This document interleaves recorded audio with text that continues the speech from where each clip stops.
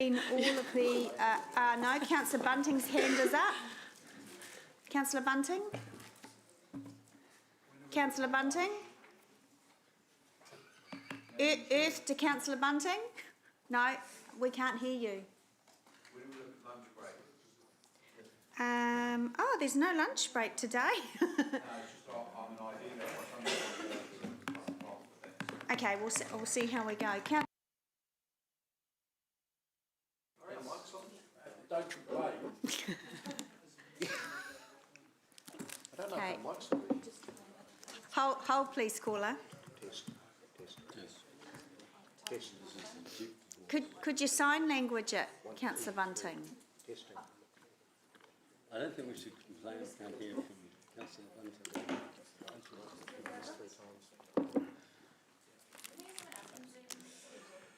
Testing. No, Maxine's trying to talk as well. He's got to go into his microphone settings. No, it's definitely our end. Okay, so try again. It's actually quite pleasant. 2 seconds. Nice and quiet. I like to be heard. Maxine's still talking. There we go. Okay, Councillor Bunting, for apologies. Yes, thank you, Madam Chair. I will be here by Zoom for the morning, but it's a weird anticipating apology. We've got guys working on the power down our street, and if our power cuts off, my modem goes. Okay. So in that event, I will Possible- disappear from the meeting. And, Possible partial probably get to the attendance. afternoon. Okay. Although we don't record it like that anymore. All right, so that's a whole list of apologies. I'll move the apologies be received, seconded by Councillor Wilson. All those in favour? Any against? That's carried. Excellent, thank you. Now, just confirmation of the agenda. You'll have your run sheets in front of you, and there's been a slight rearrangement of some of the items. So we're going to accommodate external visitors. We're going 5, 6, 8, 7 and then 9. And just a reminder too, that the reports at the back of the agenda for information only, as is the process that started with Councillor McPherson's committee. We're following with that process to try and make sure we're not here for 10 hours a day for a meeting. So for the information only reports, if there's something that you want to discuss or you have questions on that, if you can indicate to me either before the meeting. I've got your 2. According to the precedent set by Councillor McPherson, if you indicate beforehand, then you have a full opportunity to comprehensively discuss. I have notified you. But yes, but there's a caveat. You have. I've got your 2 items here, but that's for me to make sure that staff are here at the end and the closure of the formal part of the meeting. That's good. So, Councillor Gallagher, I have let Robin and Evelisa know on the Vision Zero and the rubbish, which are both items in the. I understand they're thoroughly prepped for my questions. They are. So yeah, let me know during the break or whatever. It doesn't have to be formal, and I'll make sure that the staff are here. So with that, in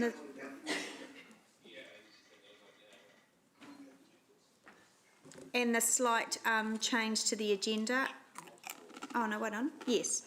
Oh, that's been moved and seconded, hasn't it?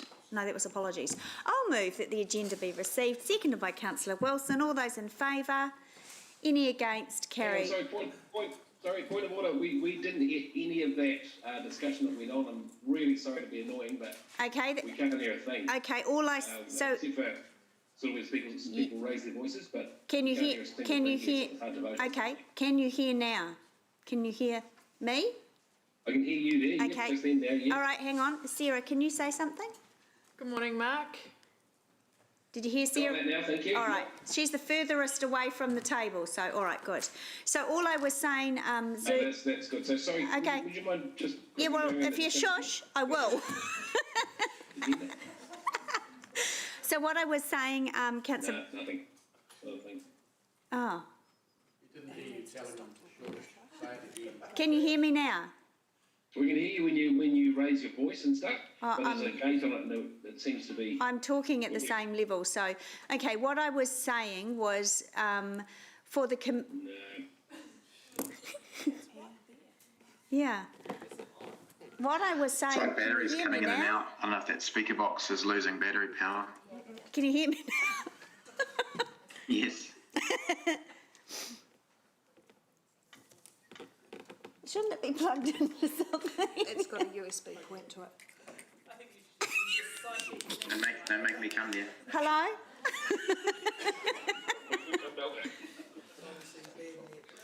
Yeah, Bad net.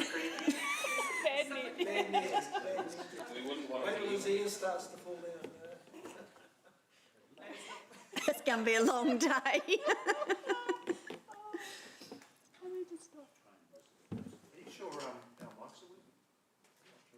The sensitivity seems to be really low on this today.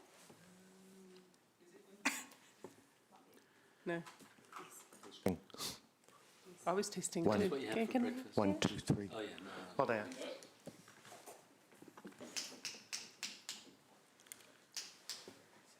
Can you hear that? Dogs can hear. Maxine's nodding, she can hear me. vaguely good and gone again. Is the issue for everyone on Zoom? Yeah, Ryan, are you having the same issues? It's sort of we fading in and out. If I just keep blurbing on about my day, then do I fade in and out? It cuts in and out. It's like the batteries in the speaker box, receiver box that you're in, perhaps.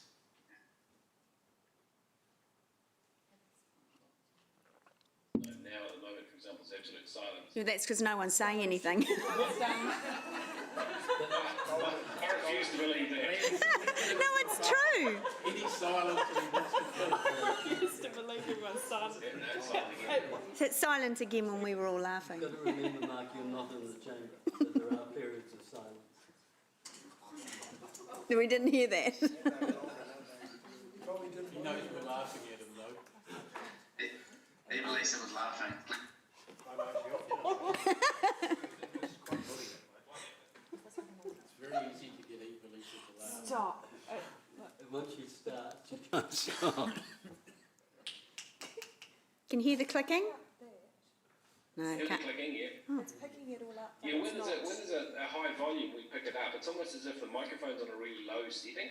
So are you saying that I should be talking like this then? It's going to be a challenge. Prime Minister, Maybe it's the frequency of my voice.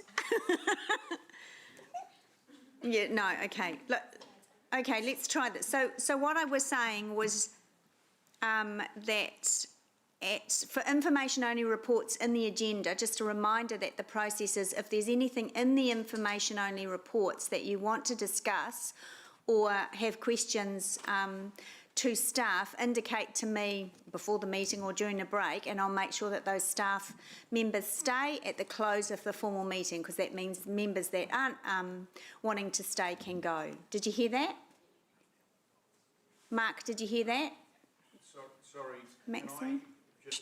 And I'm trying to be helpful. I'm urging for the questions Didn't I'm hear that. about to ask, particularly about Vision Zero, please stay.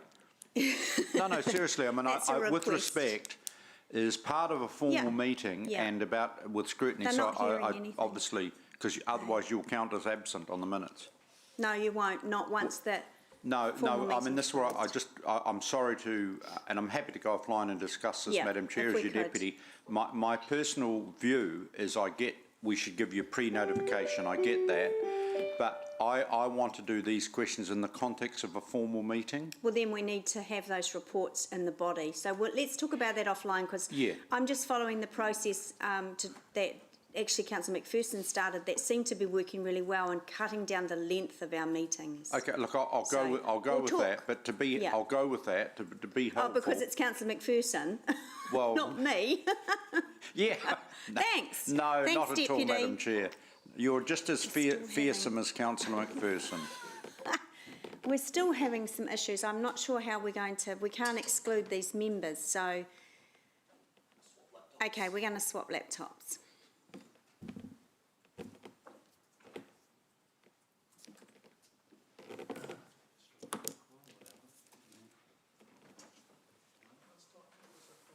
we've had a good run. I mean, most occasions it's worked. We have, yeah. Yeah. So, Ryan, are you hearing any of this? Oh, yeah. In and out.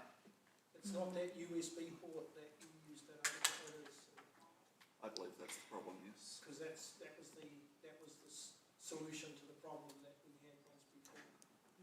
Can you, one of you, Mark, can you just raise your hand just on the screen when you do hear us or hear something? We're just going to swap laptops over, and lower your hand when it cuts out, just for like 30 seconds so we can... Did you hear any of that? No.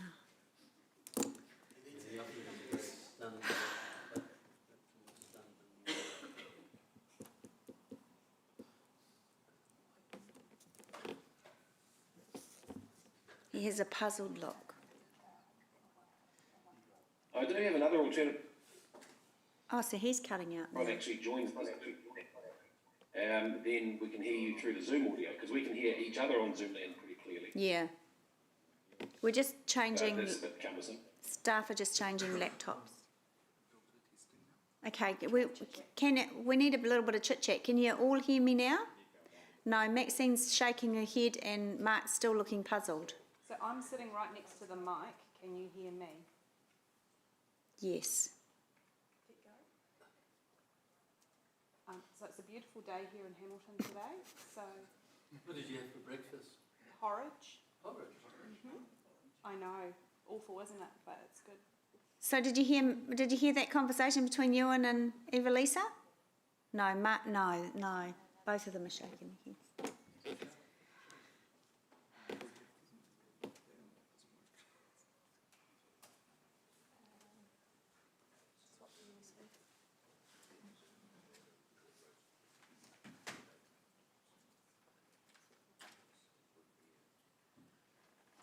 It's registering that there's low service, which is dropping the mic quality. If you, members, if you want to go and get a cup of tea or something, just feel free while we get this sorted. PC disconnected. Oh, is that?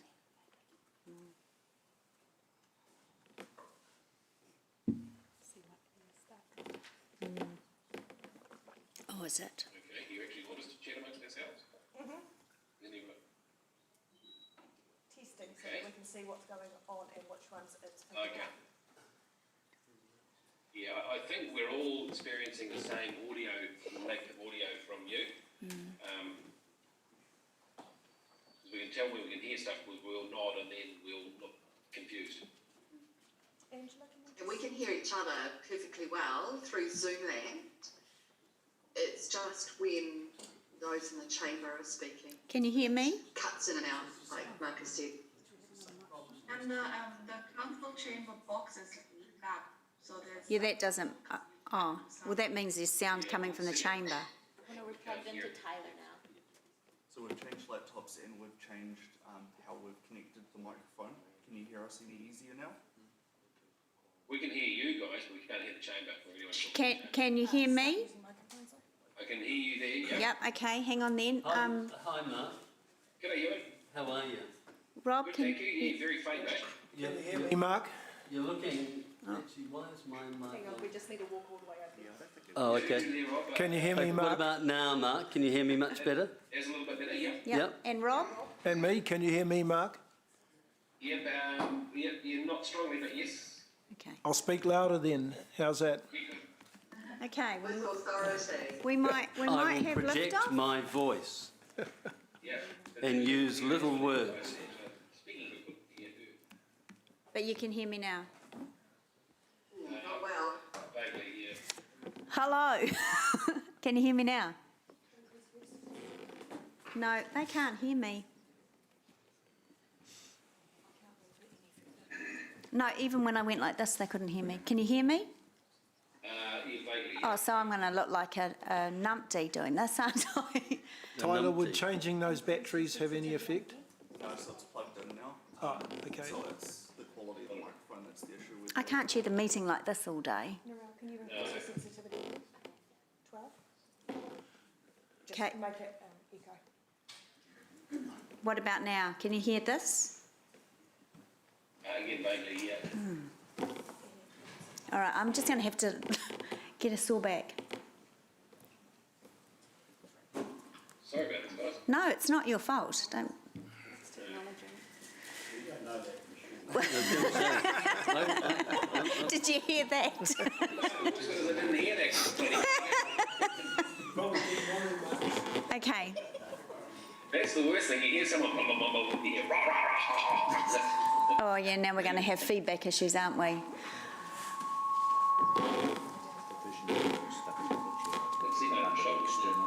Do you hear that feedback?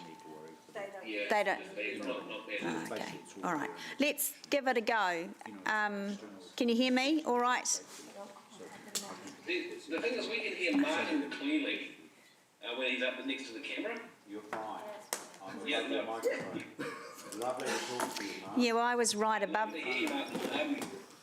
But potentially, could we move, is the input to the camera dominating the audio?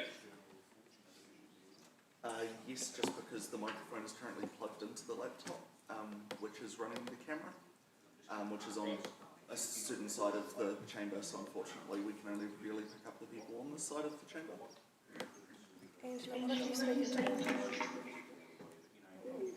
Into We the. need the camera. It's not going to work, eh? For us, because you've got the YouTube streaming as well.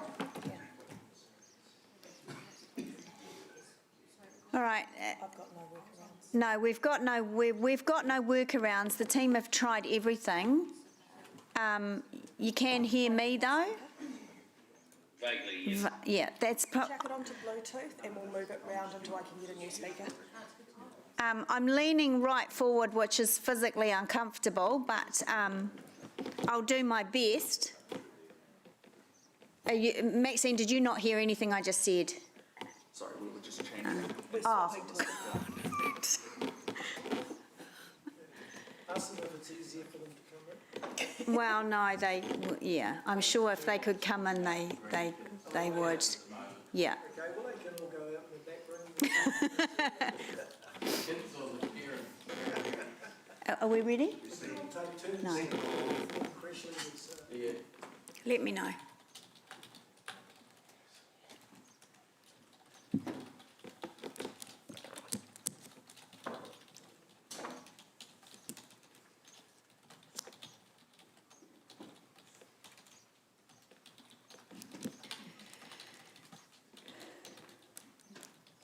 You could scribe everything that everyone's saying in the chat for them.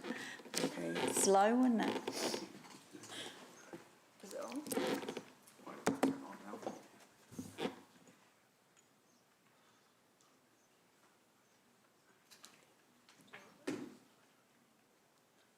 My USB ports are fine.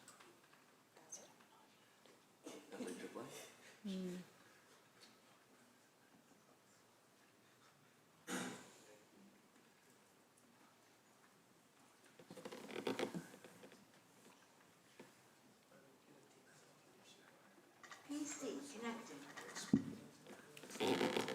Great season, was it? Love Actually.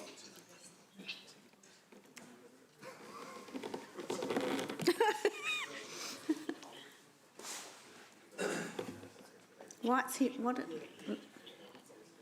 Go. Oh, so lonely. Okay. Can you hear? Oh, goodness. I'm going to walk it round. All right. Yes, I can hear you there, Angela. Okay. So Amy's going to walk the little speaker thing around. When everyone speaks. So it's going to be a long day. Until I get a new one. Until we get a new one. All right. Do I? Yeah, look, the other option. Okay, yep. All right, so let's move on to declarations of interest. Chair, I have a declaration. Yes, on, Item 10. yep, And just to inform council that I have a past professional relationship with Tamahiri Eventide Trust. That relationship ceased before I became an elected member, so I feel quite comfortable to sit in and participate in the discussion. okay, thank you. Councillor, I was just checking, the minutes indicate that you declared an interest at the last meeting, even though we didn't have the item on line, but you declared an interest then, that's what the minutes say. Yeah, I think you took that, this is quite different. Okay, all right, yeah, no, I just That wanted was a to check different with matter, you. and I think you withdrew Yeah, that- subsequently withdrew the Yes, the that one's report. now on the info. I can't remember what it was now, but Yeah. it was on the agenda last time. I declared the interest. Yeah. And then I think the report subsequently got pulled. Yes, it did, but it's that part of the report, which is the 6-month review, is in the information only section. Okay. So I just okay. wanted to check in with you. Well, this one requires a decision today. Yes, But as yep, I it say, does. I'm quite comfortable Okay. remaining in and participating in the Great, discussion. all right, thank you. So with that, I'll move that, is it an interest or a conflict? Professional relationship Okay. that I had with the trust. So it's and you'll be here for that item? I will be here for that So you're just item, declaring an interest But I'm in just that declaring item. that interest, so Great, it's thank you, recorded, councillor. So I'll move that, seconded by the Deputy Mayor. All those in favour? And there any against? Carried. Welcome to Councillor Forsyth, who's just joined the meeting as well. Right, now we're moving on to the public forum. We've got one speaker, which is Lime, speaking to item 9. Good morning. Thank you for indulging our technical issues. Goodbye. Goodbye, speaker. You've got 5 minutes, but if the time is up here, if you can allow, or if you want to allow time from committee members for questions, then that's up to you to make sure that happens within that 5 minutes. So off you go. Oh, when you've got the speaker in front of you. Kia ora everyone, thanks for the opportunity to be here today. We are here to speak to item number 9 on the agenda regarding Lime Scooters' request to remain as the sole operator for the remainder of the trial until March 2021, and also a discussion about fees, so I'll go into both in turn. For a bit of background, as you all know, we started in Hamilton in August 2019, and in March this year, Council gave us 6 months to be the exclusive operator to operate 600 scooters in the city. Unfortunately, just after that, we had to remove the scooters from the streets and we were all in lockdown. So we resumed our service in May. Unfortunately, resuming our service did not mean that we resumed pre-COVID levels. We're currently still operating at 50% lower than what we were at the same point last year. It's a very difficult environment for everybody at this time, and so we are asking for the ability to continue with that 6 months that we didn't get, so that we can provide Hamilton with a micro-mobility service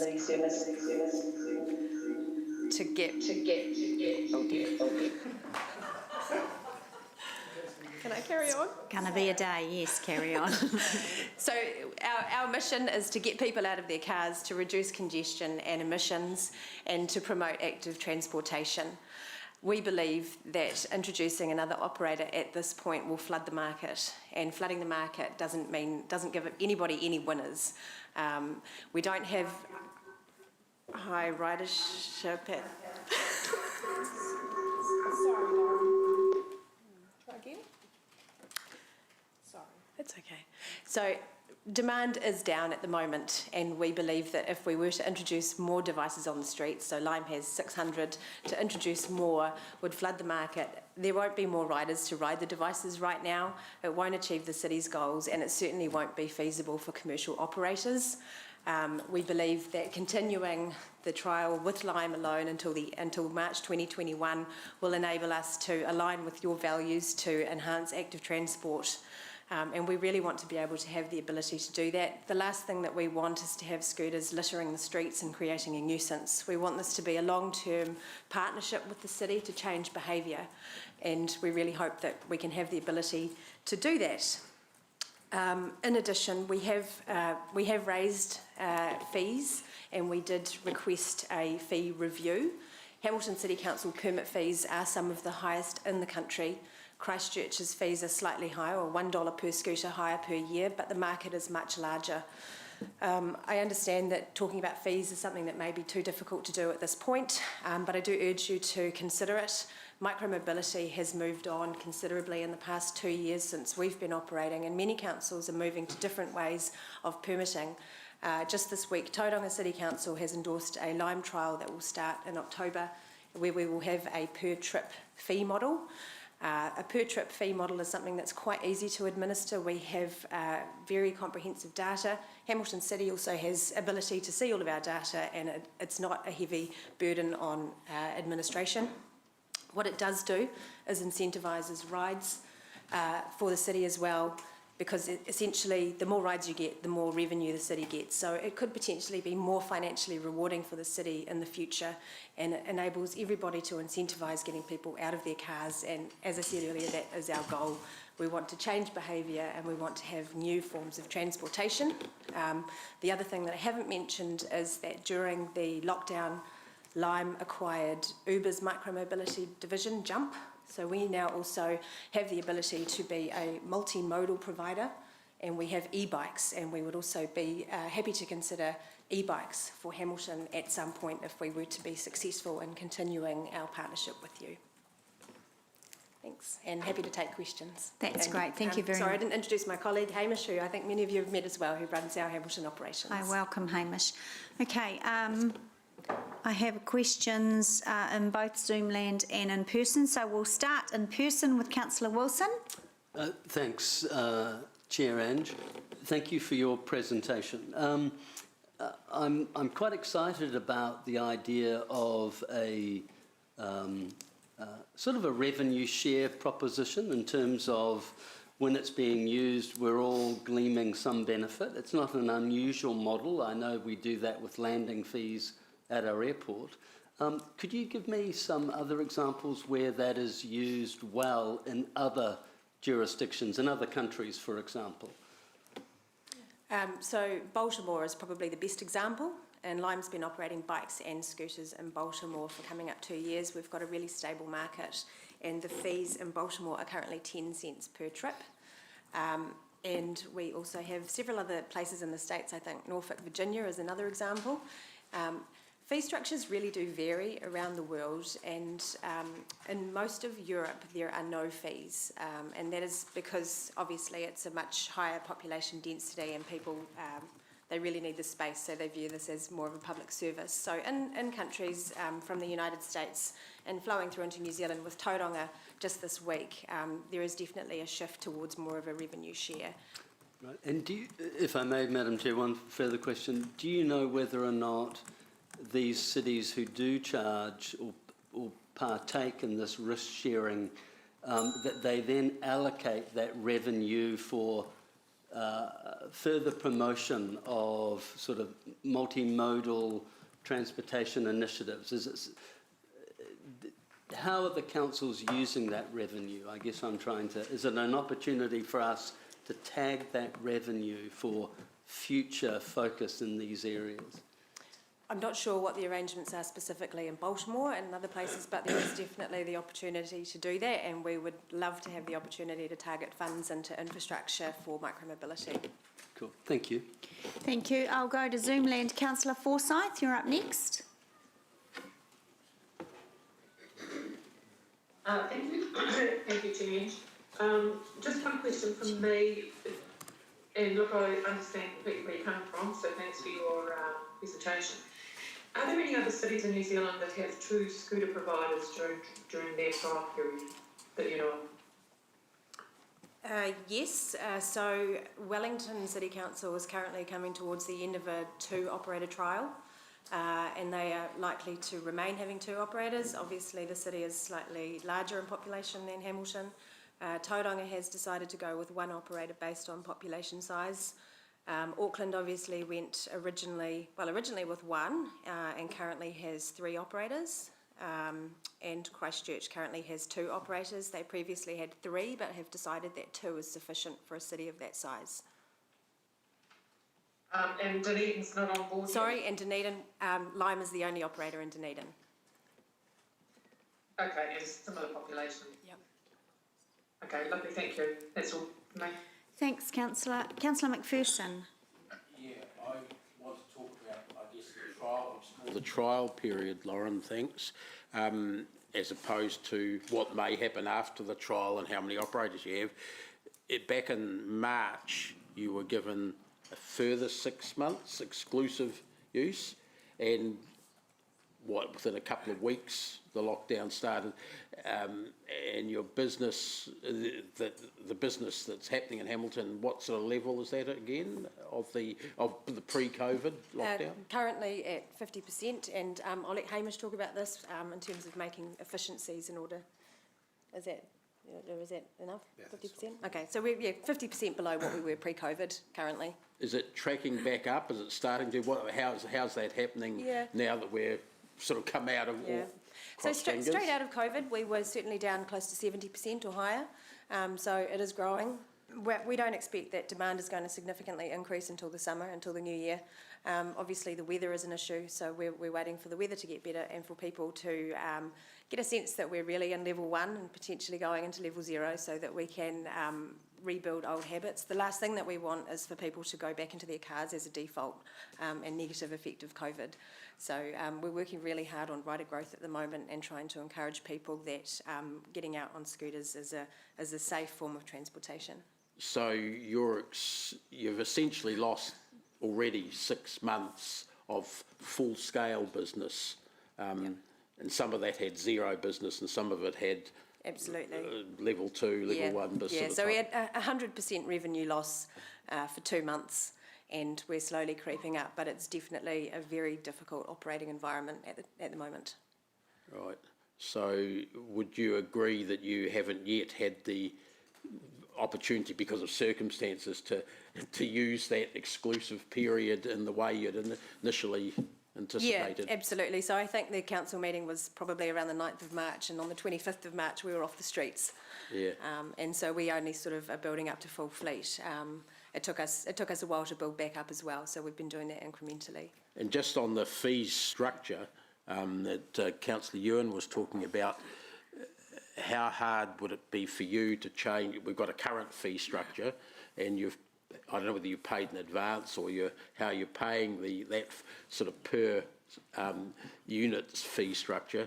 How hard would it be administratively to change midway through, for instance, to a Tauranga type one, where it's a per ride fee? It's very simple. All of our rides, as I say, we've got really good data, so it would be essentially a question of choosing a date, and from that point you'd look at it and we would be invoiced based on the rides from that month. We're also in other places we're able to provide sort of a deposit in advance, because we can project demand as well and we know what we can expect. So we can provide some guidance on that and some modelling, but the numbers are very easy and it can be done monthly very simply without a high administrative burden. Okay, thanks. Councillor Thompson? Thank you. Thanks, Lauren, for your presentation. In terms of looking at, say, a 10 cents per ride model, how much of an increase in ridership will we need compared to pre-COVID levels to get us to a point where it's kind of equal to what Lime has been paying so far in terms of fees? Sorry, I don't know that I've told you here. We have done some initial modelling around what that might look like, but we'd have to get back to you with some more detail. Okay. Right, yeah, that would be helpful. Another question is, in terms of bikes, what would it take to get the Jump e-bikes here in Hamilton? So it would take, basically, in order to plan for the long term, we need to understand that there is a level of stability in order to remain in the market. So with micromobility, bikes are very much seen as the virtuous option as opposed to scooters, which are disruptive. And we're very happy to bring bikes in, but obviously the scooters are our core business at this stage. So if we were to look at having a longer term partnership, we would be more than willing to bring some bikes in and see how they would work in Hamilton. Right, okay. So in terms of a longer term partnership, you're referring to some of these different structures that have been... Well, it's sort of, at the moment we're still in a trial phase. Yeah. So if Hamilton is to continue with micromobility in the longer term, absolutely. Okay. Yeah. Yep, that makes sense. In terms of the scooters themselves, there's some data showing that they are slightly less safe than bikes in terms of the number of accidents and things. And from what I've seen, part of the issue is the small wheels, and when they hit, a curb, then it can mean that the rider comes off. Are you looking at moving to something that is ultimately more, I guess, that has a different safety level? Yeah, so there are different viewpoints on safety. There are also different viewpoints on whether scooters are less safe than bikes, and that's certainly that's debatable. We are always innovating as a company, and we have new models coming on, and we're always looking at ways that we can improve safety. And again, as we look at more of a permanent program, we would be looking to update our fleet.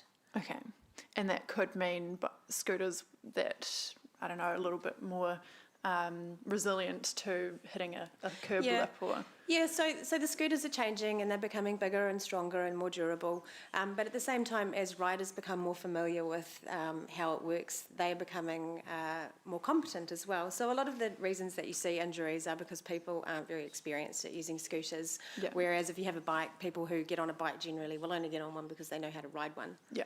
So we're looking at a combination. A lot of it is rider education as well as innovation. Okay, and final question is just around Hamilton's density. How do we compare in terms of other cities, and how does that impact on, I guess, the viability of the scooters? So, New Zealand as a whole, cities are rather small. There is a global standard for micromobility operators where they say that cities with fewer than 300,000 people can only service one operator. So obviously in New Zealand that leaves us with very few options. Hamilton, we do believe, can at this stage only sustain one operator in terms of making it commercially feasible. And obviously that's something that, that's up for discussion. That's where we're coming from. As a commercial operator, we provide our service free of charge to try and change habits in the community, and our mission is to change habits, and we believe that if you flood the market and have other operators coming in, then that doesn't necessarily meet those needs long term. So while it may create more of a competitive environment, it may not result in the outcomes that you would like to see. Okay, thank you. I'm sure the cyclists in the room will be happy to know that they're virtuous. Scooters not so much, the people that scooter not so much. We do, have an answer for your question that you Currently the fees that we're paying here are around 51,000 annually. If we were to move to a per trip based off our current levels of demand, we'd be somewhere in the realm of 36 to 42,000 annually in terms of fees. But obviously we'd like to align so that both of us are trying to pick up trips, and then we have no upper limit. Thank you for that. So I'm going to go to Councillor Bunting, who's been waiting patiently. No problem at all. Thank you very much. G'day, Lauren. Hi, guys, from way out here in Zunde. Hello. So Tauranga is the only other per ride arrangement in the country. Is that right? Yes, currently, but other councils are moving in that direction. But it's the only one in the country at the moment, so you've got... At the moment it is, yeah. Dunedin doesn't have any fees. Right, okay. And you're offering there for nothing. Oh, that's right, they've got different roles, eh? Yeah. Okay, all right. Don't you reckon, and while I appreciate your concern for the city about, flooding the market and getting people out of cars onto scooters and stuff like that, don't you reckon, and with any other product, a bit of competition actually encourages people more than a monopoly? Angela, I'm just getting a motion. There is that argument, yes, but there is also an argument about long-term behaviour change, and I think when you're right at the start of a disruptive form of a disruptive new service, I think the important thing is to embed it in the community and make those behaviour changes, and then I think absolutely down the track, when there are more people, there's more demand, bring on the competition. We're more than happy to compete. Lime is the largest micromobility company globally. We've got the resource and the scale to operate, and we really want to do that. But in order to do that long term, we really need to build habits, and building habits at the beginning is the hardest thing to do. I think the other point to raise as well is that we do get to learn from our experience in other markets, and what we did see in Auckland is that when we added, they went up to 4 other operators at one point, and when they did that, the overall trips actually dropped. It becomes too complicated. People have to download multiple apps, and overall shared e-scooters suffered, and private e-scooter use picked up, which, as we all know, is much less regulated than having a shared scooter scheme. Right, but it got people, so private went up in addition to commercial, so it got people out of cars, which is your argument about exclusivity. So, okay, no, I've got your answer, and the answer is, yeah, cool, thank you guys. Thank you.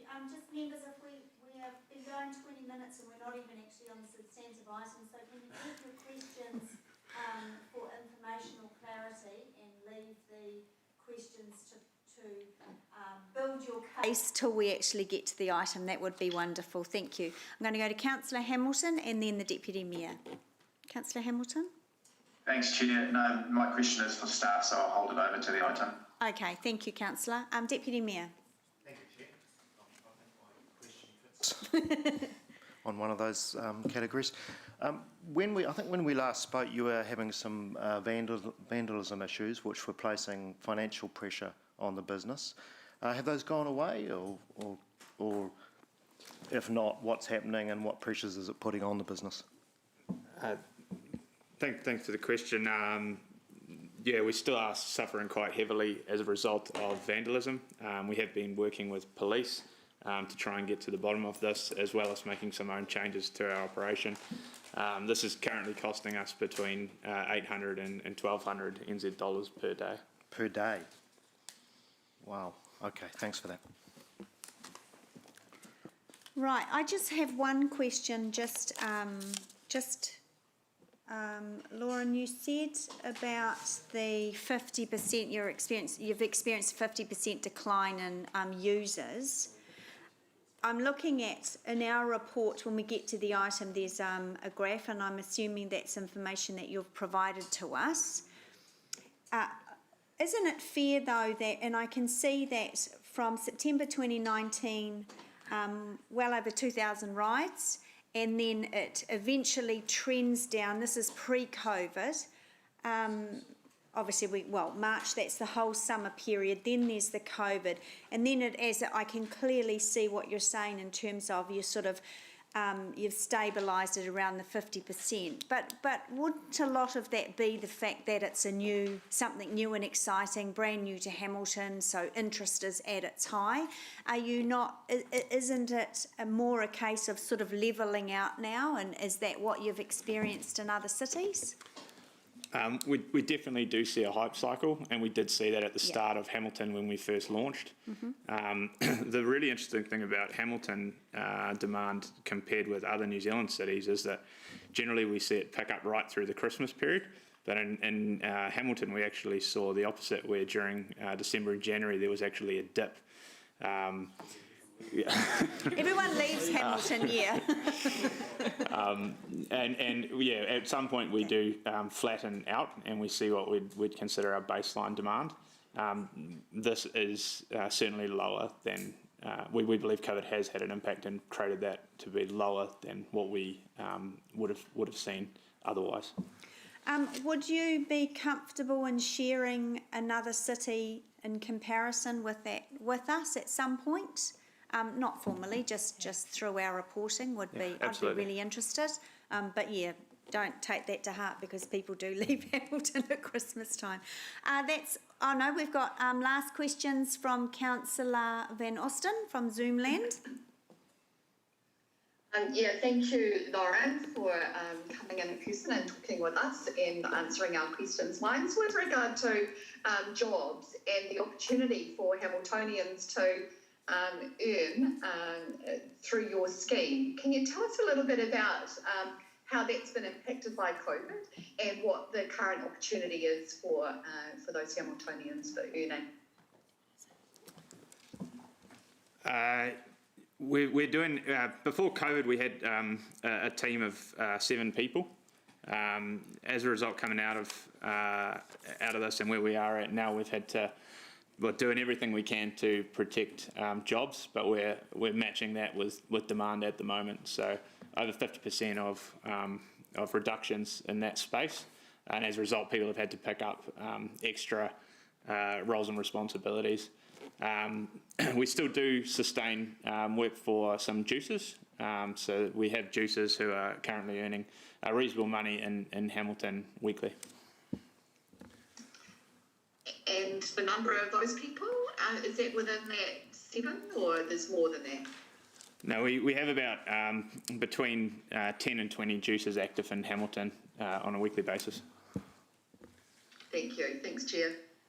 Right, that's all the questions. Thank you for presenting to us. And also, as external presenters, thank you for keeping your answers really clear and concise. It does help because we do have a lot of questions and we are very interested in this topic. So I appreciate that. Thank you very much. Thank you. Thank you. Okay, members, we'll move on to the item 5, which is confirmation of the minutes of the 27th of August. I just wanted to mention to Councillor Bunting that on his behalf at the last meeting, I did have a conversation with Robin Denton about the commentary that you raised with me, Councillor, around the report saying as a result of a fatality in terms of Gordington. You raised that with me, and the meeting was finished. I picked that up with Robin, and it has been corrected in those minutes, and she said that was an error. Thank you very much. Okay, so is there any other issues with the minutes? Councillor Pascoe? Yeah, thanks, Chair. Look, on rereading the minutes, I note my declaration of conflict of interest on then matter 15, which is this time matter 9, and that conflict of interest still exists. So I will be removing myself from that discussion. Okay, all right.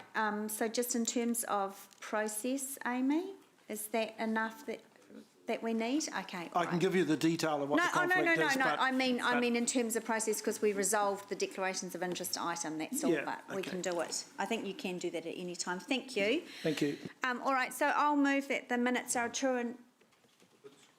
Oh, sorry, Councillor Gallagher. Yes, Deputy Chair, I just want to note that item 16, information only reports, are part of the meeting. So at this point, I would request that applies for this meeting as well. More than happy to discuss offline moving ahead. So what do you mean? Well, what I mean in relation to these, only these minutes, only Councillor these Gallagher? minutes. Yep. We received information only reports as part of the meeting. Yes, we do. We do that. Okay, fine. We have the discussion after the meeting. Did that we happen? Sorry, just Amy can help me because I don't want to, if there's been a procedure followed, then I'll obviously advise it. Through the Chair to the governance, can you advise? So that is the correct process of receiving during the meeting, so they're part of the official record, but there is staff brought in after the meeting if you have any questions. That's fine. Thank you. I'll follow that. So I can. So I'm moving that the report be received. Seconded by Mayor Southgate. Thank you. All those in favour? Any against? That's carried. All right. Now we're moving on to item 6, and we have Andrew Wilson, who's the PT manager at Waikato Regional Council. Good morning, Andrew. Thank you for waiting. Now, Andrew's here to update us on some PT matters, and let's try, what is the time now? Let's try and keep this to, say, half an hour, not for your presentation, all up, and then we can stop for morning tea, and you're very welcome to stay with us. All right, over to you, Andrew. Thank you very much. There is a presentation, hope you can bring up. This has just been loaded to Diligent if you'd like to refresh your devices. Very cool. So, just providing an update in terms of public transport and what's happening in that space, and very briefly just an outline of the direction of travel in terms of where we're heading with the public transport network via the Regional Connections Committee.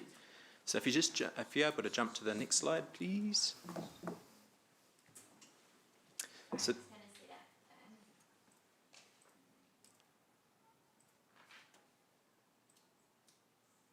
Has it been added onto our agenda item? Okay. At the bottom. Oh, at the bottom, okay.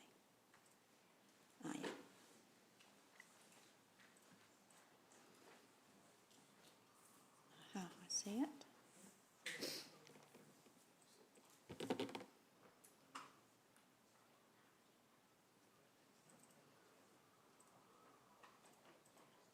Has everyone found it in their diligence? Yep, so come out of it, press the symbol and it will update. And it's right at the back, page 92 it starts. Cool, that's great. Okay, Thank you very Andrew. much. So the first few slides are just a reminder around the context for PT. So Regional Council has a mandate for public transport on a regional basis, and the Regional Connections Committee is attempting to pick up a broader focus of PT throughout the region, but there's a really significant emphasis on Hamilton services. So Connections Committee's really overseeing the regional public transport plans, so implementation of it as well as development of the new regional public transport plan, and that's an action or activity that's fast coming up the list. So a really important one in terms of picking up on some of the really significant initiatives that have happened around the Metro Spatial Plan and moving that into an operationalised environment as well. So just flagging that quickly, the existing PT plan has really 4 key priorities. It's to transition to a mass transit orientated system within Hamilton and surrounds. The language around that is changing, which I'll talk about soon. Expand the PT network to include more areas within our region, support rural transport initiatives and enhance journey experience and service reliability. So the real key focus for Hamilton is transitioning to a mass transit orientated service, and I'll talk more on what that actually means very shortly. If you're able to jump to the next slide. So this provides just a brief overview of where expenditure, operational expenditure, so it doesn't include any capital expenditure, operational expenditure is for public transport at the moment. So the current year budget's about 36 million, 23 million of that is on public bus services, 6 million on passenger rail, and about just over $500,000 on total mobility services. So at a very high level, that's what makes up our public transport system or network at the moment, and about 5 million for other things. If we look at how bus operational expenditure on bus services is divided regionally, the vast majority of that is on services within Hamilton City, so about 18.2 million is the total budget for that per annum, and that's operational bus services. Between Hamilton and neighbouring towns, about 4.2 million per annum. So that's services between Cambridge, Hamilton, Te Awamutu, Hamilton, Raglan, Hamilton, Huntly through to Hamilton, Morrinsville as well. And then regional services, so the likes of Taupo, Thames, other places, just over $1 million per annum. It sounds like a lot of money, but if you jump to the next slide, this provides some context of how that expenditure fits within total expenditure on transport. So this picks out all the activities within the regional land transport plan for the 6-year period, comes to about 3.7 billion. 94% of that is made up in some way, shape or form on roads. That's really important. 4% public transport, 2% walking and cycling. So that just gives you a sense of it's not very balanced. I think it's really important to look at that at a high level. That drives outcomes. So if we jump to the next slide, we're really honing in here on Hamilton and surrounds. So in the RPTP we talk about, or the Regional Public Transport Plan, we talk about transitioning to a mass transit orientated system. You'll see when we talk at the Regional Connections Committee and other places, we're changing the language around that. I think mass transit is a little bit misleading in what it means, and being more specific about what we actually mean. So you'll see a lot of talk about transitioning to ridership orientated services. And I'll speak very briefly to that, but that's very specific to Hamilton and surrounds, so transitioning to ridership orientated services for Hamilton and surrounds, and that's speaking to a network design philosophy, a method for providing services that has much higher ridership than what our current network does. And I'll very briefly just touch on the reasons why for that. So if we jump to the next slide, this is just a snapshot at how population is distributed within our region. So total regional populations nearing 500,000, but 460,000. But the way it's distributed is really fascinating. So 2018 census, normally the resident population about 165,000 for Hamilton. The areas surrounding Hamilton about 124,000, which is really interesting. And then for the rest of the region about 170,000. So from a PT planning perspective, if you're able to jump to the next slide, please. we really see Hamilton and the surrounding areas as one and the same thing. It's an urban population. The townships interact as if they're one urban population, and certainly it drives demand for PT services in this way. So when we look at population, we're really planning for something, existing population today that's much closer to 300,000 if we combine Hamilton and the surrounding areas. And then we've got the regional rural priorities and looking at that 170,000 outside of Hamilton. So why we need to transition to ridership orientated services, I just sort of reinforce this point with this slide. So this is looking at population doubling periods over time, and it's picking up on the sub-region. So Waipa, Waikato, Hamilton and Matamata-Piako districts, and it's looking at how population has changed over time and what that means. So it's picked up on the growth rates between census years, and for the sub-region it's averaged at 2.9% per annum. That's a phenomenally high growth rate for any district anywhere in the world. It's really significant. So my view is unlikely that we'll be sustaining that rate of growth into the future, but we'll see what happens. But the really important point I want to make is whatever the growth rate is, it kind of doesn't matter in terms of what it means for us. So any year-on-year growth rate expressed as a percentage will result in population doubling. It's just the amount of time that varies. So in a way, whether it's 2.9, 1%, it's kind of the same thing. It's just the time frame that varies. So a high growth rate means that doubling period happens a lot earlier. If we were to continue at that 2.9% on a sub-regional basis, that would give us a doubling period of about 24 years, which is really hard to imagine. So if you think of all the infrastructure and services that exist today, and that being developed over a period of 100 or more years, doubling that in a 24-year period is just phenomenally challenging, right? Really, really a significant challenge for any district or city to be able to do that within that time frame. I think growth rates will ease off a bit, but still be well above a rate that will see population doubling within our lifetime. The next slide looks at Hamilton, same thing, Hamilton specifically, looks at historic doubling periods, and it picks up the growth rate between census years, which is averaged out to be 2.7%, still a really, really high growth rate and higher than what we were looking at previously with the old census data. There's lots of reasons why this impacts everything, but from a public transport perspective and urban form perspective, looking at the livability of our cities and urban areas, I've just picked out one.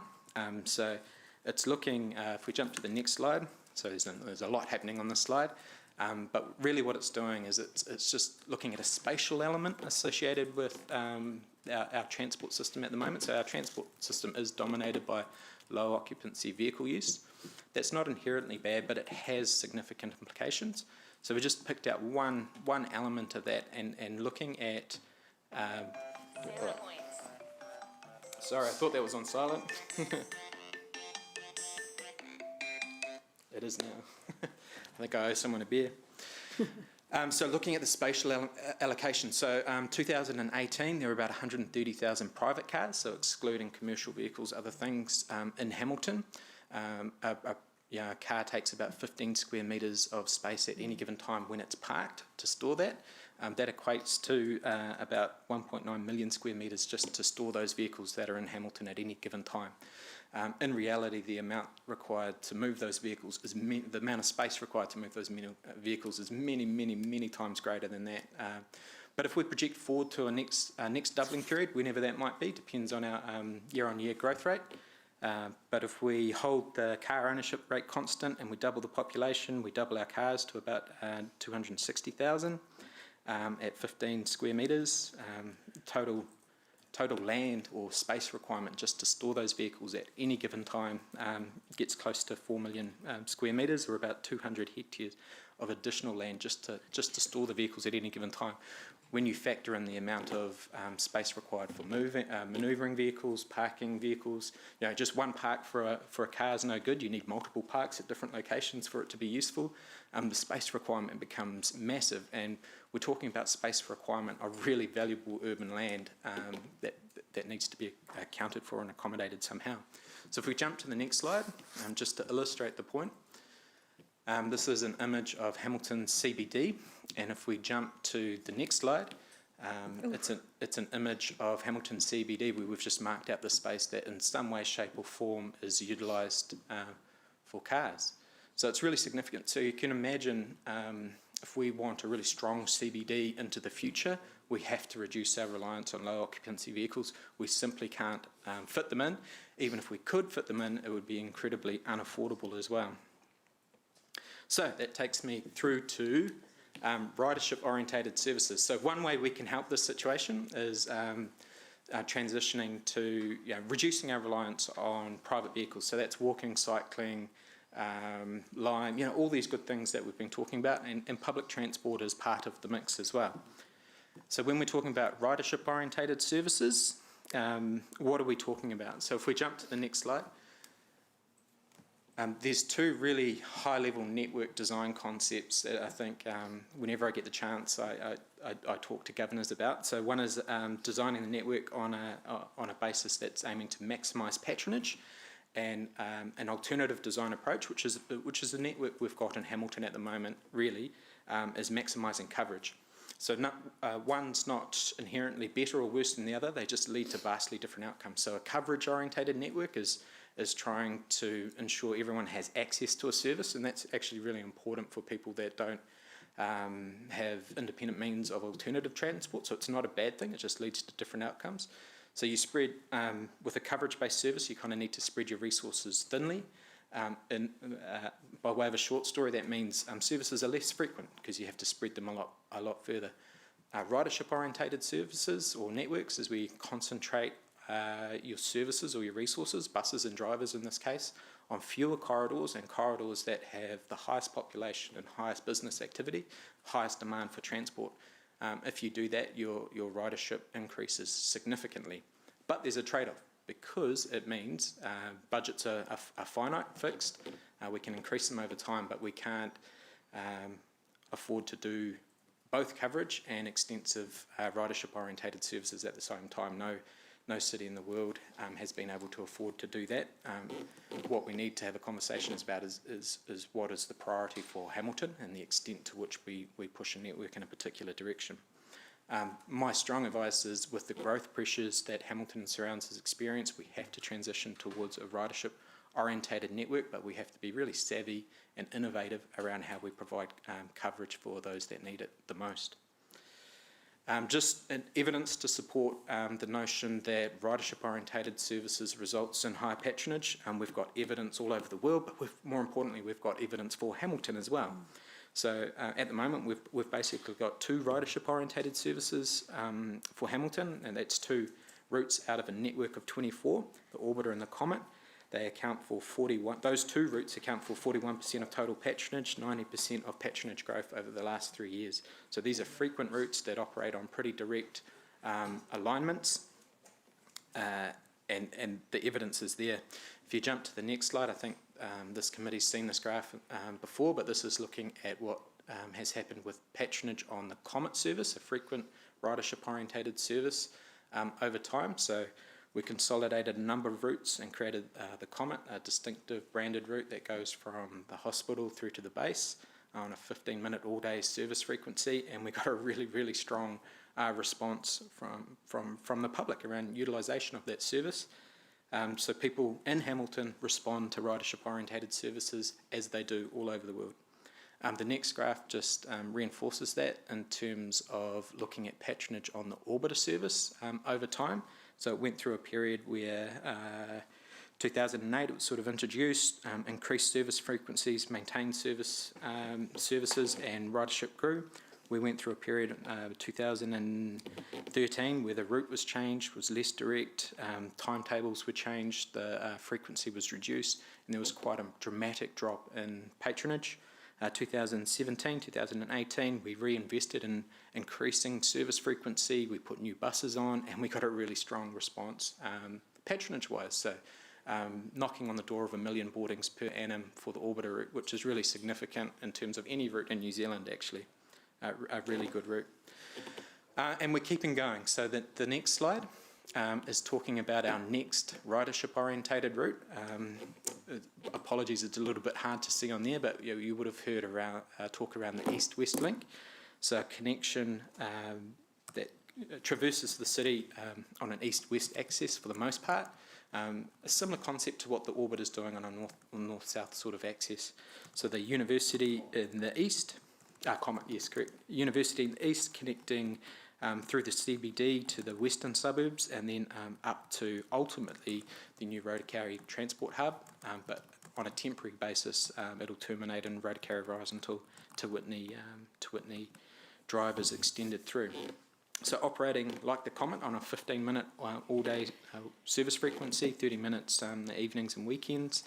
And the really important thing, like within 400 metres of stops on this route, 28,000 people and 25,000 jobs, major education institutes. It's services like this and a network of services like this that'll move the dial in terms of reducing dependency on low occupancy motor vehicles. But routes on their own are useful. A network of routes like this is game changing. So if we jump to the next slide quickly, if we think about our strategy for public transport on a regional basis, in essence, we're orientating towards ridership-orientated services within Hamilton and surrounds, and on a regional basis, expanding coverage-based services, access to essential social services, for example. So the next update, if we jump to the next slide, the next update of the regional public transport plan is really important. It's going to anchor the work that's coming out of the Metro Spatial Plan. It will anchor a specific network for a specific frequent network, so a network of routes that are 15 minutes or better. It'll have a staging plan. My view is that the next, beyond the east-west link, the next frequent route we should be aiming for is a connection through to Rototuna, improving services out that way. But ultimately it needs to stitch into a network, and it needs to stitch into a network that, as much as possible, orientates itself around a grid-type system. And the benefit of that is it then enables anywhere to anywhere travel with the minimum number of transfers on a frequent network. That's all I have for the moment. So. Great, thank you, Andrew. I always really enjoy your presentations. It's really interesting, and I love your graphs. I've shared a couple of them this year with this committee. So we're going to go to questions. Please keep your questions on the wonderful presentation from Andrew, and don't use him to build your political position. I know there are some competitive views around PT and what we think of it, but he's taken the time to come to us today, so if we can respect that. Goodness, there's a big long list, so I'm going to start with Councillor Pascoe and then Mayor Southgate. Councillor Pascoe. Thank you. Thanks, Andrew, for the Power Pack presentation. Very, very good to hear. A couple of questions. First one is around population growth, and the second one is around how we're sharing the costs between the region and the timing of those costs. The one around population, if I look at your Hamilton population growth, you've got us growing by... What page, Rob? Can you direct us? Yeah, it's slide... I had the number here, hang on. 110, is it page 110? It's the... No. Oh, now I can't find the page Were those early on? It's called Population Hamilton, and it follows on from the Waikato... 101. 101, thank you. You've got our population going up by 160,000 in the next 26... Sorry to interrupt, Rob, I'm just trying to find the presentation. Look, mine only goes to page 91. Oh, you'll have to go out of Diligent and resync it. Okay. Yeah. Sorry. That's okay. We can bring it up on the screen as well. If you want to flick back to the slide too, it was up there. It's the one, there's two on population, one on population for Waikato sub-region and the other then for Hamilton. It's the 10th slide. I don't know if that helps just you or went not. past it. That one. That's it, that's it, thank you. You've got the population of Hamilton increasing to 320k in 26 years. That's an average of about 60,000k each decade. And it just seems to be at significant odds to the NIDIA figures, which are around about 20k. You know, I know it's hard to project into the future, but you're 3 times the NIDIA figure. Yeah. And it just concerns me that we've got a significant difference between the figures, and we may well be planning for growth that might never happen, or we might find that it does happen and we're left behind. So what are the risks of this kind of planning when the differences are quite significant? Yeah, look, I think that's a really good question, and I should be really clear that the information on this is not a prediction at all, actually. All it's saying is that if we get the same average annual growth rate we have for the last 5 years and project that forward, this is what it would look like. I was also very careful to say I don't think we will sustain that level of growth into the future. That's a really, really high growth rate.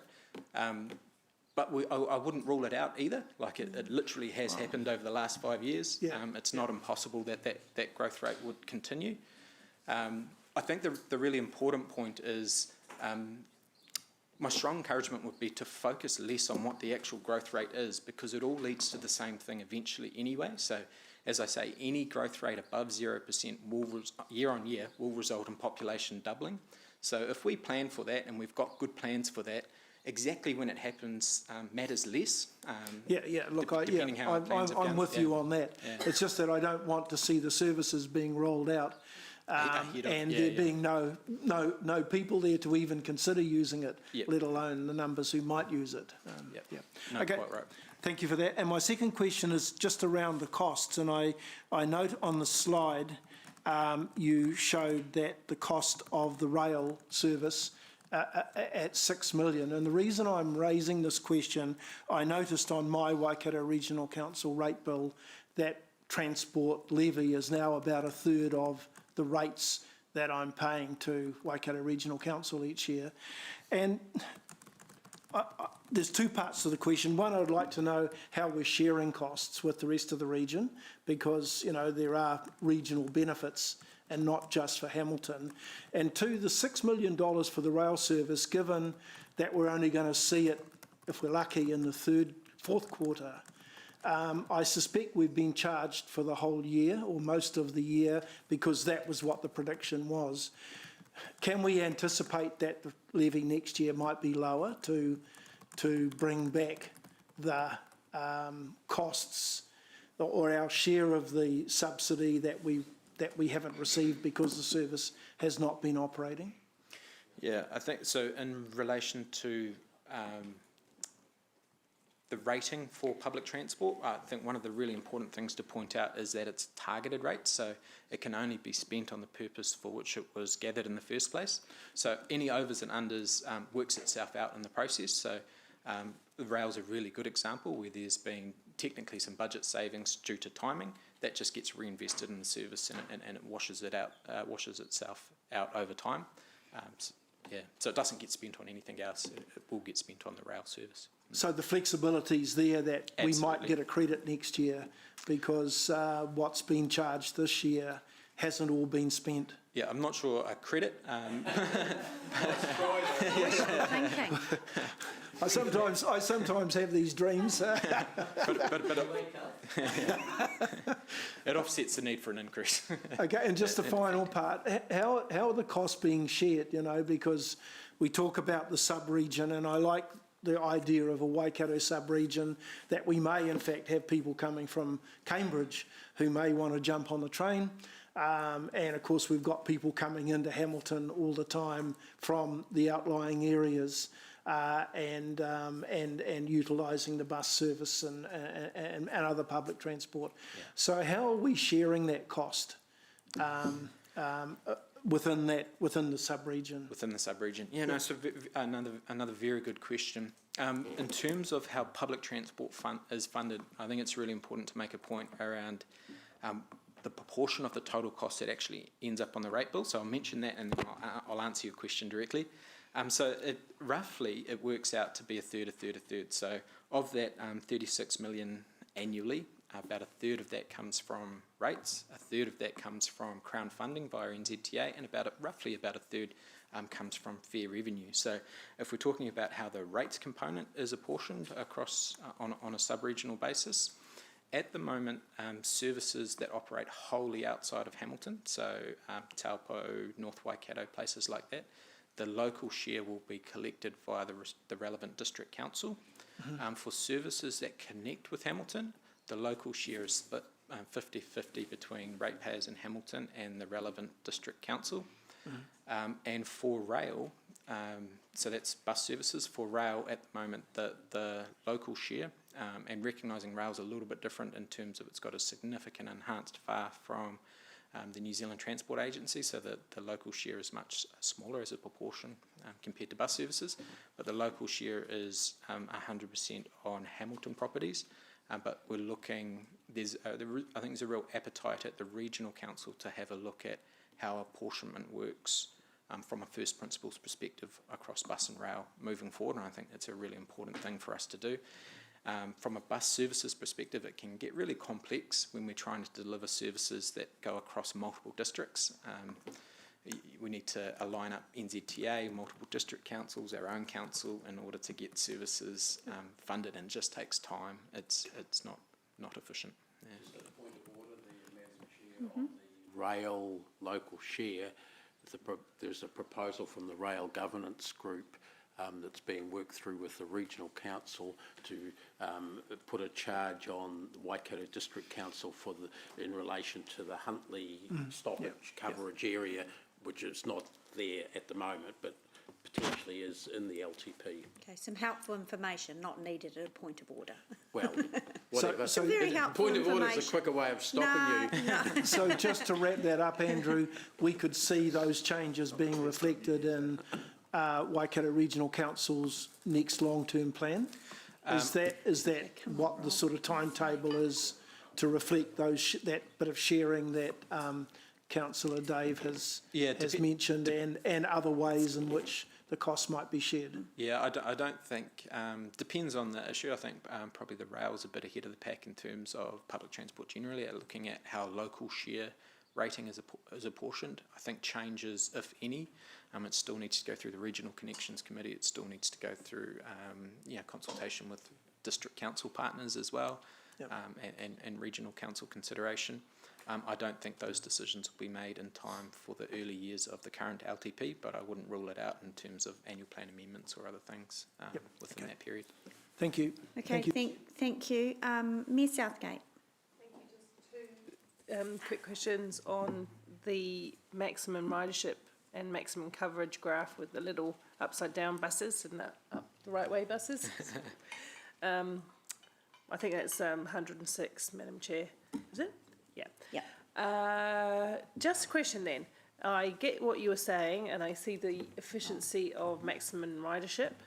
In terms of accessibility, which you mentioned yourself, where retirement villages that maybe don't have their own service are, or community hospitals, or home areas for those with disabilities, how could that be met? Because I remember us talking a long time ago about demand, and that's the second part of the question, where does demand responsive transport options come in? Because if they can't be on a main route, how do we provide for those people? Yeah. Yeah, absolutely. So I think two components to that. One is when we talk about transitioning to ridership orientated services, we're not talking in absolute, so no one's proposing to reallocate all of the resources that exist into ridership orientated services, which would create big coverage gaps within the city. We would have a lot of really impacted residents if we did that. I think the process we've been going through so far has been quite cautious in terms of wherever we can reallocate resources without creating significant coverage gaps in the network.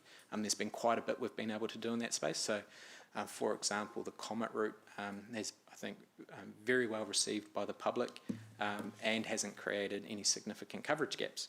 So the second part of the question, so we're not talking absolutes. We'll gradually transition towards ridership orientated services, reallocate resources wherever we can, and that's efficient and effective. That's how we ensure we're getting best value for money for our ratepayers as well, instead of just putting services on top of services. So that's one part.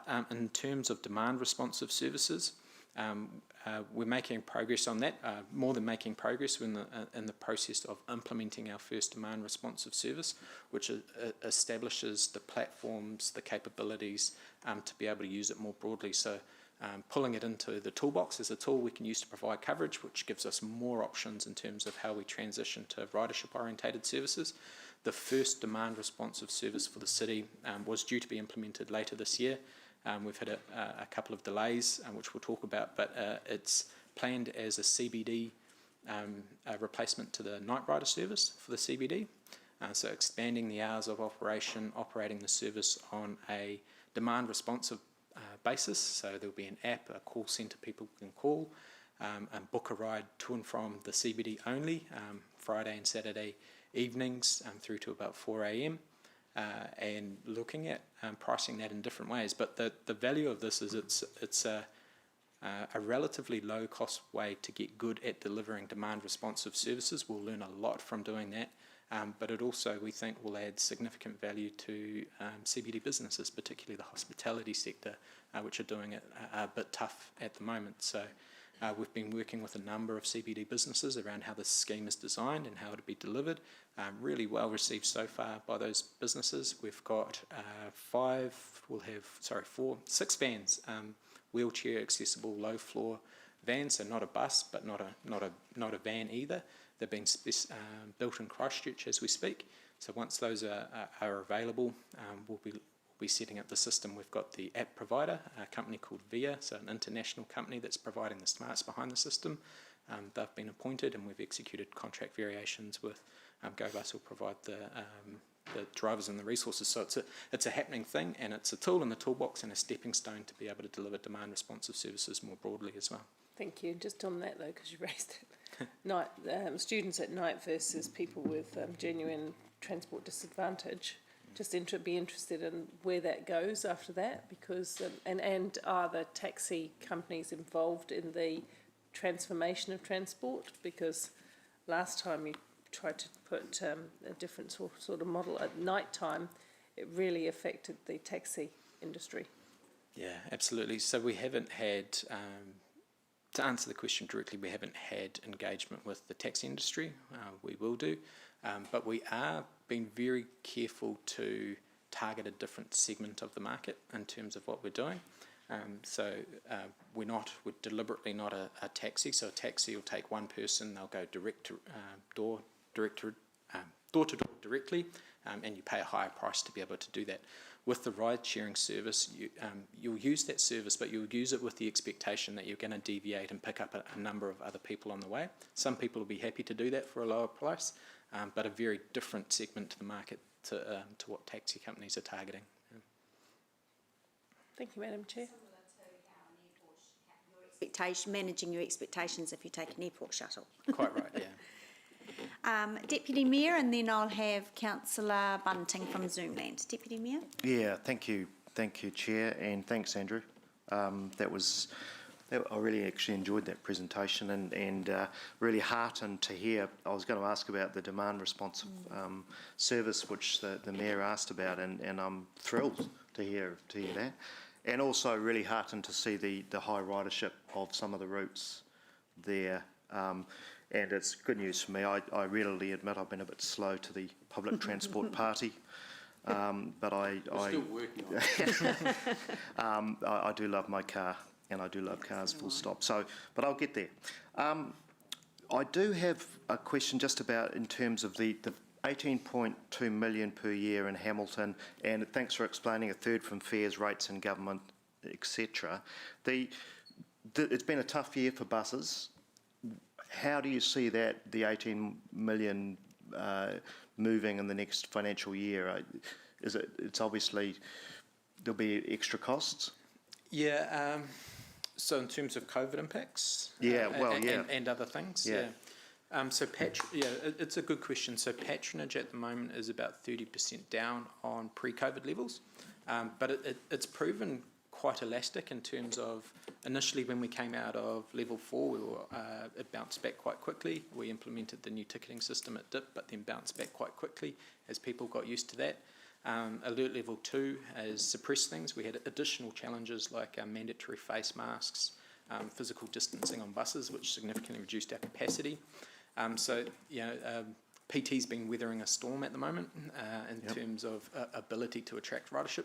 I think all said and done, 30% down is actually a very, very good outcome for where we've been, and we're seeing that pick up as well. So how long it'll take us to get back to pre-COVID levels, I'm not sure, but I'm confident that will happen. I think we've got to be really careful around how we price things, both from a funding perspective, but from what a user pays. So I think some conversations definitely coming up at the Connections Committee around how we do that, what our next step is in terms of pricing services. We're currently operating services at lower fare levels than what we were pre-COVID, just to help support that recovery. In terms of funding and what budgets look like into the future, that's absolutely an LTP conversation, something I think the Connections Committee will climb into very shortly. So what's an appropriate, recognising, I don't think our growth challenges are going to go away anytime soon, so continuing the response in terms of transitioning to a ridership orientated service does require more investment. That's certainly flagged in the draft material for the LTP for Waikato Regional Council at the moment, so that'll be a debate informed by recommendations from the Connections Committee. In terms of the short-term budget impacts from lower fare revenue due to COVID-19, we're well placed to cover that. We've got a PT operational reserve for exactly a situation like this that we can utilise in an emergency. With support from NZTA, that gives us the ability to maintain service levels for a couple of years if we had to, below with patronage and revenue that we're getting at the moment. So in a strong position to support a recovery. The last thing we want to do is cut services. So what happens when we cut services is we get to meet budgets. So we can cut services, lower costs, and fit things within a budget envelope. But what happens is you get lower ridership, lower fare revenue, and then you get stuck in the cycle where you have to keep cutting services to keep up with that. So the worst thing we could do at the moment is cut services. That could trigger a feedback loop that you get stuck in that cycle of cutting services. Yeah. Right, so you don't envisage cutting any services? No. Okay, and sorry, Chair, just one, the post-COVID situation was something I think I raised the other week when we were talking about this. Auckland has really, obviously they've had a longer period and they're struggling there. Are you optimistic that it's going to bounce back, or is there a possibility that public transport is going to have a more profound kind of loss of appetite from the public? Yeah, no, look, my view is public transport ridership levels will recover to pre-COVID levels, but the reason for that might be different. So as population continues to increase, if it continues to increase, will naturally result in more ridership. But even that aside, I think as assuming we stay out of the higher alert levels, people will come back to PT. We're seeing it already. Yeah. Thanks, Andrew. Thanks, Chair. Thank you. Great questions. Councillor Bunting. Well, thank you. Jeff tapped onto my question there a little bit earlier regards reduction of services. Can I assume that eventually, without wanting to scare the horses, that slide on page 19 about what to do with the new east-west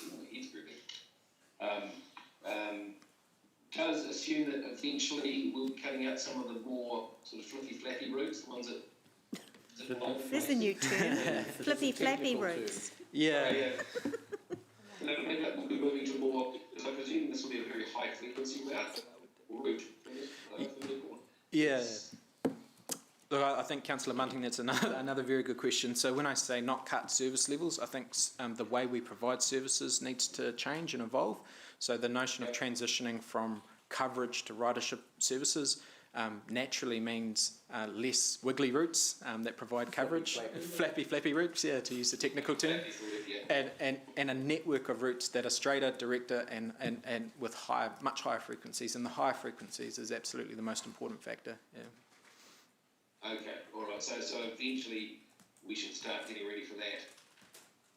Yeah, getting ready for that, absolutely, and the transition's happening now. So, like the Comet is a success, the East-West link's not far away. The Regional Connections Committee will form a view on what the next priority is. I'd be recommending a 15-minute service to the northeastern suburbs, and the RPTP review in terms of concept thinking and material to bring through that is underway off the back of the Metro Spatial Plan stuff. So I think Hamilton's actually in a really fantastic position. Its urban form is changing. Exactly how it's changing will evolve, but it's changing for the better. The services are improving. Good baseline stuff for Hamilton. It could be a real success story.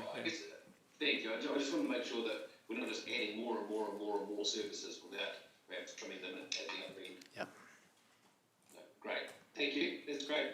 Thanks, Andrew. Enjoy that. Councillor Thompson. Thank you. Thanks, Andrew.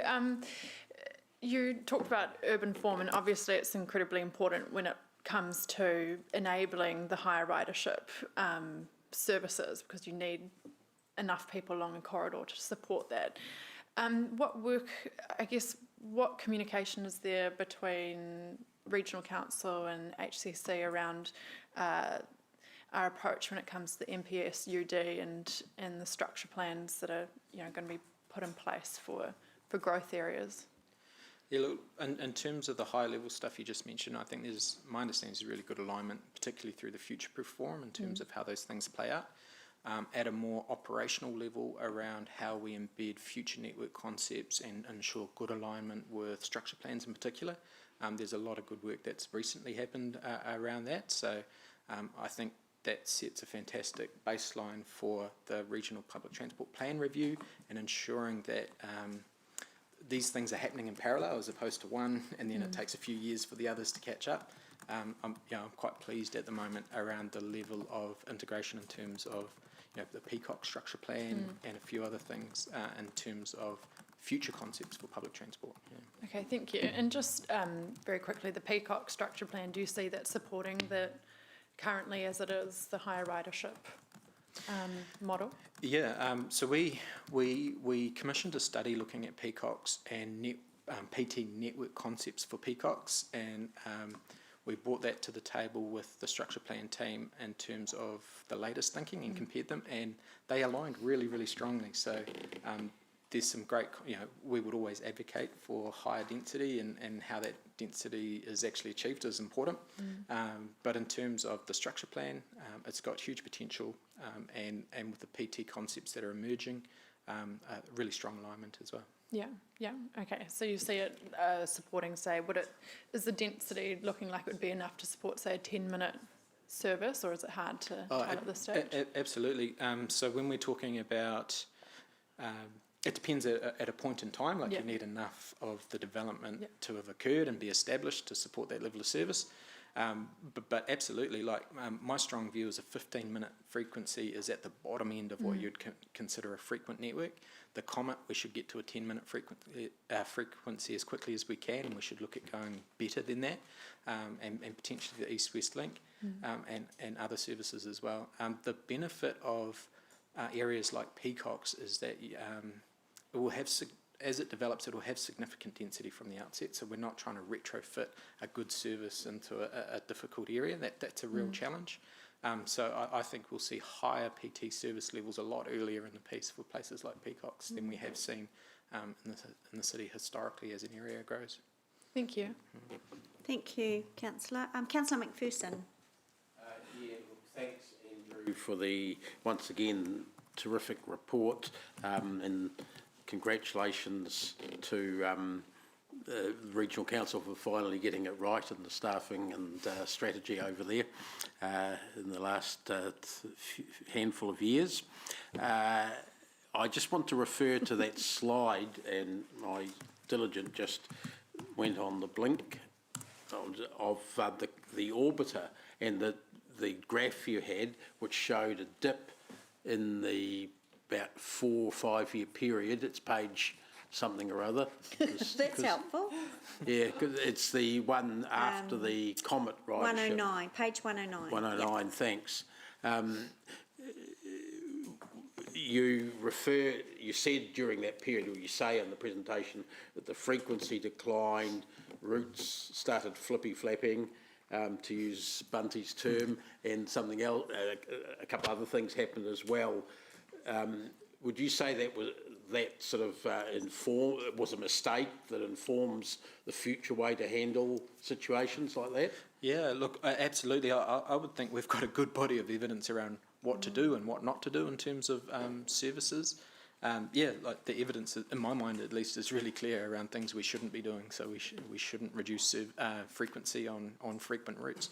For the Orbiter route, it went from a 15-minute clock face timetable, really easy to understand. Cost-saving pressures at the time, fare box recovery expectations got reduced to a really odd timetable. It was less than 15 minutes, but it wasn't intuitive. It was sometimes 27 minutes, sometimes 22 minutes. Okay, we can see the evidence, but now we're better than ever in terms of patronage on that. So with these frequent mass transit routes, like Comet and Orbiter and Meteor or whatever, or Rocket or whatever it's going to be called, one of those by the sounds of it, what's the impact on our council in terms of infrastructure? I mean, it's all very well saying we're going to do something every 10 minutes, but if it's stuck in the same traffic that all the cars are, that mightn't be very helpful to anyone. You might just have 3 buses in a row at the roundabout stuck. So how are we handling that infrastructure or bus priority measure need? Yeah, so that's a really good point. As you increase the frequency of services, so when you get to 15, 10, 5-minute frequencies, you can become really sensitive to any variance in traffic flows.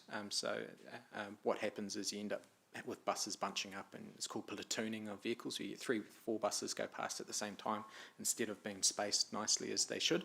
And really the only response to that is infrastructure. So providing PT priority measures at key locations is really important.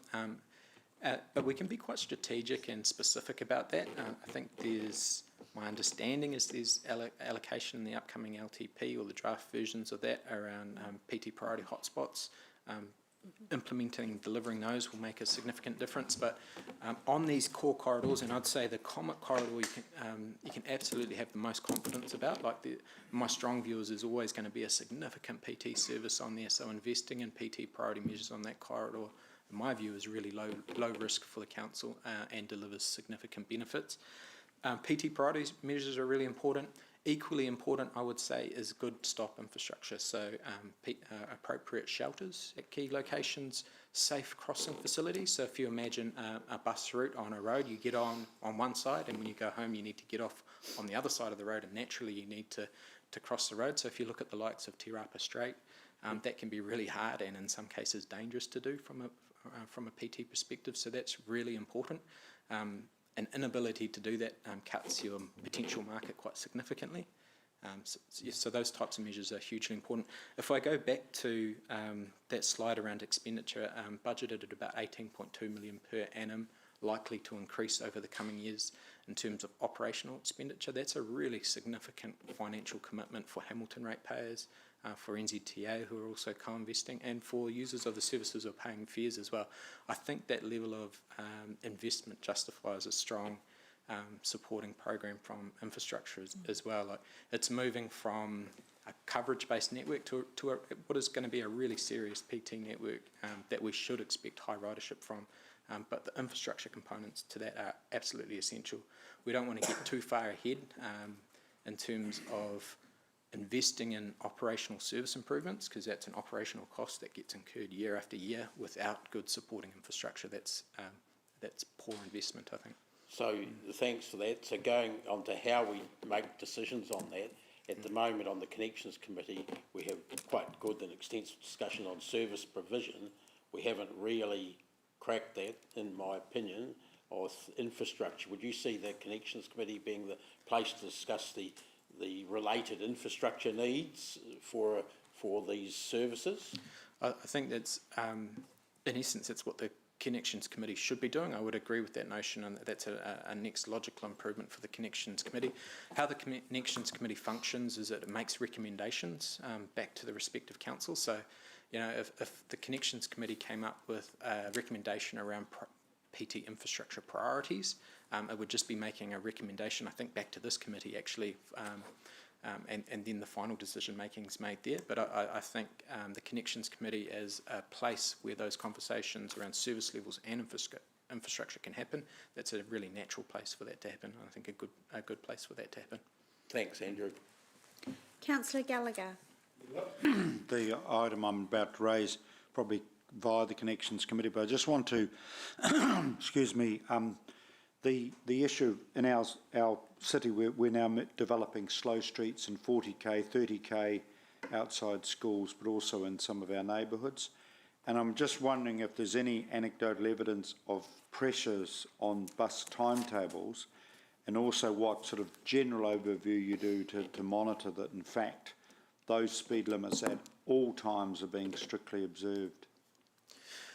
In terms of the travel speed of buses themselves? Yes, and I'm not making any specific, anecdotally, but it's non-scientific, but all I'm trying to work out is just, you know, we have a Vision Zero, and very clearly our public transport network needs to fit with that, and whether there needs to be some review of timetables in case there's unfair pressure on a bus to get from A to B, which is not necessarily realistic in terms of the correct speed limits. Yeah, I think there's a few dimensions to that if we're talking about safety. So, but specifically in terms of what you're asking, slower speeds can have an impact on timetables, but I think it's worth it. So the safety benefit from lower travel speeds outside schools, that's something we should suck up, because it's a good thing for the system overall.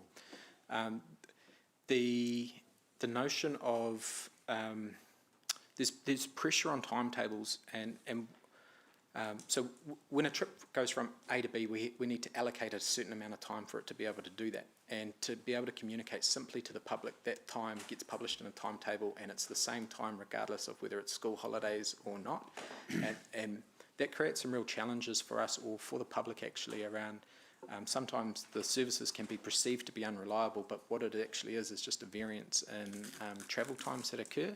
So the more consistent we can make travel times, there's a huge benefit in that. And then the next tier of benefits is speeding up travel times.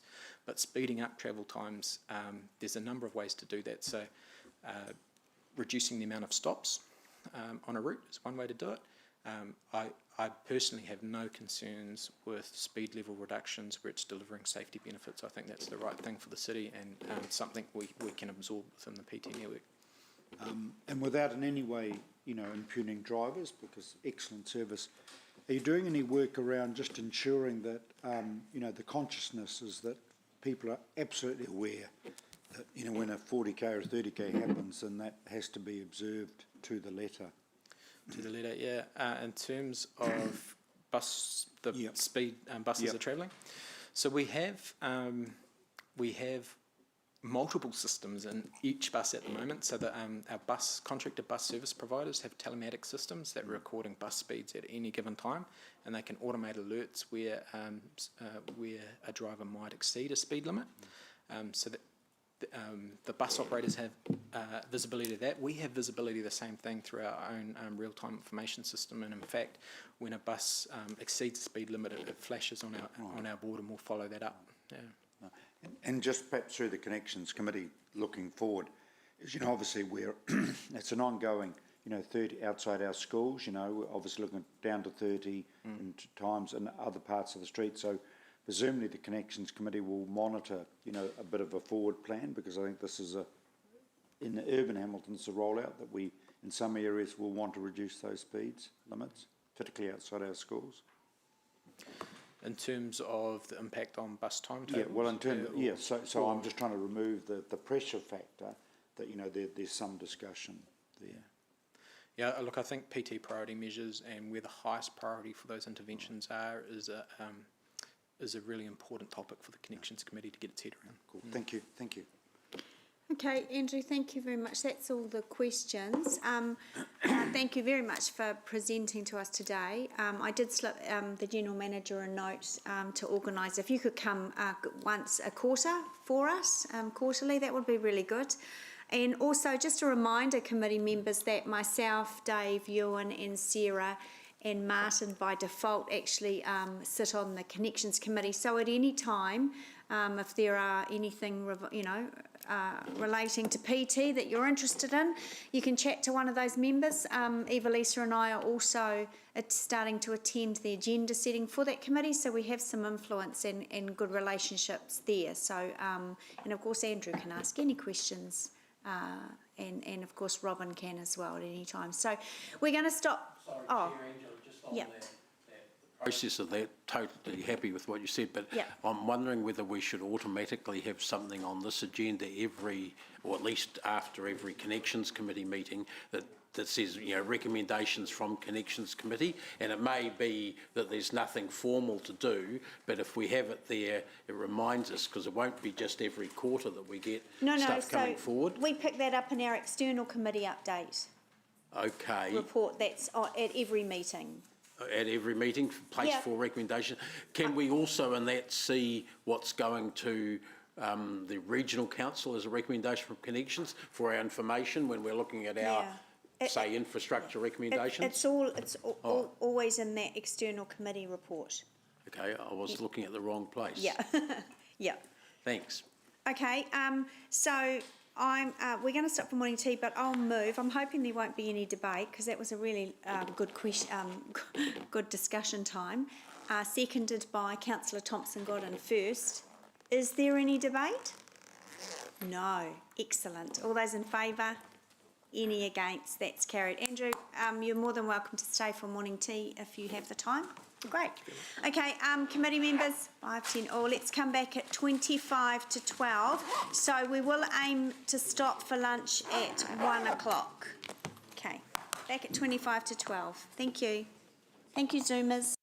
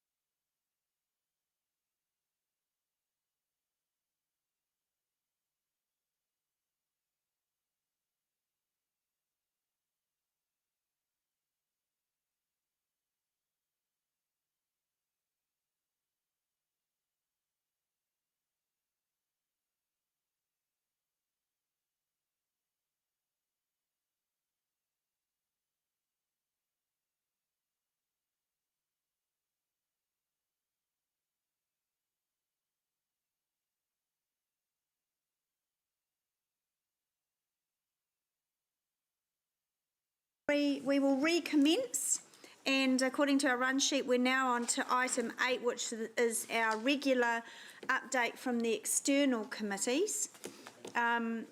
You'll remember, well, we've just had Andrew Wilson talk about some of the work that the Connections Committee, that a group of us sit on. And so we'll just progress through this report as we normally do. And when we go back to the recommendation, you'll note there that I have already been appointed to the hearings panel that will sit and listen to public submissions for the regional land transport, and they start, that process starts February next year, so that'll be a few meetings for me. We had thought that the process would come to this committee for the committee to recommend someone, but it was just done at the Connections Committee, and I was put forward by the chair. So if you're not happy with that, you may have to go back to them. But yeah, so we will start on page 27, which is the update from the Regional Transport Committee. So I'm the rep on there with Councillor McPherson as the alternate. And yes, I did attend a safety workshop during level 2 of COVID, and I think it was the second safety workshop that they had. I didn't, on road safety, I didn't attend the first one. And that was pretty much to discuss the overall strategy for the regional approach to Road to Zero. But certainly Robin can touch on that as well. Out of that, I did, Robin and I are going to catch up, because I was thinking about the number of budget lines that we spend in the city on road safety, but we don't really ring fence or report it that way. It just sort of comes from different budget streams. So I'm looking at a way with Robin, when I get a chance to sit down with Robin, to see how we can actually progress in reporting on our contribution to road safety in terms of dollars and projects. So that'll be a bit of a work in progress. So if you have any ideas or thoughts on how you'd sort of like to see that reported, then have a chat to Robin or myself. That would be great. And yeah, so Robin, I'll just hand over to you. So we're on page 27, and there's yeah, I'll just hand over to Robin to give us a brief. Yes, if you'd like to move, that'd be... Oh, sorry, who's moving? No, Robin's just going to pop into... Oh, yes, sorry, Robin. I'm not, these glasses are just for reading, so everything's quite fault. blurry. Not Robin's. Unless I go like this. I gave her wrong guidance. Thanks, Robin. Thank you. So the key topics covered were mainly just ongoing business for the committee. The New Zealand Police have been confirmed as a member, a non-voting member on the RTC. So the membership of the Regional Transport Committee is set out in legislation, but the committee does have the ability to appoint non-voting members as they wish, so that's been undertaken. Waka Kotahi provided an update on the various projects that they've got going on around the place. Included in that was just a note that the Waikato Expressway Hamilton section's on track for finishing late next year. Councillor Angela's already talked about the membership for the Hearings Committee. The Regional Land Transport Plan development is ongoing, and that is on track. The key thing to note there is just that that work's been pushed back a couple of months, and that's as a result of COVID. That means that all of our applications that we're putting through for funding also have that additional time. The Regional Road Safety Report covered off the work that was done in the committee, and has endorsed the road safety strategy, and then there was just the various updates. So happy to take any questions. That's great. Thank you, Robin. Councillor Gallagher. Yes, I was extremely concerned that the alternate member of the RTC and the chair of our strategy committee, Councillor McPherson, was blocked from attending the event at Link because of the COVID and the numbers, and that the regional council has an inability to either do a Zoom or a Teams. Robin, can you actually, I want to zero in on how significant that road safety session was for us and what are the alternative means where we can land our particular view. I would have argued that Councillor McPherson had a very important role to play, but he was barred from attending. So through you, Madam Chair, basically the workshop consisted of an overview of the work that's been done on the draft road safety strategy. So the development of that strategy, I've been involved with that through the working group. I'm on the working group. And Hamilton City submitted through the councillors on that draft document. So for all of council had an input into that. The workshop basically provided an overview of where that strategy work has got to and then posed 2 questions to the attendees. And it was very much around the role that the Regional Transport Committee can play moving forward to support the delivery of that strategy. So the 2 questions posed were how could the RTC best support the delivery of the strategy? And secondly, what actions could the members undertake in the next 3 months to get things moving? As a result of that and reflected into the RTC meeting the following week, an informal working group's been established and the key focus there is to have RTC have more of a voice, to have a greater role in advocating for road safety both nationally and regionally, and to be proactive with its communication. So the workshop was very oriented around how the RTC could actually contribute to the delivery of the strategy, not around how individual councils were going to be doing that. So how do we, through that system, because obviously what we're a metro, and when I talk metro, I mean that sort of us and Waipa, Waikato versus the rest of the region. How do we ensure that our voice is adequately, I'm obviously acknowledging your really good professional work, of course, but politically, how do we guarantee that we can be, that there's a focus on the needs of a metro area? Because, I do realise it's a very disparate region. Having said that, our citizens travel in the rest of the region and are part of that tragic road toll as well.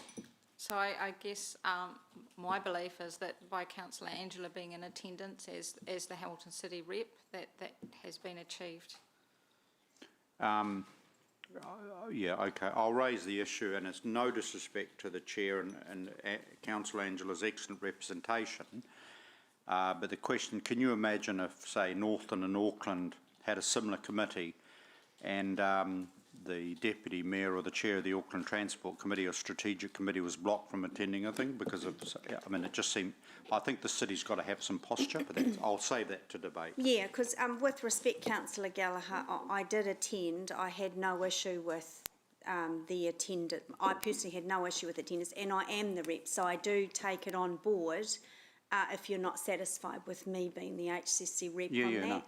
And I take that personally, so that might be something we need to discuss offline. We are a third, 40% of the region's I GDP. But I'm quite capable of representing I'm just saying, us. if our deputy wants to come, he should have been allowed. That's all. No respect to you. Alternate, yeah. Yeah, the alternate. And that's a process that we need to sort with them. And actually, Eva, Lisa and I have been talking about, and Councillor McPherson raised it when we went to the Connections workshop, because the room at the Transport Centre is quite small as well. So we're going to get our governance to talk to theirs in terms of offering space, which might make a difference. Yeah, I mean, absolutely no reflection on your major role. I just want, we're a large city with a. I am feeling that it is that. No, it's absolutely not. But what I want to stress, and I can be a minority of one. I am so tired of the city turning the other cheek, and we are 40% of this region. It has nothing to do with you, honestly. Okay. Councillor McPherson. Thanks. Just a wee comment on that last exchange. I don't think it's a matter of representation, like Robin put it. I think it's a matter if an elected member is interested enough to go to a workshop on an issue that's always been a big concern to this council, they should be able to, shouldn't be shut out. And I point out that for the last 3 years I've been attending, in fact, along with the Regional Council, initiated that particular group and piece of work. So to say that I was peed off with the way they handled it is to understate the case, which again had nothing to do with the fact that I knew you were going, but to be shut out of a thing like road safety discussions was stupid, in my opinion. Am I aware? Yes. Was that a question? Yeah, all of my communications have been included Angela. Yeah. Okay. So that it wasn't the issue of representation. Yeah. Okay. My questions were nothing to do with that. Were just to do with the process again of the Connections Committee, and Eva-Lisa and I had a wee discussion at the break, because what's coming forward, we can't see, that's quite a general comment there. I should think these are the things that the Connections Committee decided on, and those ones have gone to the Regional Council, these ones are coming, or have come to the City Council. I think there should be, because that's not just an external committee, in effect that's a subcommittee of ours. Yep, if you get what I mean. Okay. So I was just trying to elevate the status of the outcomes of the Connections Committee. And I mean that this reporting, if you remember at the start of the term, sort of was information only, and I elevated it to its separate report. So it's a work in progress. So if we can take that offline and make sure that the report reflects more of the importance that you're suggesting. Yeah. Yeah. Thanks. Okay. And, governance Eva-Lisa and I will talk with governance around the other matter as well. Thank you, Councillor. Councillor Thompson? Thank you. And I'll move the recommendation if it hasn't been moved already. Thank you. And a couple of questions around the RTC. And firstly, the weighting, Robin. At this stage, do you think it's still the fact that it hasn't changed doesn't kind of affect our likely programme of works? No, I think that we still will be in a reasonable position to get through our programme of works, particularly the road safety components that we're developing up. And yeah, I think there's enough hooks in that document for us to get the support we need to take it through to the national level. Okay. And does road safety, does that encompass kind of more than just cars, but other modes as well in terms of safety? To what extent does it include other modes? Yes, it's about all journeys, and so that has been a key point in the refresh of the current road safety strategy is understanding the value of accessibility, and that safety or concerns about safety often impact on people's decision as to what mode to use. Right. Yeah. So that's very much part of it. Yes. Brilliant. Okay, that sounds good. And so then that kind of, just a point of, I guess, a question around clarification.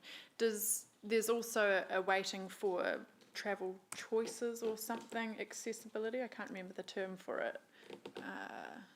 In the regional land transport plan, you're stretching my memory. Yeah, it was something around different modes. Yes, there is travel choices as one of the other areas. Yes.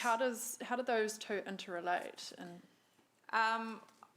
I think most projects that you work on are never 100% clear cut, just safety or just accessibility. If you're going to go out and do a project, then you look at picking up all of those components. Yeah. And then it's a matter of us making sure that we tell the right story. And in telling that story, we're looking for where the best hooks, the best opportunities in order to get the funding approval. So yes, I guess that's the art of it. Thank you. Thank you, Councillor. All right, let's move on to the next one, which is the Regional Connections Committee on the bottom of page 28. You're all well aware now, I've said it several times today, who sits on that. And at that last... Who sits on that? You, me, Dave, Sarah. Mark Bunting isn't here. So this is my attempt. A Thank smaller you. model. Thank you. You get the fire. So, funny stuff, okay? The last, as the report mentions, there was a workshop just on the consultation of the new east-west / called Meteor bus route that we're hoping for, but it hasn't been named yet. And what stuck out for me, if I can start the conversation, was actually all the comments from the feedback from that public consultation about how good the service will be because it's on all those school routes. And I thought that was really good and wondered if in the future the Connections Committee, before that service starts, can offer an incentive to schools. And apparently I think that's something like that's been done before, because obviously if we can get more students on buses, we can ease congestion. So I'll go to Councillor McPherson. Did you want to make a comment from that last workshop that we had? Yeah, just one thing that occurred to me this morning when Andrew was talking about the east-west Meteor. Yep. I was just about to text Eva Lisis to say the idea is to socialise these names until they become if we say it fait often accompli. enough, that's right. Just to make her laugh, but she's already laughing. But I think it dovetails quite nicely with the work we're doing on Te Wetene Drive extension connection, because that's going to be finished this construction season based on what staff have told us, which is not going to be too long after the east-west route gets going, and they might even dovetail nicely together so that right from the start, or at least early days, there's the connection to the new transport hub, which is going to become, it's going to be much more a bus-related oriented thing than a train-oriented thing. The train's going to be the icing on the cake, and it's going to be very useful for buses, and I think it'll help the whole of the West. When you look at the route, what it really delivers is pretty good connectivity for 2/3 of the west side of the city, which is there's no direct sort of routes coming in. They all go sideways to your direction of travel, the main roads out there. So I think that, and when they did a survey for that, and they showed us the results of that committee of the potential ridership, there was quite a high proportion of people on the west who said they would take that bus or such a bus who wanted to connect all the way through to the university, so that and wouldn't then have to stop at the transport centre, wait 25 minutes and hop on another bus to go to the university. Becomes a direct, very attractive route for them, and that's one of the ideas that we've had with this. So it was pleasing to see that sort of coming out in the public. There was also the issue that Councillor McPherson raised about that was just signed off the week before with the Ruakura development down by the university, because that could have some impact on that new route. So there was quite a bit of discussion with the committee about alternates and alternate routes, but also actually we need the information about what the traffic management plan might be for that development to make sure that either the bus can get through, or because we don't want to set the new route up to fail. So to be stuck in traffic management for stop goes for every 10 minutes. So there's that as well. Councillor Thompson's popped out. Councillor Wilson, since you're a member. Yeah, nothing to add. Okay, Councillor Gallagher, you didn't attend that particular workshop, but you're a frequent flyer. Item 14, were around the twice yearly regional focus meetings, and I'm wondering, in your capacity as Deputy Chair, last time when that happened I think there was a clash, and what I'm saying is because a lot of those regional things come into the City of Hamilton, it would really be good if we could ensure that there was Hamilton representation for those two sessions as well, because obviously for those of us who want to get, if we can get in the door, COVID and all this, but who want to have that regional overview. So I just want to sort of perhaps, if we could just ask Regional Council to ensure it doesn't clash with our timetable. Yeah. So those that are interested could be in attendance. Oh yeah, because because logically, a lot of those services are coming to us anyway, and also as a city, course we want to help our regional sisters and brothers build their infrastructure. Yeah, You know? okay. Yeah. Okay, I'll note that. All right, so let's move on to item 17. We'll go to Councillor Wilson for an update on the Rail Governance Group. Yeah, happy to speak on this. Rotokauri Transport Hub is on track. You'll be quite impressed with the significant bridge structure that went up over the weekend. So if you go up there now, it looks quite spectacular. The lifts are being installed, so there are 3 lifts, obviously. One down to the platform in the middle, the other through to the base. Some elected members joined us on a site visit, which was great. It was good to see those who could make it. Huntly Station is on track. So we would have been in a position pretty much to have launched in November if that had happened. With the exception, of course, the new toilet that won't be installed and operating until December, but again, well in advance of the planned schedule for commuter services, which will be early February. Obviously, the ongoing challenges that Kiwi Rail is encountering with the remedial work on tracks in Auckland is an ongoing risk. They're a little bit behind where they thought they would be, but apparently they have a significant amount of personnel resources being brought to bear. So let's hope that that they're on time and on track. Excuse the pun. 2 issues I will speak very briefly about because some of them I'd be happy to expand more on in PX. But we are working on some potential charter options in January. We do have some significant security risks on the rolling stock, but I would be happy to expand in confidential regarding that. Having said that, I will make a comment on one item within the security risk, and that is because it's in the public arena now after, I think, an article in our beloved Waikato Times just regarding stone throwing at Te Huia while doing some of its trials and having hit the window and causing significant need for replacement. And just, you know, this is going to be an ongoing safety threat. If it had been thrown and hit the window and there had been passengers, all sorts of ramifications could have occurred. That happened in Narawakia. But the other item I would like to talk to you, I'd prefer to update you in PX, if I could. Okay, I've made a note of that. Thank you very much.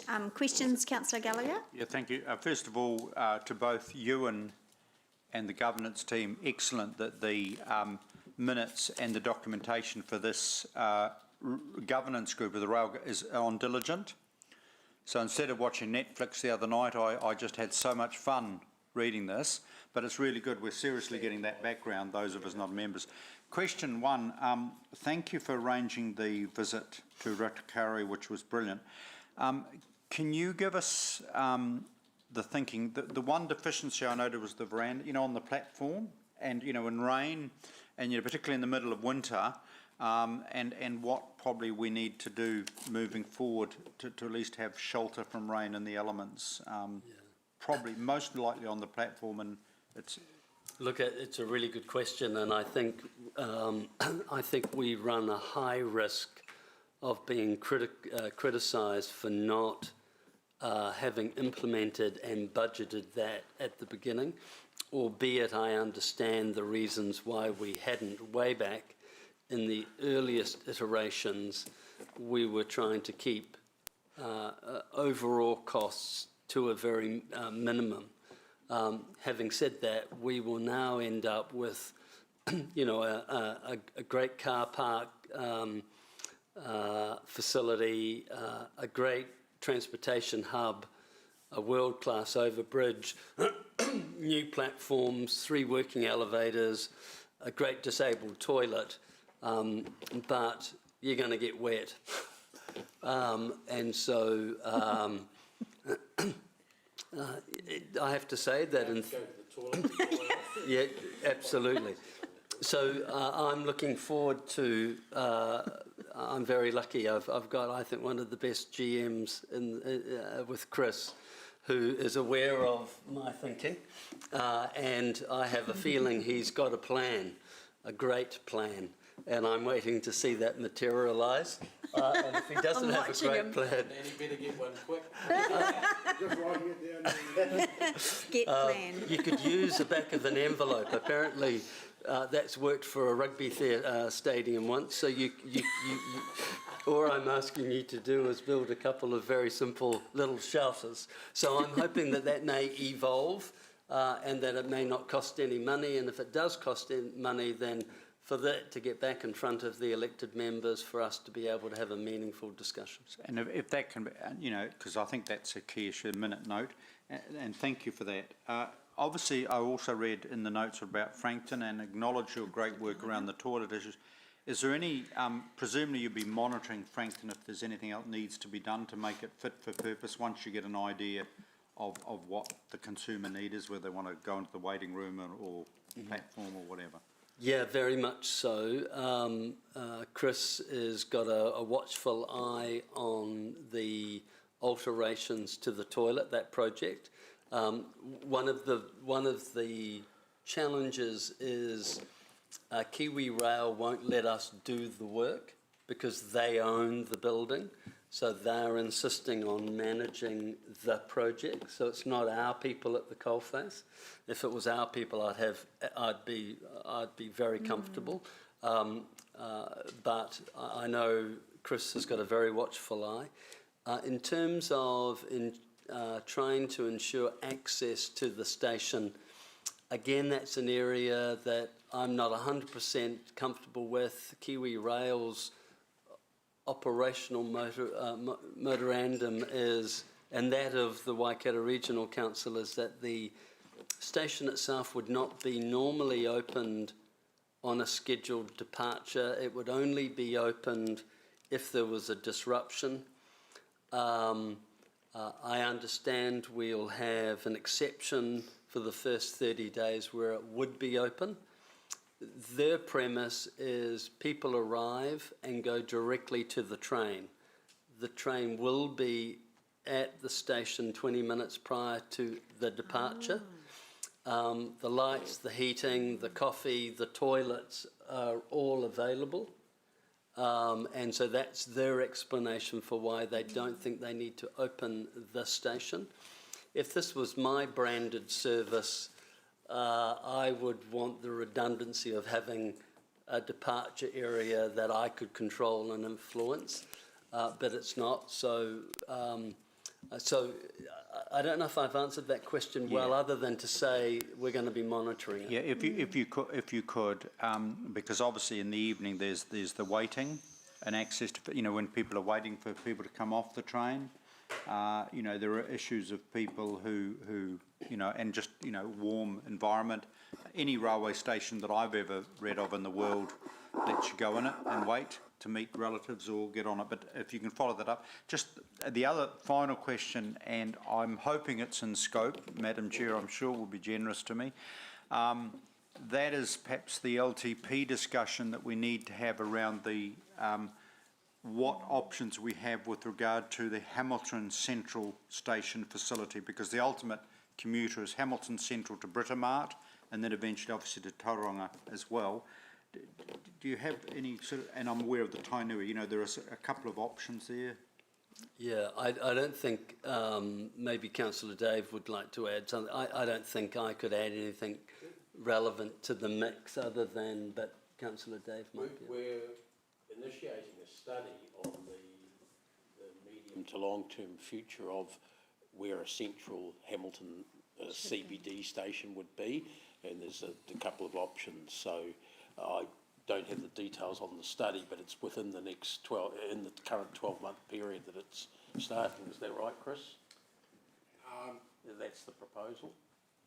Yeah, there's an opportunity to jump on the back of the rapid rail business case work that Ministry of Transport is doing from Auckland to Hamilton. They're also going to initiate an indicative business case from Hamilton to Tauranga. So we are looking to jump on the back of that and have that discussion through that as well. Okay, great. Thank you. Thanks, Dave. Councillor Hamilton. Yeah, that was an introduction. Wasn't it? I'll phrase this as a question. Could I add my support to what Councillor Ewan just said in regard to Chris's great plan? I had the privilege of going down to the seat 2 weeks ago. Kira, Councillor Ewan and a few others joined. And just because it's so exposed there, it definitely needs some sort of shelter-proof light.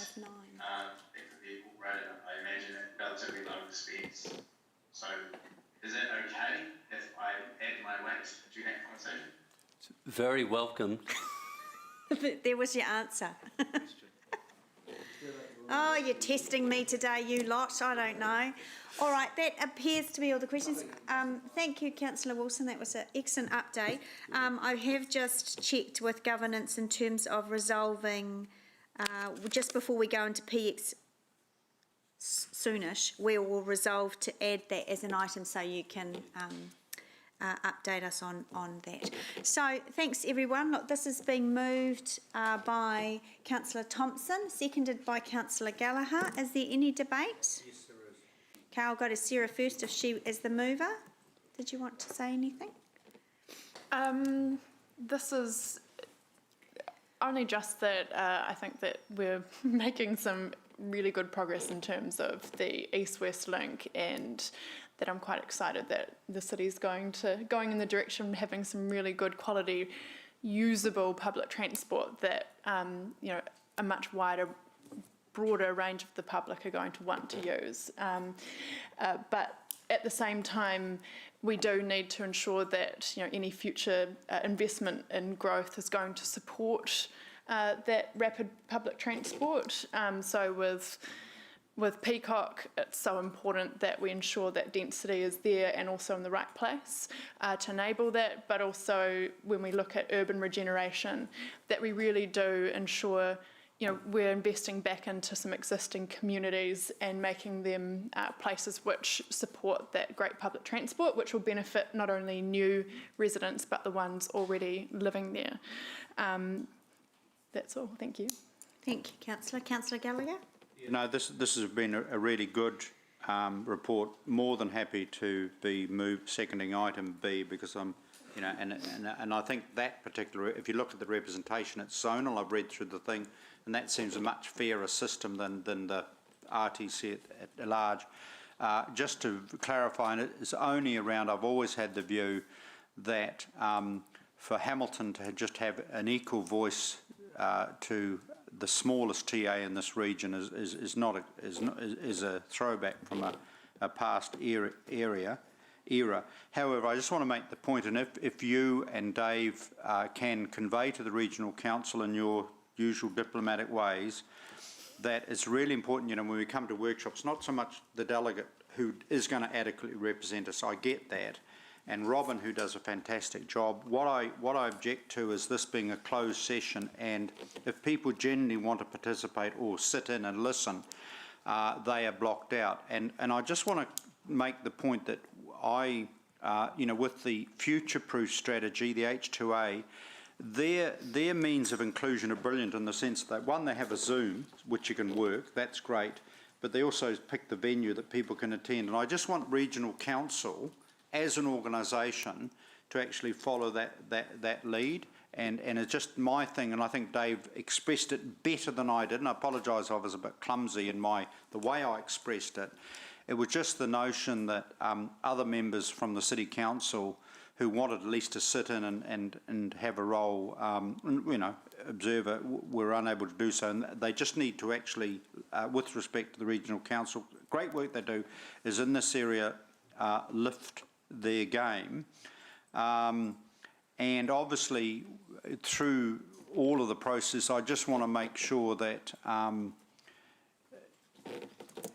our voice, and I'm sure it is being heard, but I think I've said it all. But apart from that, I'll be supporting the report and, of course, your nomination.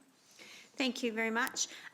Just briefly, we're sort of almost a year in now, and I am enjoying sitting on both of those committees with the Regional Council, and think that agreed with what Councillor Thompson said about the East-West. I think the Hamilton contingency has really added a lot of value to that service, including naming it. So I look forward to that.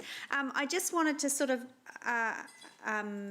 touch also that in terms of road safety, which sort of fits into this report, that myself, along with the Mayor and Councillors Gallagher and Pascoe, were able to attend the Waka Kotahi stakeholder tour. I know it clashed with a lot of other members, and we got the opportunity to briefly hear from the new CEO, Nicole Rosie, and get an update on sort of what's happening regionally. Nothing new came out of it. I was sitting there with my pen waiting to write down a big figure for a new fund that was announced, but sadly it wasn't. But I was really impressed with the new CEO's background. She's an incredibly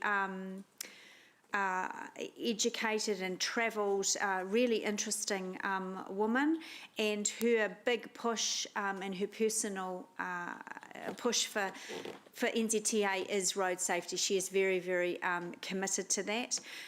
She did also talk about the Land Transport Fund and the impact COVID-19 had on it, which was about $1 billion hit in revenue, which is, a considerable amount. 1 billion sounds like a lot, but I guess in the land transport it's not really that much. But that the government obviously helped with that with a $600 million injection, and even though it wasn't up to the billion, she said they are still on track to delivering their annual work program. So I just thought I would add that in there. I did have an email exchange, so I've made contact. I had to leave early.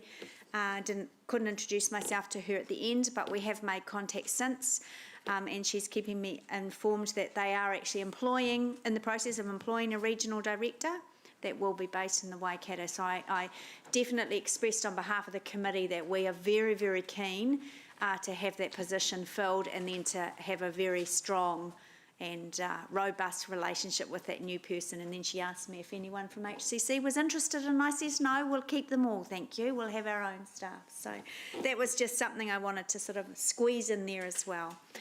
Councillor McPherson? Yeah, sorry, I wasn't going to speak, but I thought I'd add a bit to something you were saying about Waka Kotahi. And that's good that you've expressed our support for them finally after, I don't know how many years replacing Parakawhia, who was the last formal appointment to that position. The rest have all been seconded, and they've treated us as secons too, after their main jobs in the Manawatu in Auckland. But don't laugh, Evelisa, you're trying not to.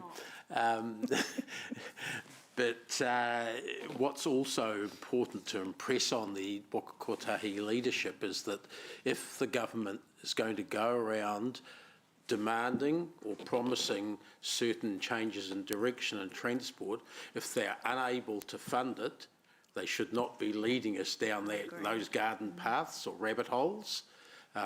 We've got all excited, and our staff have done a lot of work at times. We're putting up propositions to them, sometimes at the direct request of Waka Kotahi staff, and then they've been turned down through lack of funding. So there is quite a mismatch there over the last 2 years, which has affected our Access Hamilton strategy. It's affected a number of our shovel-ready proposals. It isn't really good enough. And if means the government's over-promising, then Waka Kotahi has got a responsibility to give them better guidance, I think, and having someone not temporarily in place nationally but permanently in place may help that. But they really have to get the ear of the government and say, put the money in to match your NPS or GPS, or don't put it in the GPS if you're unable to fund it, because we get it in the neck. And we have to go out and do tours explaining why there isn't the resource to do the cycleways that you guys are telling them, or every councillor should be putting in. So that's something that we really have to get across to. They could be our allies instead of just the piggy in the middle there with the government. Thanks. Thank you, Councillor. Councillor Thompson, any right of reply? Only just in support of what Dave just said there, the GPS was very disappointing in terms of funding for walking and cycling in particular. It was kind of, here's some spare change out of the back of the couch, good luck. And also not receiving funding for the Worley Place application was also disappointing. So I do think going forward, looking for opportunities like you have, Angela, to advocate for Hamilton is really important, because ratepayers, the people living in Hamilton do want better choices, and it's becoming really difficult to deliver that when we're not being supported by that central government funding. Great, thank you. All right, let's put that to the vote. We'll just show of hands. All those in favour? Mayor Southgate, thank you. Everyone on Zoom? Yep, that's unanimous. Great. All right, thank you very much. Great discussion. Right, we're moving on to item 7. Are we? Yes, item 7. We're jumping around a little bit. Project Watersheds. And I'm going to go to the General Manager for this one. So we're on page 15, everyone. So this report is a matter of process, so I'm going to be handing this over to Mari Porter to present and I didn't see you there. And take the report. So we've switched to the teams at the front in terms of, or at the back, depending on where you're sitting, in terms of presenting this report. Over to you, Mari. Cool. Hello, everyone. So with me today I have Mark Chevrier, who is our Operations Manager for our Reticulation team in City Waters, and also behind us just Zeke Fisk, who is the Senior Operations Planner for Parks and Recreation Unit. So Zeke and Mark have oversight of the delivery of the approved program for Project Watershed, and they're here today to answer or help with any questions that might be asked. So as Evelisa said, the report is a process matter and is primarily in response to a request from elected members previously to ensure that any of the annual programs or 10-year programs of work come to the committee prior to being submitted to Waikato Regional Council. So we're seeking to approve seeking approval to submit the attached proposed Project Watershed 10-year program for the 2021-2031 period. And this will basically, inform the funding request for both Hamilton City Council and Waikato Regional Council through the long-term plan processes. Under the agreement, we are required to submit this plan to Waikato Regional Council by November in the year prior to each LTP, so we are on a time frame here. In addition to the submitted 10-year program, we also have the opportunity each year to amend or refine the program of works for the following year, and that is through a revised annual plan. So if a plan is approved today, we do have opportunities each year to refine and change that plan. And we've also, in the report, we've also included, for your reference and information, the last copy of the annual report to Waikato Regional Council on last year's Project Watershed program of works. I'll move. Thank you, Councillor Wilson, and seconded by Councillor Thompson. We'll go to any questions. Councillor McPherson. Thanks, Mari. Look, I'm pleased that this report's come here. It's what we've been after on a regular basis, so that we can get our teeth into that as well. I'm pleased to see that the funding and expenses match each other in every year. I was checking, that's the first thing I went to check to. I just wondered how this fits with some of our other strategies in terms of what the priority gullies are and things like that. Our strategy of getting cycle routes or walk routes, for instance, through some of the gullies is evolving, and I'm just wanting to check. I know this is not too prescriptive at the moment, it's talking about general areas, but I'd like to be assured that we actually had line up between what our priority work areas here are with our priorities in some other areas where we're working in gullies. That was one, so just to comment on that. And the other question I had, Mairi, was in relation to your table in paragraph 21, the community tree planting there. Well, I think those things that we do with community tree plantings are great. My estimation, they tend to revolve around where active groups are, and then they're coordinated by people like Gerard and that. But it seems to me to mean that where we don't have active groups, but perhaps have gullies that need remediation or improvement, Mairoa Gully is one. If we don't have a group active in that area, they don't sort of get looked at. And I'm wondering whether we use the community volunteers by all means, but also have an element of council-led remediation of some of the other gullies, so that we actually have a program there and not just dependent on where we can get help.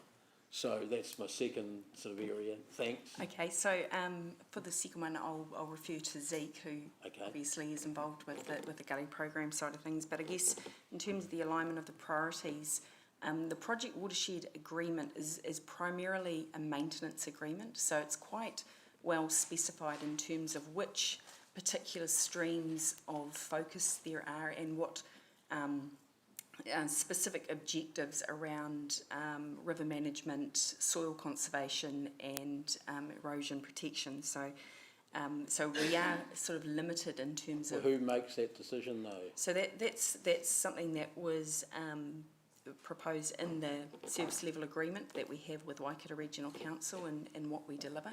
So we can certainly look to align our works as much as possible with existing work programs or initiatives that we have, but there are certain obligations that we need to deliver under the agreement. It could be like, say, a road, when you resurface it after new services are put in, you put in cycleways. The problem is, of course, they don't necessarily join each other. So there are ways that you can add value to the, presumably. Yeah, we're always trying, and that's something I think with Chris's team in particular, always trying to look at those efficiencies of different work programs and how they can be better aligned. Thanks. Yeah. And the community... And Zeke is probably best to answer the prioritisation of the gullies. What was the question, sorry, Councillor? Community tree planting relies on work undertaken by volunteers, but that doesn't necessarily match either where it's needed the most or where we are perhaps wanting opportunities or needing to have planting done for, remediation or erosion protection or whatever. It just happens where there are volunteers. I mean, say the gully, I forget, that comes through, stream that comes through the Mairoa Gully and goes on out to Dinsdale, has really been, had a few attempts at erosion protection, but not much sort of systematic stuff in recent years. Because there's no volunteer group out there, so maybe if there was, it'd probably get more planting and more long-term sustainable sort of future. Yeah, I guess in terms of this fund for Project Watershed, the community groups, yes, you're right, Gerard Kelly works with the volunteers and some of the plants are provided through this fund, and he also works with residents who ring us, go through our call centre, and we sometimes plant in reserves adjacent to private properties but in the reserve. And then as far as the rest of the gullies, we do what we can with the resources available. That's why I'm asking, is that's more an opportunity-led program, not a strategic-led program. What are the important gullies to elevate their status, their environmental status, for instance, and can we direct the work more into that area? Maybe it needs more input. Maybe Watershed needs to sort of take a bit more focused approach rather than an opportunity-led approach in terms of replanting and remediation. I think Chris is able to provide some more information on this response. Councillors, just sort of listening to the debate. So look, traditionally our infrastructure budgets have been targeted at mitigating effects of development, so that sort of sits in my territory. Then also at the maintenance aspects which you're hearing about today. So look, they haven't really been targeted or coordinated or integrated traditionally. In saying that, we recognise that there's some huge overlap and opportunities there. There are funding issues, so it puts it into a 10-year plan type issue. But I just want to give you assurance that from my visibility through our stormwater master plan work we're doing, that integration and coordination is happening as part of this 10-year plan in terms of looking at the opportunities to work together with Parks and Open Spaces, with the operations team, my team who look at the development community and mitigating effects. So that work is happening, it's my understanding. I was just talking to the people who look after our stormwater master plan yesterday about it. I think the other aspect is that we have had some performance issues in the work that my group has done, in particular in the gullies, and our performance hasn't been that great. We had an instance in the Mangatukutuku, which wasn't a great outcome. So there's some good stuff happening from that in terms of we're looking at sort of contractor selection, the scoping of the works, and working a lot more closely with the Lance's natural areas team, walking and cycling opportunities, and more the community. So I just want to give assurance that we are starting to do that work, and through our master plan there will be a number of discussions through the 10-year plan and how you want to go with that. Syria Pandy, who's in my team here, is working on those relationships and trying to work more closely with the organisations that value these gullies a lot more. So when we're going in, to do work that they're happy with, and it sort of ties into their expectations of the gully work as well. And that's part of the problem I'm raising, because where you've got, and I see it, where you've got some slightly better heeled suburbs with a bit of personnel, community resource, they're more actively involved than in areas like through the west, for instance. So what I'd like to see, I'm asking maybe to Eva Lisa, some sort of what's our gully master plan? They're described as the green lungs of the city. They're not just there for erosion control or stormwater control. They're there for a whole host of other reasons. So I don't, the question that you're asking is what is the plan? We don't have the answers today, so can I ask that we go away and have a look at that and make sure that we incorporate that into any of the feedback that is coming through to elected members. And it doesn't matter whether it's our development money or the watershed thing collected by WRC, that it's following the same or supporting the same strategy? Yes, so I'll take that as a, and work with the team to ensure that we feed that back. Councillor Thompson. Thank you. Just one comment in regard to Councillor Dave's questions. A lot of this will be relevant to the Nature in the City strategy, so just currently open for feedback right now, just a prompt. In terms of your comments, Chris... Is it not on Go SharePoint or something? It's on SharePoint, but a PDF has been sent through for those who did not have a challenge with SharePoint. Thank you.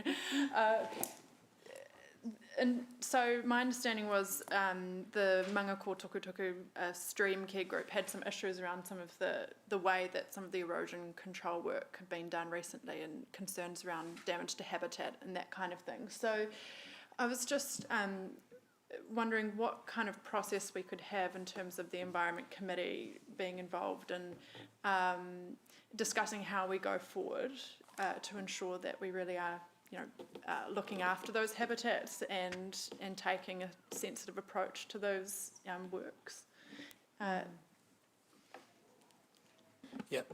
Could we pick that up in terms of Eva Lisa's comment there about reporting back? So I think the answer is every possibility, but let's pick that up and report back in one report. Okay. Yes, so I'll take that as a staff action, but also in terms of alignment between the responsibilities and guidance from the Environment Committee to this committee and how we work together to report and guide on that. Okay, cool, thank you. Mayor Southgate and then Councillor Van Osten. Have a little bit of background in this from the other side.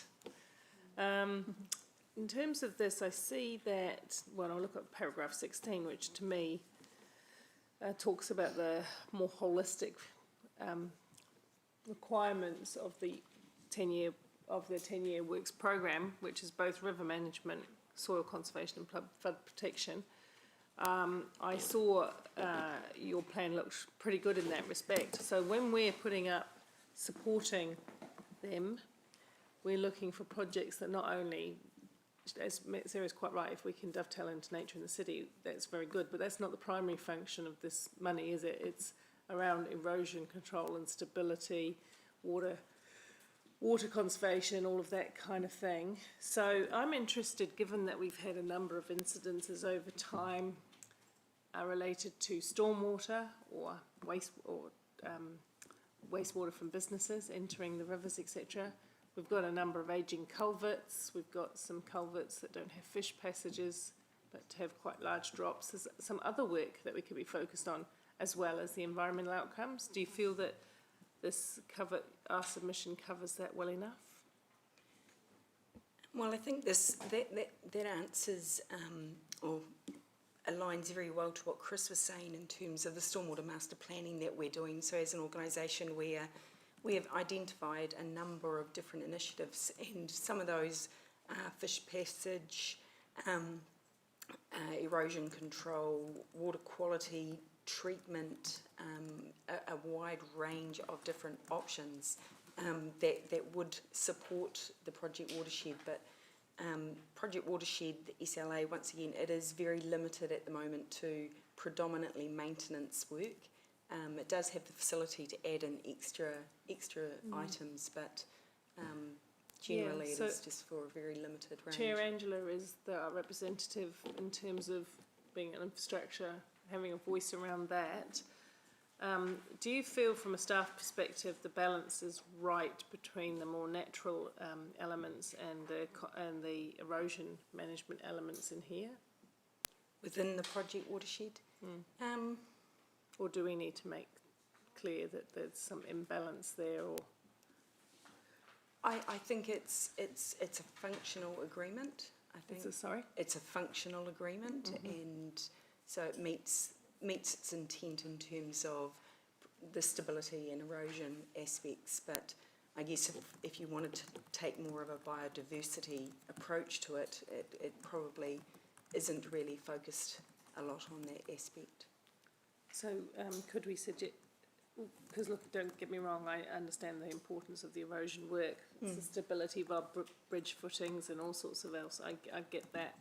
In terms of flagging a signal for a higher principle, that where you can get the win-win, you can get the stability, bank stability, etc., but you can also get the higher biodiversity or the higher natural outcome.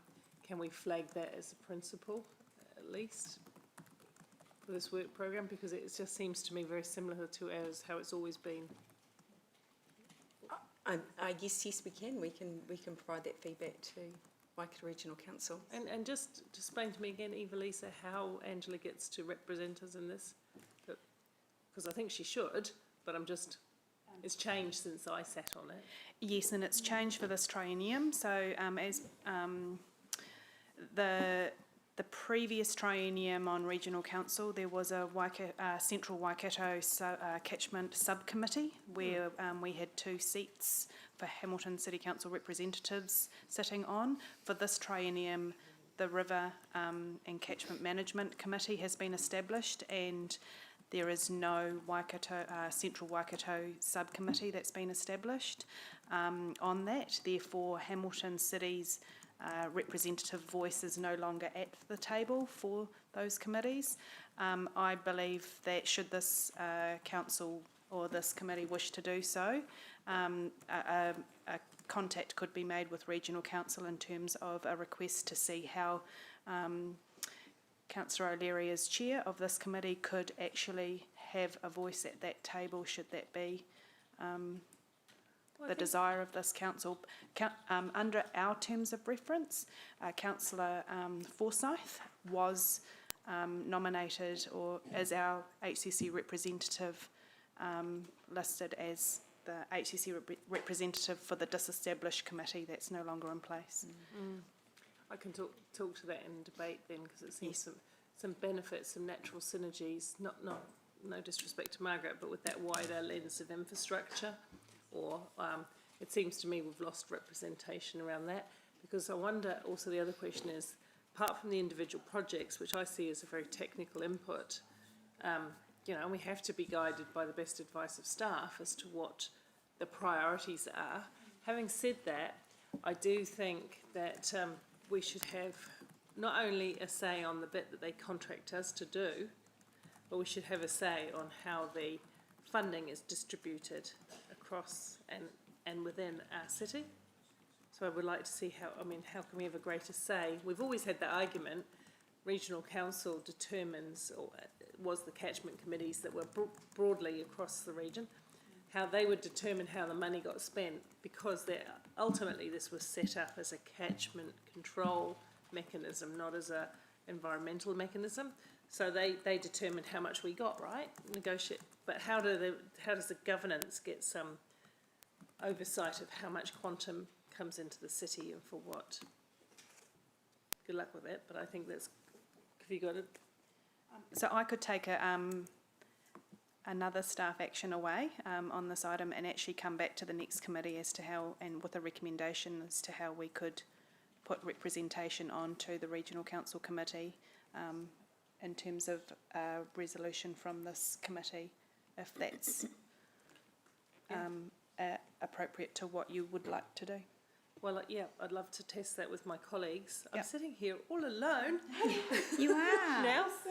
Yeah, I'd like to test that with my colleagues as to whether, you know, that's something that you feel is important. I'll do it in debate if you like. Oh no, maybe I could add, no, I need to do it before, or whatever. I'll tell you now that I'm going to put an additional recommendation that, what was the words you said? Because it was really good, that we advocate with Regional Council for greater representation through the Infrastructure Committee? Yes. Or some such, and therefore... Yeah, make contact, yes. Okay, so it's been moved and seconded. So the mover, Councillor Wilson, would you be comfortable adding that to your motion? You would? If you're happy, yep. Councillor Thompson, are you happy with that? Yep, we can add that in as a C. Kapai, easy. Thank you. Thank you. Right, we'll carry on with questions. Councillor Van Osten, who's been waiting patiently. Thank you for that, and just letting staff know that the sound is starting to get a little bit disrupted again. But thank you, thanks for that discussion. I just wanted to pick up on a point that Councillor McPherson made with regard to the gullies and the volunteer network. And just acknowledge that there'll be a report coming back, and thank you for that. But that my question is with regard to those volunteer networks, and whether we're doing any work to develop volunteers and support them in some of the gullies where we know there may be interest, but that there isn't an organised network of people, and how that support might happen. And that may be best reported back to us and in different ways, but comment on that for now. Yeah, we can come back to that for you, Councillor. But I would say we do, we have a biodiversity forum and a Kirikiriroa forum that meets every 2 months or twice every month, and that's all the groups coming together that are currently active and get talking. So within that there are, we do support the groups, and if new groups were to come about, we'd reach out to them in the same way. Okay, and that's really good for the networks that are already established. I'm thinking of others that aren't as well organised, and how we might be able to offer training, support, and to get those stood up to take over parts of the city that that they love and value.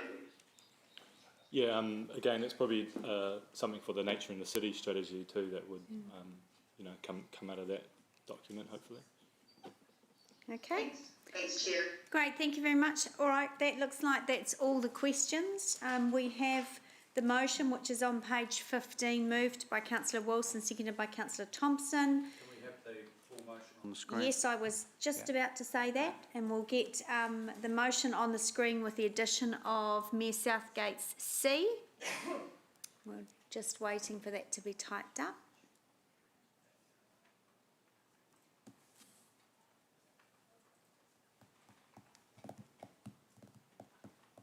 Now, members, I know we're all aware that Lime has been waiting patiently for the next item. I did say we were going to stop at 1 to help Councillor Gallagher, who has other business at 1, so we were going to stop for lunch at 1. I doubt very much whether we'll get through the next item in 20 minutes. We might do. So I'm in your hands whether we may continue well past 1 o'clock. What do you want to do? Keen to carry on? Yeah, you think it can be a quickish? Okay. Okay, after 1. All right, no problem at all. As I said, I'm in everyone's hands. So we'll get the motion on the board. Councillor Thompson, you had are you just getting in line for debate? Are you? Okay. All right, so there we go, up on the... The scandal is cracking out again, I'm afraid, at the moment, so we are struggling to hear with it. Okay, we'll do our best. Thank you. So I'm going to go to Councillor Wilson as the mover in case he wanted to debate. No? Wonderful. Councillor Thompson? Thank you. And firstly, thank you, Mayor Paula, for your addition to the motion. I think that it is really important that we are able to have someone represent us in regard to the Project Watershed funding arrangements. And I just want to note the importance of us really working closely with our community groups and also experts in this area, say freshwater scientists, whoever it might be, to ensure that we're taking a really thoughtful and sensible approach to these works, because just the recent example in Mangako Tukutuku Gully, the stream care group there has been working for years in that catchment, trying to restore that stream and the gully area there, and it was really discouraging for them to turn up one day and suddenly see works had been done in this stream area which they apparently didn't know about, and they saw it and they were really, I guess, upset that habitat had been negatively affected by the works. And this is something which isn't a one-off. It's happened before with other restoration groups and things coming in and finding a surprise, which I think presents an opportunity as well for us to really work together with our community to get really good results. So I'm keen for us to just be clear on what the processes are that we'll have in place to ensure that we get really good results both for erosion control but also biodiversity in our streams and community wellbeing. Thank you, Councillor. Councillor Gallagher. I'll support the motion, and obviously when we come back, once we've interacted with the Regional Council, I just want to then tease out of my own mind how this relates obviously to this committee, but also the Environment Committee as well.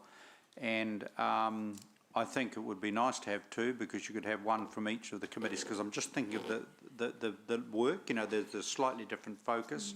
But I just want to tease that out of my mind, and given that we are, again, and I'm sorry to go on about this, such a huge proportion of the population infrastructure of this region, then I would expect the Regional Council to be more than accommodating for our wish.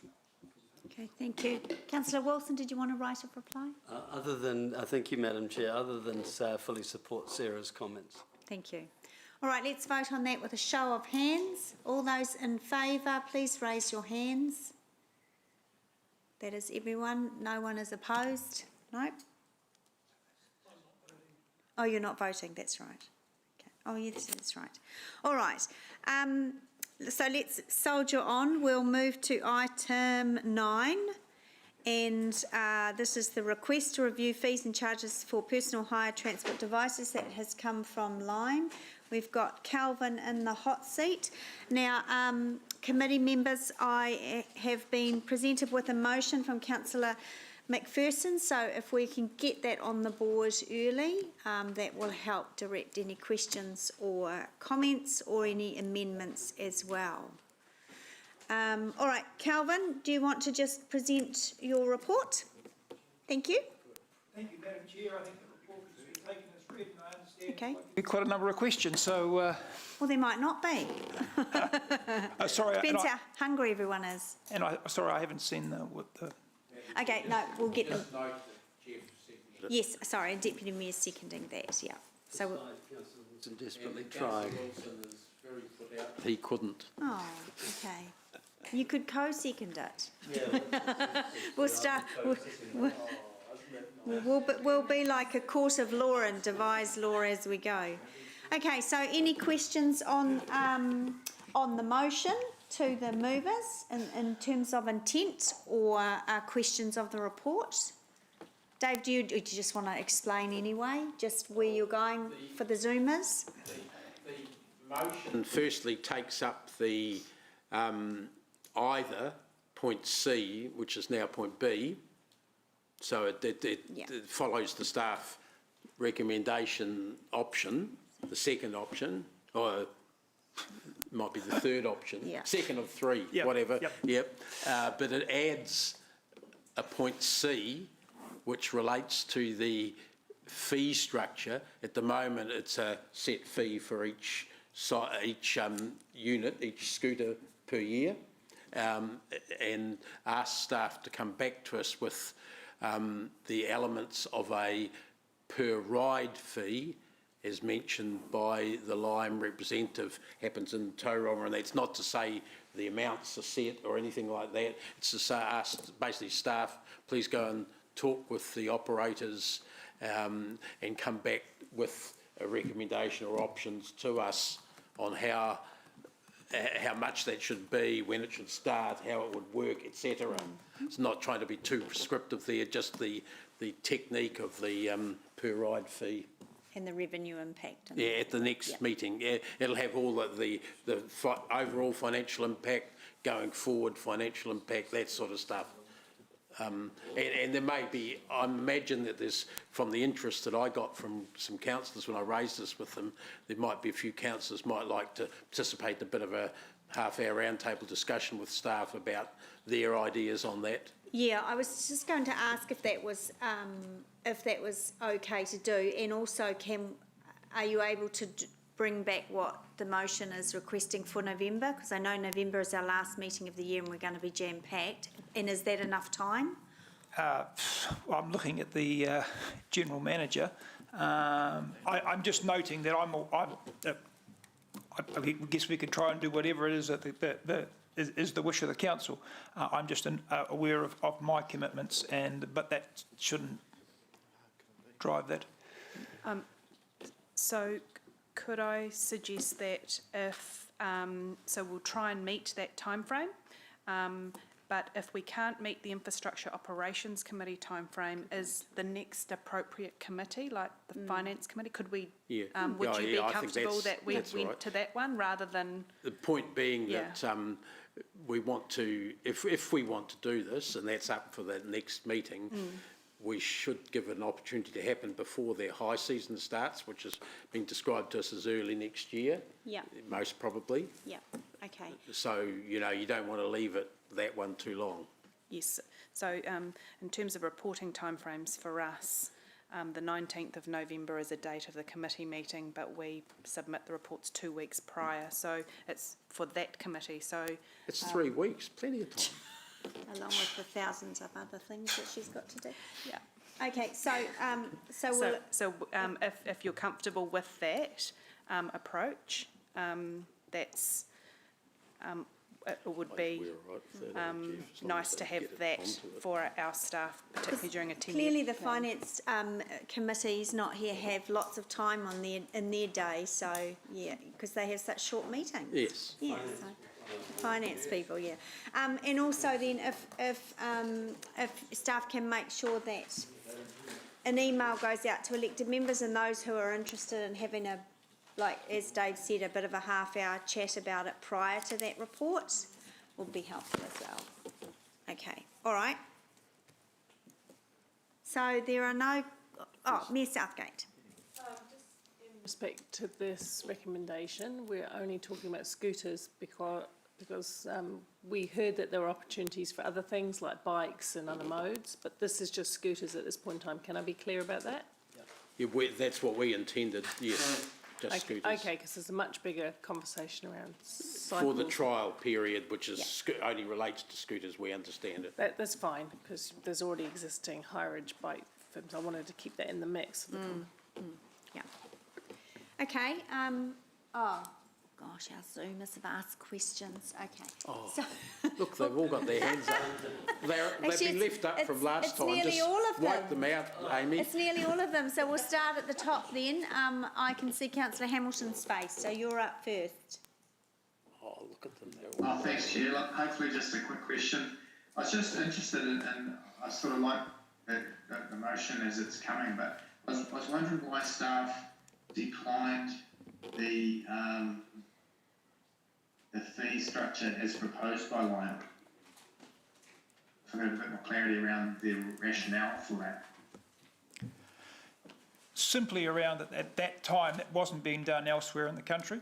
Tauranga obviously is the first to move to that. My desire or earlier intent had been to observe how they were going and what the impacts of theirs was before I was wanting to look at something else. So, sorry, thanks, Calvin. Just to follow up on that, you said at that time. When was that time as opposed to when this report was made? Oh, sorry, that would have been 3 weeks ago, 3.5, 4 weeks ago when the report was written, bearing in mind that Tauranga made their decision to move ahead with theirs on Tuesday of this week. Madam Chair, someone seems to be disagreeing. Thank you. It's external. Thanks, Councillor. Councillor Naidu-Rolfe. Thank you. Just checking, if we do go ahead with the exclusivity for Lime, would we still be receiving applications from other providers? No, if the decision of the committee is that we move to extend exclusivity, that would close it to any other operators who are wanting to have e-scooters. So we're not. So just to clarify, we won't be taking any, registrations of interest. That's only for the trial. March? Wouldn't stop you receiving that. Yep. No.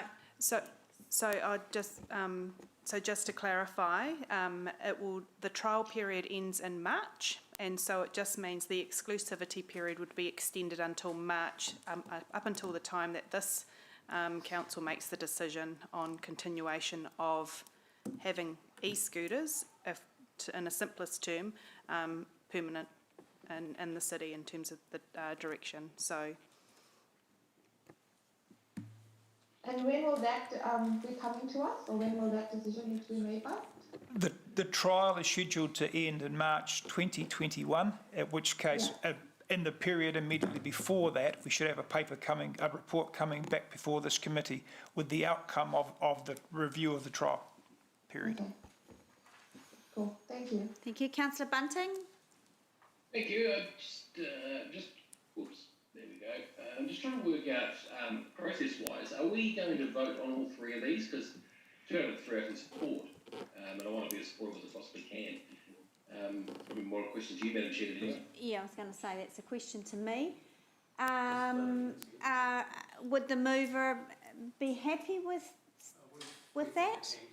No? Okay. It's going to be voted as one? Okay. All right, so no, we'll vote it as one, yeah. So why, do you have another question or are you thinking? No, it answers the question. Okay. Thank you. Thank you. All right, there are no further questions. So we're going to go to debate and I'll go to Councillor McPherson first. Yeah, look, as briefly as possible, I think firstly addressing the extension of the trial to March, Lime and the council are put in an invidious position with the lockdown. We couldn't fairly hold a trial during lockdown or the partial restrictions because it's not a normal situation. Now we're approaching normality again. It's fair to all parties and we get better information by extending that trial. We voted previously for exclusivity and technically this is an extension, but morally it's not an extension. It's simply allowing them to finish the 6-month period that we had already given them until a certain pandemic came along. So that's the first thing. I think, and secondly, in terms of exclusivity, there is no preference in this resolution or in my mind for what should happen after the trial. So the questions like caches relating to that are all on the table for post-March 2021. You know, whether we go exclusive or to 1 operator, 2 operators, 3 operators, and all 3 are happening in New Zealand, that's well yet to be decided. But all we're saying is continue the previous approval for exclusivity for the fair period, complementary period. As far as the per fee ride goes, I support that in principle. I would like to see the details of it, and we've asked staff to bring back some options on that, I guess. The reason I support it is because our transport policy is to drive mode shift. Now, it's one thing charging operators just a flat fee. That may get them to try and maximise usage of it, but it doesn't give us a stake in maximising the usage of it. A rider fee potentially gives us not just a financial stake. If we can up that, we improve finances, which can then potentially be invested back into facilities and infrastructure for e-scooters in this case. But it also means that there's a bit of onus back on us to do some work, promotional work type of work, infrastructure type work, to improve that as well, because we get more back out of it. So it makes us more partners than just the pure regulatory approach. I favour a transport-led approach, and in this case we've got a user-pays system and we should have some stake in that. I think that will improve the outcome. Thanks. Thank you, Councillor. Councillor Wilson. Deputy Mayor Taylor. Oh, I haven't put my name up, I don't. Oh, I was just going to you as the seconder, which is what we normally do. I'm happy just to reserve it if you don't mind. Yep, Councillor Wilson. Thanks, Madam Chair. Look, I feel it's absolutely appropriate that we provide the opportunity for Lime to complete the trial and the right to be the exclusive operator during that trial period. COVID was nobody's fault, and it's come along. And we have to remind ourselves that Lime was the disruptor. They came to Hamilton, they invested heavily, both in terms of human assets and machinery, and I think it's absolutely fair that we permit them to have their trial. It would be churlish, in my opinion, for people to try to say here today that we're being anti-competitive, that we're trying to provide a special platform for Lime, as Councillor McPherson has clearly articulated, that this is simply an enabling process through the trial, and we as a council have yet to have a long-term meaningful discussion about moving forward. I would note on that point, Lime saw the value in Hamilton first, and my understanding others who now may be considering Hamilton are considering it as a result of being unsuccessful or turfed out of other cities. So I'm particularly interested in trying to help those who see Hamilton as an innovator, and so that's my point on that. In regards to the final point concerning fee per ride, look, I think that is a logical proposition that needs a lot of time. We need to approach that with open arms. It's an amazing enabler that sort of carries some of the risk, it splits the risk between the operator and council, and it helps to manage times of low demand, and in theory helps to benefit both parties at periods of high demand, particularly if we could convince council to ensure any funds that we are able to glean is spent back in the area of mobility scooters and multimodal transportation initiatives. So that's why I'm supporting it. I think it makes sense, and I would encourage others to do the same. Thank you, Councillor. Councillor Thompson, you're up next. Thank you. I'll also support this. COVID has provided a challenging environment for Lime to operate in, and we've seen that with the sudden drop in usage and then the slow kind of climb back up. And so I think not only is it fair to give them that extended time frame to actually have a fair go at operating, but also it will, as Councillor Dave said, bring us better data. We'll see, what it ultimately is the equilibrium, or what is our kind of usual level of usage of these scooters as a baseline, which we can then work from in terms of trying to get more mode shift in the future.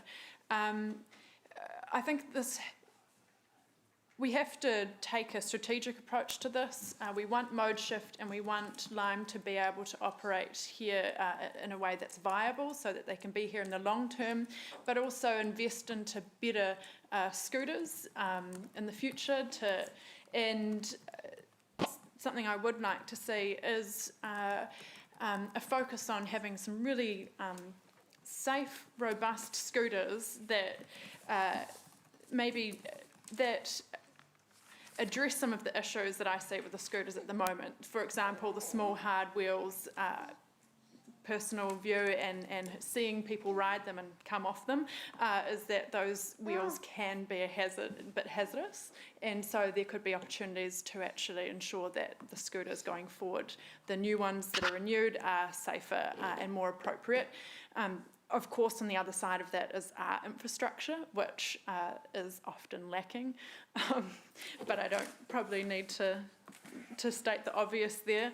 And in terms of the changing the fee structure, I'm also supportive of this because, once again, it's about viability and being in a partnership where we also have the motivation to ensure that this is really successful in terms of ridership and providing that infrastructure. So I'm interested in looking at the option.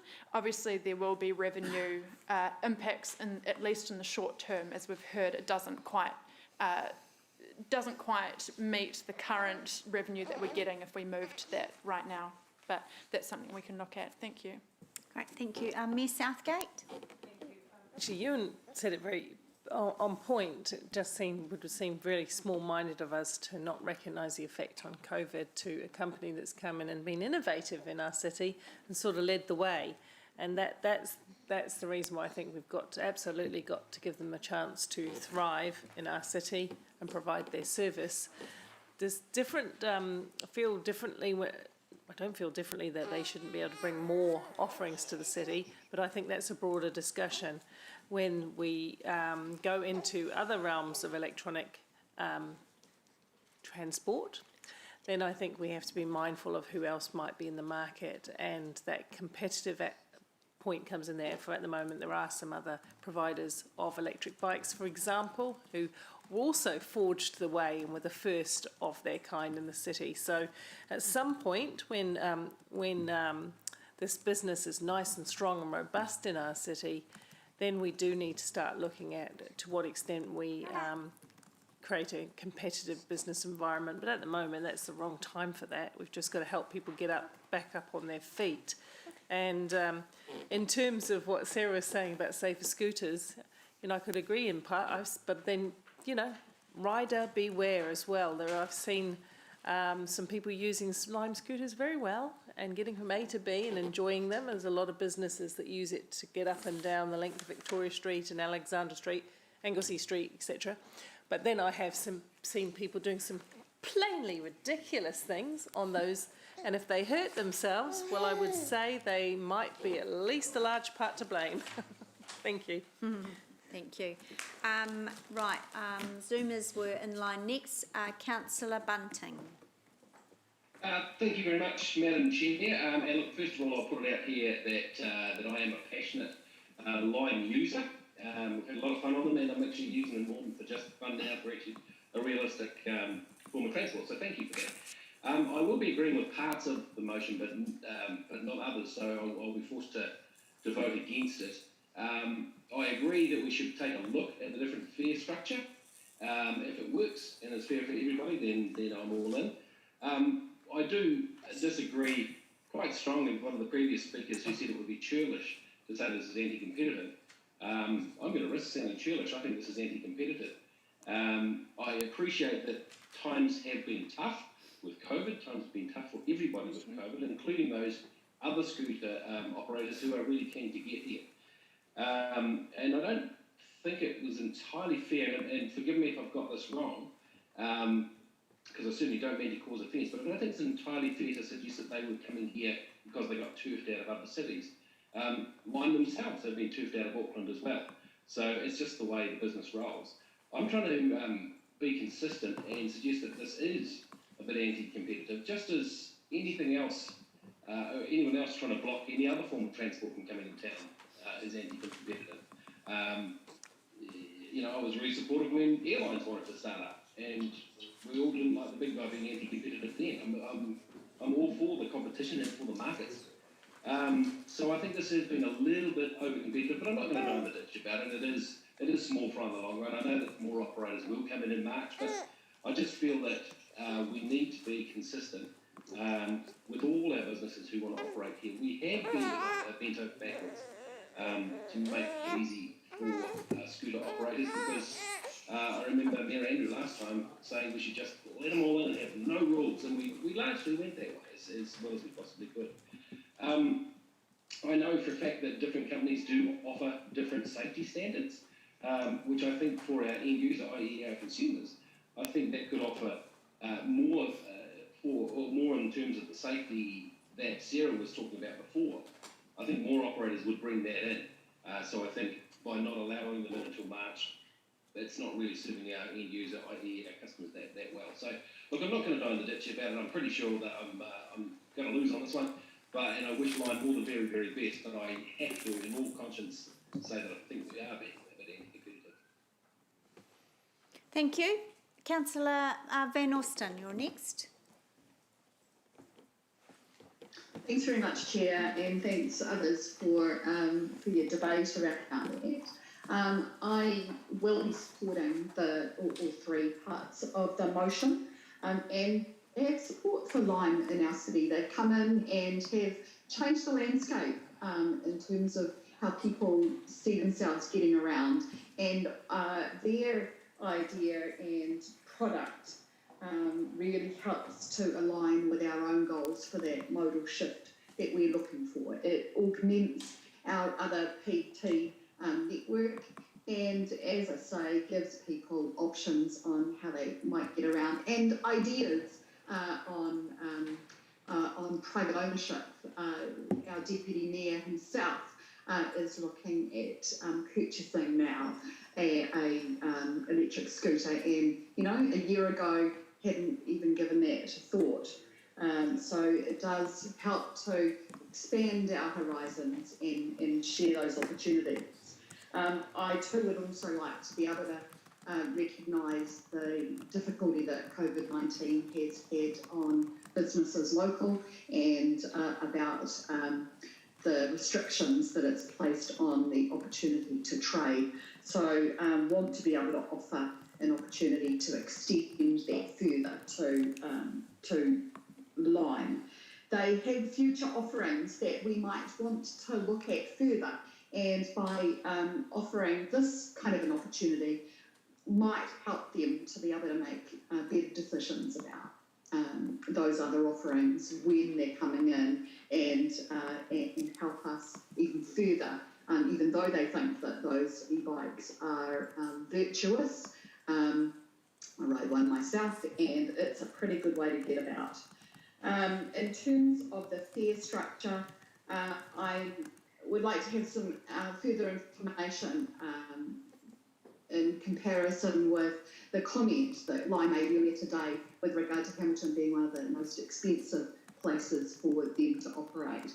I'd like that report to help us to see what those comparisons look like around the country, so that we can make really fair decisions that will set us in the right place to make those decisions. So in that, I wish Lime well, and we'll be voting in favour of all three of those options. Thank you. Councillor Hamilton. Thanks, Chair. Look, just to quickly agree with most of what's been said. Councillor Sarah used the word viable. I was going to say sustainable, but pretty much along the same lines.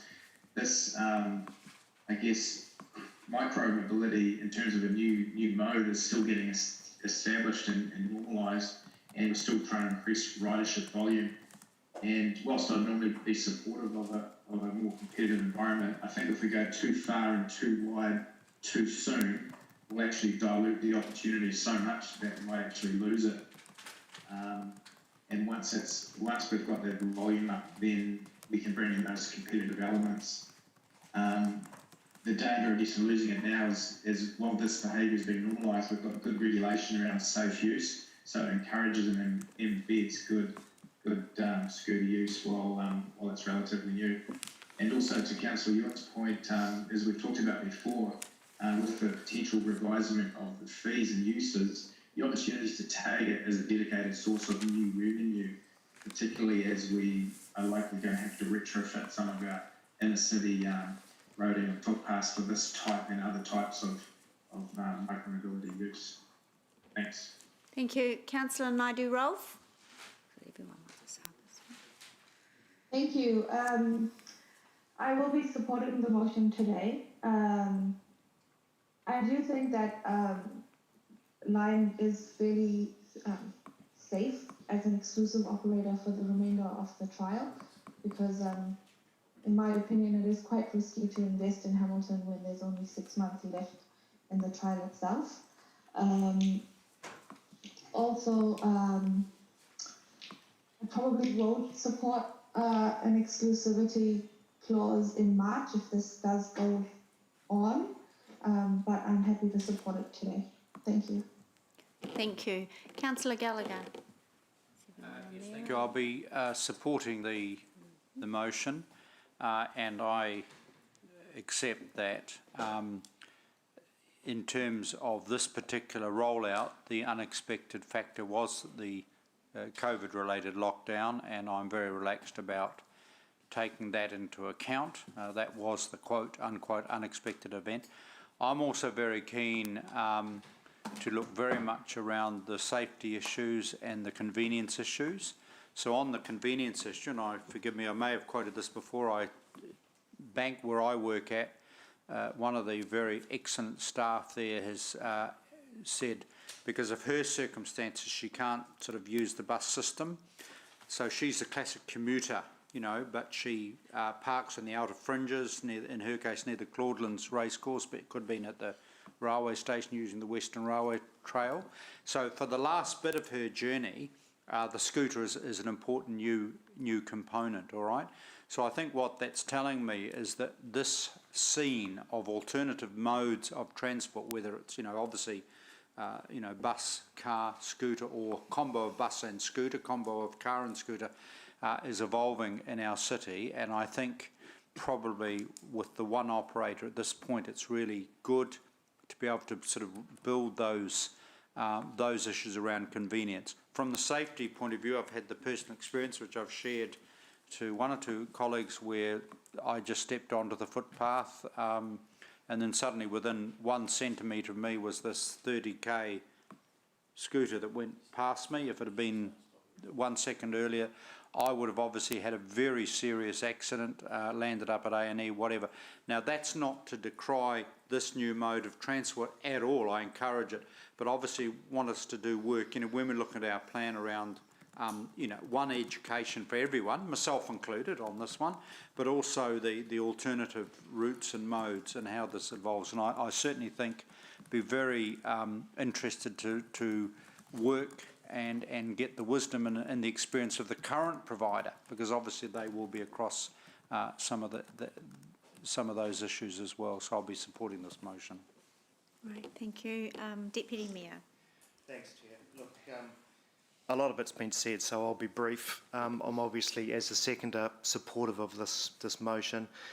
All the way through, I felt that Lime's taken a chance on the city, invested in the city, taken a risk, and extending their business into Hamilton. They are, as Councillor Wilson says, the disruptor, and the disruptor deserves a break as far as I'm concerned. They've had extraordinary circumstances to deal with at the same time as they've been trying to bed down a new market. COVID's hit. Yes, we've given them some help and we gave them exclusivity, but then they didn't even get a chance to use it to build their business. It's all very well to encourage free market and competition, but I think you've also got to keep an eye on what's reasonable and fair. Lime has been operating at around 50%. Demand has been down. They're building it up again. We have it in our power to show a bit of flexibility, and I think we should do it. It's only an extension until March. It's not that long. And you know what? It might give us a chance to get our house in order as well. I do wonder just how sustainable Hamilton is. We've got some issues here. We've got such bad vandalism that they're getting 8 scooters a day destroyed. It's costing them between $800 and $1,200 a day. That's pretty shameful, I think. So let's sort out our own game as well and make ourselves a better environment for them to operate. Yeah, I think I agree with what Ryan said too. You know, we don't want to dilute the offering. We have an existing operator in here doing their best. Yes, we may get more in the future, but we don't know that for sure. As Ryan said, micro-mobility is new. It's new for me, as Maxine said. We have a bird in the hand here, so let's look after them. In terms of the relooking at our fees, I'm in support of that, and I actually wonder whether a per ride thing is actually a more logical way to do it. Because as Councillor McPherson says, we share in the investment then. You know, we do it with cafes, such as the Hamilton Gardens Cafe. If they're doing really well, we get the commissions. Stadium Cafe, etc. So I kind of see some logic in there, and I also don't see really an argument that if others aren't doing it, then maybe we shouldn't do it. What's wrong with us being the innovator and having a look at what's logical? Let's at least So I support us at least getting some information on this and seeing if that works in terms of changing the fee. Yep, so very supportive. Great, thank you. Just a couple of comments from me. It's been a really interesting debate. And I'm not sure, I'm happy to support the motion. I'll put that out there. I'm not quite convinced about the per trip model, although I'm taking on board what everybody is saying and looking forward to that report back. I guess I'm thinking of, as I travel around the city, seeing scooters while they're not being used, still lying on the footpaths and on our infrastructure. So I just wonder about I wonder about the cost of that, whether, you know, when I've been contacted by a few several residents who have to go outside and they have to move the scooter because not everybody's a great rider like the Mayor has suggested. So I need to be just convinced on that, and will be interested to see how Tauranga goes. So there's a bit of a conflict there with me, because whether they're used or not, they're still out there on our infrastructure. I was saddened actually by the vandalism that Lima's experience of $800 a day. I think that's a considerable cost for any innovative mode share business to carry, and although it's not council's responsibility, I'm quite disappointed in that, and I'd actually be interested to know if that's in terms of countrywide, whether that's high. So maybe Lime can just send us an email. I'd be quite keen on that information. I'm very disappointed with that. But we do, I can see where Councillor Bunting's coming from, but this has been the most unusual year in the history of the world, actually. So I don't have too much of a problem extending extending the term because of lockdown. And we do want to be seen as a progressive, open for business city. And this is the first chance of us really being able to support a multimodal shift for our people. So I don't want us to be bar humbug about any of this either. So yeah, really appreciate all the great comments and debates. Certainly are food for thought. So Councillor Wilson, no, McPherson. I know there was co-seconding going on here. Did you want to have your right of reply, Councillor McPherson? Really briefly, I think I agree with your point and Jeff's points about the vandalism and how disappointing that is, and you'll hear later about some related matters there that will echo your concerns in another area. But I just wanted to say, in terms of the speakers, there was the speech I liked best was actually Councillor Bunting's, where he implored us. He said we need to be consistent, and in all conscience, he doesn't want us to be seen to be anti-competitive. And then I recalled his strong support for the 2-year exclusive loop car share arrangement a couple of years ago, and I'm thinking, where's your amendment, Councillor Bunting, to extend this exclusivity to 2 years? I did clearly question the anti-competitive element back then too, just for interest's sake. So yeah, look, okay. Strong support. Strong support, all right. Thank you. So I thank you for your speech, Councillor Bunting, because it reminded me of that. But apart from that, I think that exclusivity, Councillor Bunty, in a trial is a whole world of difference towards exclusivity in a permanent program. So I just asked you to reflect on that, if you support the other elements of it, and note that this council has democratically voted for that exclusivity. The only reason it's coming back like this is because of COVID-19.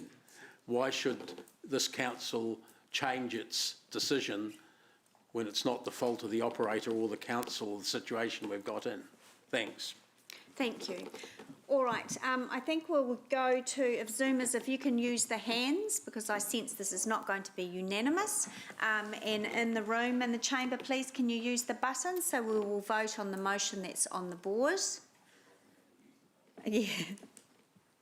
Oopsie, and governance will call out the vote.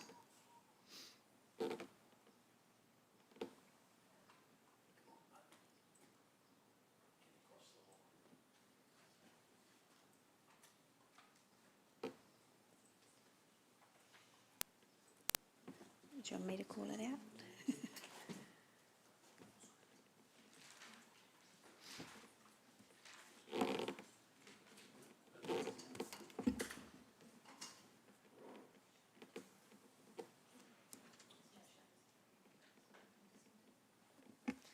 So the motion is carried, noting that Councillor Bunting is dissenting. Thank you, Narelle. Well done. All right, thanks everyone. We are going to stop now till, we are going to have a decent lunch break till 2:15. So it's 45-ish minutes.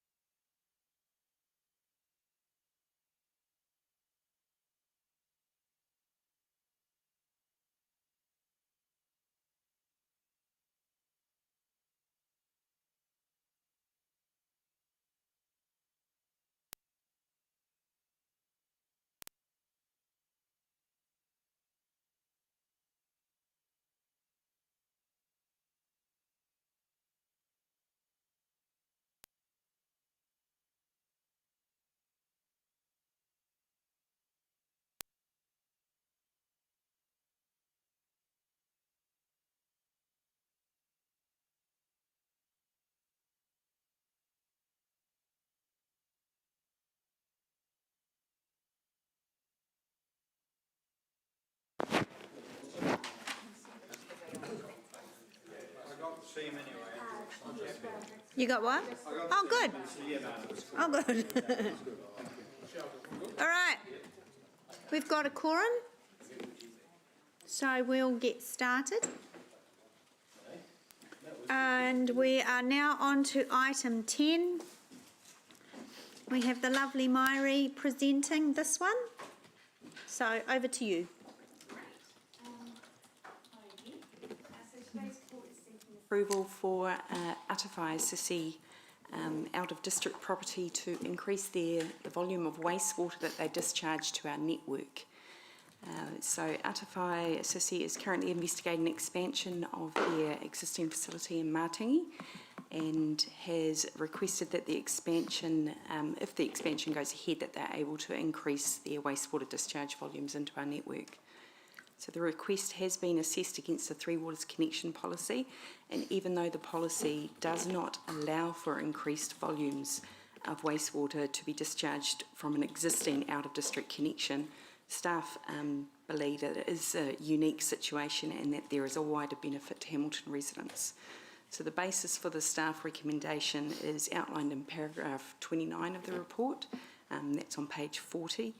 And on that point, I'll take the report as read and happy to answer any questions. Great, thank you. And just to note, committee members, this of course is the first decision in front of us from the review of the new policy where we asked for these things to come in front of us. So excellent work. Process is working. So Councillor Gallagher, you're up first. Yeah, I think a wider question. I'm not proposing the recommendation. I certainly get the benefits. Yes. But as I said, this is an example yet again of a premise in a facility that is in Hamilton, but doesn't pay the rates, of course, to here. And in terms of the joined-up thinking, I'm thinking of Matangi, Tamahiri, where you've got, increasing, evolving sort of low-density urbanisation, but, critical mass. And, when we're doing our plan for wastewater, we would be hopefully doing the sort of the holistic central Waikato approach. Where do you see this? Because this is not going to be the only sort of kind of situation request at all. No, you're quite right. So we have had a number of inquiries around out-of-district connections to our city services, and that is something that that is being looked at the moment in terms of what is the best way to provide water and wastewater with a boundaryless approach to make sure it's the most efficient way to provide that infrastructure. So there's a business case underway at the moment around Metro Spatial Plan. So that'll be part of our LTP work, yes. I assume, because, logically, if we use the word boundaryless, which is logical, yes. then obviously that has implications in terms of investment, joint investment. Yes, that's correct. Yeah. Because do you see that these, as I understand it, if we did nothing, these kind of requests are just going to grow and grow? Yes, in this particular instance, if we didn't approve the increase, they would either not proceed with the expansion or they would look at putting on-site treatment in place, which obviously isn't to the same sort of environmental standard as going into our network where it's fully contained and treated. So, correct me if I'm wrong, I realise we've got new policy, but this is sort of kind of the after the event, whereas obviously through the LTP, presumably we're going to be talking about before the event and planning for, forward thinking? Yes. So, through the Chair, Chris Allen might be able to provide some more further information on that in terms of some of the sub-regional investigations that are underway around water and wastewater provision. Could you repeat that? Sorry? Well, everyone else was riveted by me, by my words, and I'm really shocked. We're all just reading I the really news. am shocked. They were so attentive.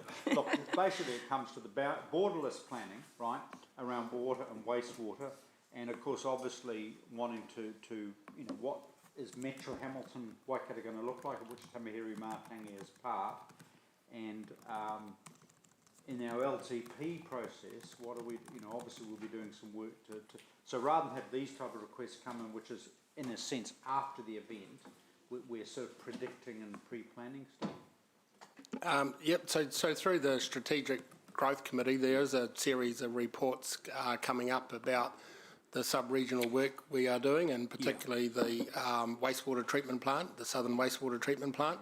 So that's our most significant challenge in the city, I think, is wastewater capacity. So that is coming through and every meeting. So we've got a project that has been run by Jackie Collier here at a sub-regional level. Some really significant issues, but there's a lot of work coming into that sub-regional planning, Councillor. Okay, and which has capital implications. Thank you. No, that's fine. Thank you. Thank you. Councillor Pascoe. Thank you, Chair. I get that my question probably follows on to some extent from Councillor Gallagher. Paragraph 8, you talk about appropriate capital contributions. And I know that we have been, and we may have completed those negotiations with Waikato District Council around the capital costs of our water, also of our trickle feed water. Have we landed on a calculation where we're not only asking them for what is our OPEX, but we're also seeking to get some reclaim back on our capital costs, whether it's wastewater or freshwater? So in terms of the agreement with Waikato District Council, we're hoping to bring that to the November meeting. Okay, in terms of an update around that. And there isn't a specific methodology stated within that at the moment around how we will calculate it. We just want to make sure that there is a fair and reasonable calculation of the capacity that they will be consuming of our network. Because the reason I'm asking, I mean, Artify is one example, but down the road you've got Tamahiri Retirement Village, which I understand is about 170 units by the time it's complete. And that's quite huge, and I suspect that they're going to be tapping in not only for our water, but also for the wastewater connection. Is that? There's different water provisions on that particular site. They have a bore, and so they provide their own water, and so it doesn't come from our system. But yeah, there are. Sorry, I've forgotten your question. Yeah, also the waste around that facility too, because I think it's going to be a hospital and a retirement village. Yeah, so previously they have paid some capital contributions. So to Hamilton City Council for that particular site, but this site here at Atawai Sisi, they've not paid any capital contributions to date that we're aware of. So we will be looking at what is a fair and reasonable contribution to the wastewater network in terms of the capacity that they'll be taking.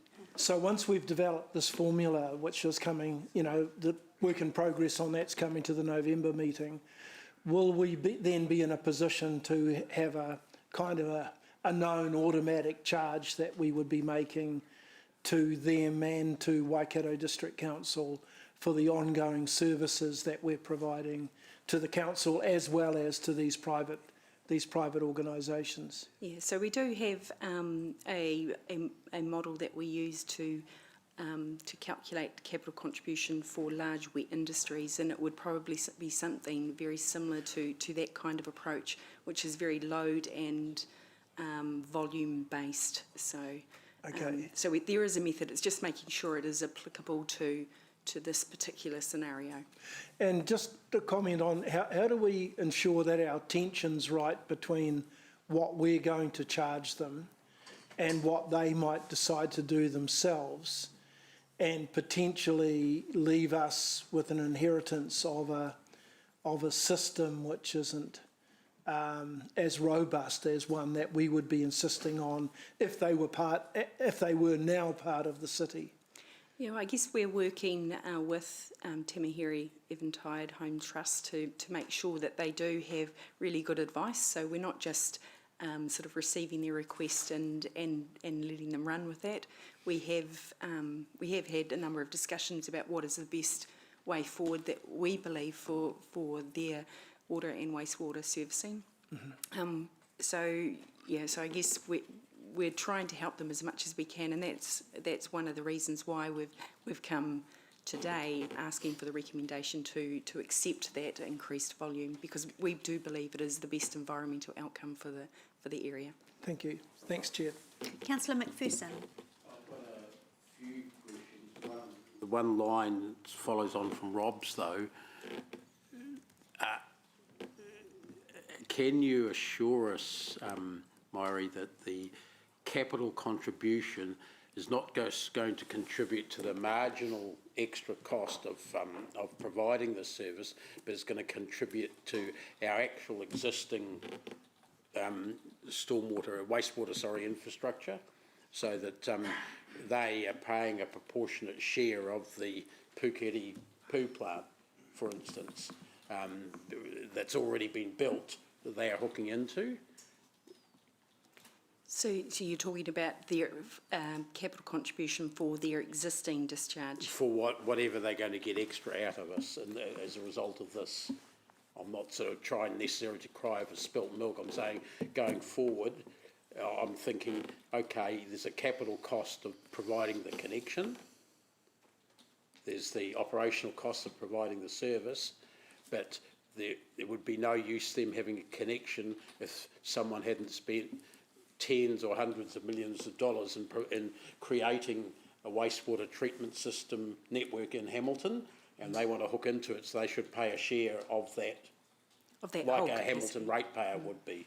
Yes, yeah, and that's exactly the intent that we're trying to achieve, is make sure that there is a fair sort of allocation of that capital cost that's applied to them based on what capacity they're utilising.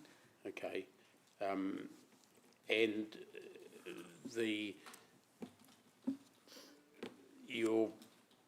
other question I think came up a little bit before in relation to the potential precedent would, how many of these could we supply? There's a whole, I think Hamilton's going to be ringed by retirement villages just outside the city because there's cheaper land for them. And you know that we're having to deal with the one, Bryland, at the opposite end, diagonally opposite this at the other end of the city. So there's lots of implications of this. Some are inside the boundary now, like Bryland, some like this one are outside, and I bet you they're not going to be the end of it. The whole of Rotorua village up by the school is a retirement village from what I can see when I go out there. So I guess the unique thing about Atawhai Sisi is that they're an existing, they have an existing connection with us, and when the Three Waters policy was established in 2013, I believe, it was almost like a grandparenting arrangement that was entered into with them to say that they could continue to discharge to our network. So it's quite different from someone new wanting to come and But this is join new. in. No, this is an increase. But that's new. I mean, they, as of right, because of the grandparenting clause, they can continue doing what they've been doing when they were that grandparent. But this is new, and we could say, no, we're not going to provide it. Yes, that's correct.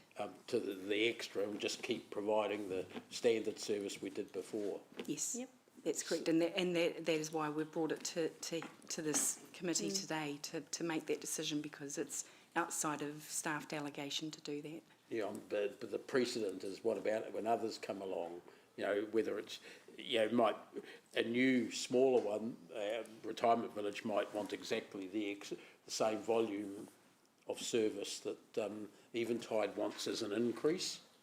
On what grounds would we be saying yes or no, and how far can we go down that track before they overload us?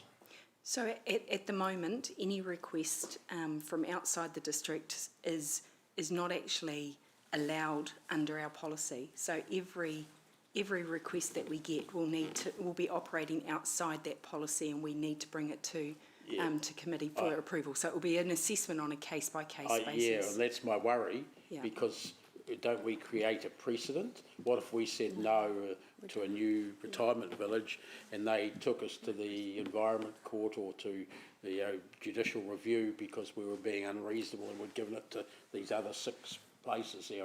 Have we, by giving extra, before we've got a strategic agreement with the surrounding councils, have we created a precedent that might bite us? Not quite sure where to go with that.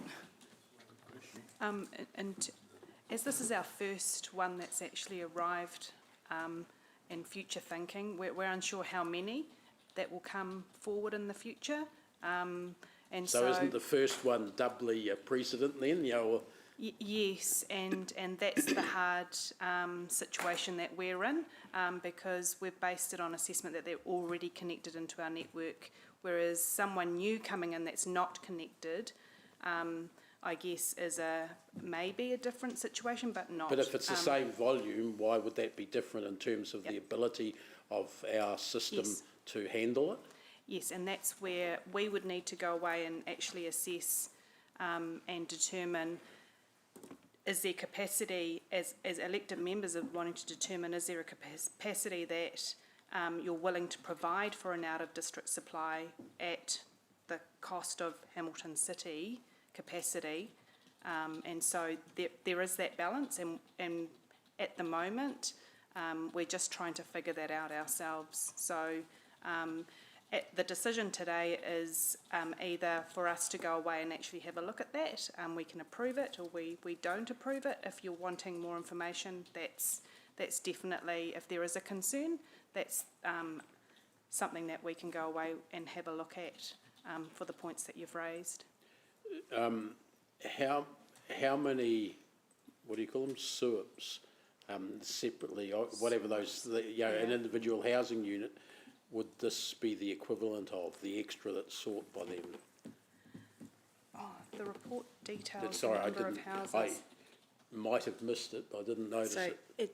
It's an increase in about 16,000 cubic metres per day, and I think from memory the average household is around about 600, so there's probably about 32 houses. Okay. That's just off the top of my head. No, that I was only after a ballpark. That's fine for that, thanks. So I guess, it's the same old story. Look, one of them's not going to make a huge amount of material, proportional amount of difference, but at what stage do you start affecting your own ability to grow things? Yeah. So in terms of the number of persons, in paragraph 20, it details the planned expansion is proposed to increase by 90 persons. Yeah. So that's the estimation and the figure. So I guess that's 90 persons is the figure that we've used for the recommendation that staff have provided today. But if they're only 30, the equivalent of 32 households, then these ones are not excreting as much. Well, the figures don't quite add up there.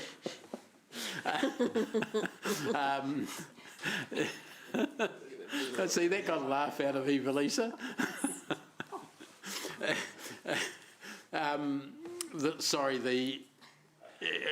Two other questions. One was in relation to the Metro Spatial Plan.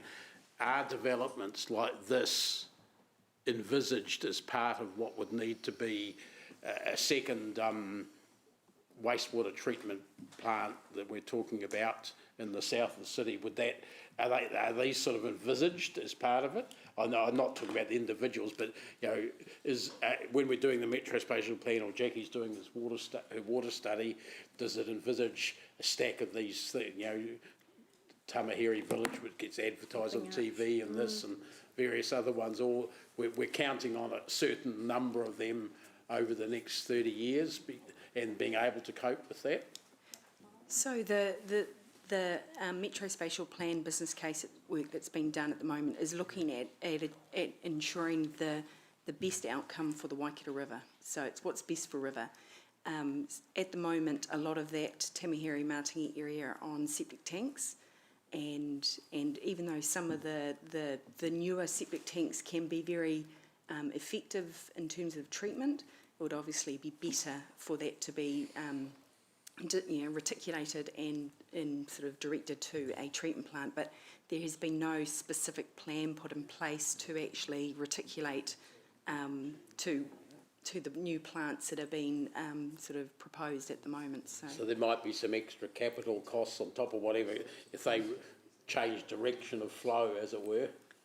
That's right. So there's, and at this stage, we're not aware that Waikato District have any plans in place to actually do that, provide that reticulated service in that area. But that's not to say that it's not possible in the future. And the last thing is I want to issue a little bit of a challenge as to why there's sort of, you've just mentioned again, obviously not as good to have an on-site type treatment, and you mentioned of septic tanks.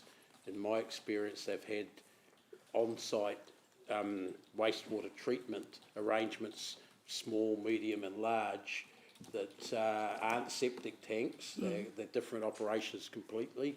I mean, I've got a whole lot of worms at my place as part of it. It's not a septic tank, but why is it thought that those aren't as good? Because you've just made an assertion. I said that some septic tanks generally aren't good, or aren't as good as a reticulated centralised treatment process. But some of the modern on-site wastewater treatment it can be very effective. So there is a range of quality of wastewater treatment. But why are we saying it's better to do it reticulated than sending them off to set up their own standalone plant of a sufficient standard? I mean, the standard, the quality of the effluent, etc., and where it's going, like into the ground or into the waterways, those are issues that are important more so than whether it's reticulated or standalone, aren't they? Yes, but any wastewater discharge that's going to ground is always going to find its way to the streams and rivers, etc. So it's, I guess, holistically, there is a better outcome with an advanced treatment. Well, I want to challenge you on that as well, because the discussion at the last water seminar thing we had with Jackie was talking about, and there was mention that in future the current wastewater will have to most likely go to ground before it goes anywhere else. So, but you're saying that's not inherently not as good, and we're talking about the future ones, including ground treatment. I would say that if there is a reticulated network with an advanced treatment plant available to a property, if they can connect into a system that has that, then that is preferable to a on-site standalone wastewater treatment option. Okay, despite the fact that you've said some of them are very good, I think. Yeah, some of them can be good if they are well maintained and well operated. Okay. So but the aftercare might be more of the issue there. Yeah, that's right. Okay. This was a debate that's been happening for 15 years on and off around this council. It started with in Peacocks actually. So perhaps we could get some more just backup information as to why it's better environmentally for a connection to the city system than a good quality standalone. So in terms of a staff action to come back to this council, or is in relation to this report? Well, I'd like to see some information, because it is only an assertion in here and in Maire's statements. Yes, so... And I know manufacturers of standalone systems that may issue claims that they are as good, if not better, sometimes. And I'm not holding a candle for any of them. Yes. But, you can't just assert something like that and then that moves us in a certain direction for decision making without some evidence. And then things have changed in the 15 years as well. Yes, so Atawhaia CC facility is in the Waikato District Council area, therefore, and so in terms of their request to us is whether they can increase their connection to us. We can definitely go away and for 90 persons connecting into that on-site system and reticulation, that has been taken into account, but that's definitely something that continued conversations can happen between Hamilton City Council staff, Waikato District Council staff and Atawhai CC to come up with the appropriate volumes and on-site treatments should they be right? That's not what I'm after. I'm after why is some scientific evidence as to why joining our reticulated system, joining those 90 people up to it, 90 extras, is better environmentally than a good quality standalone system, not a septic tank.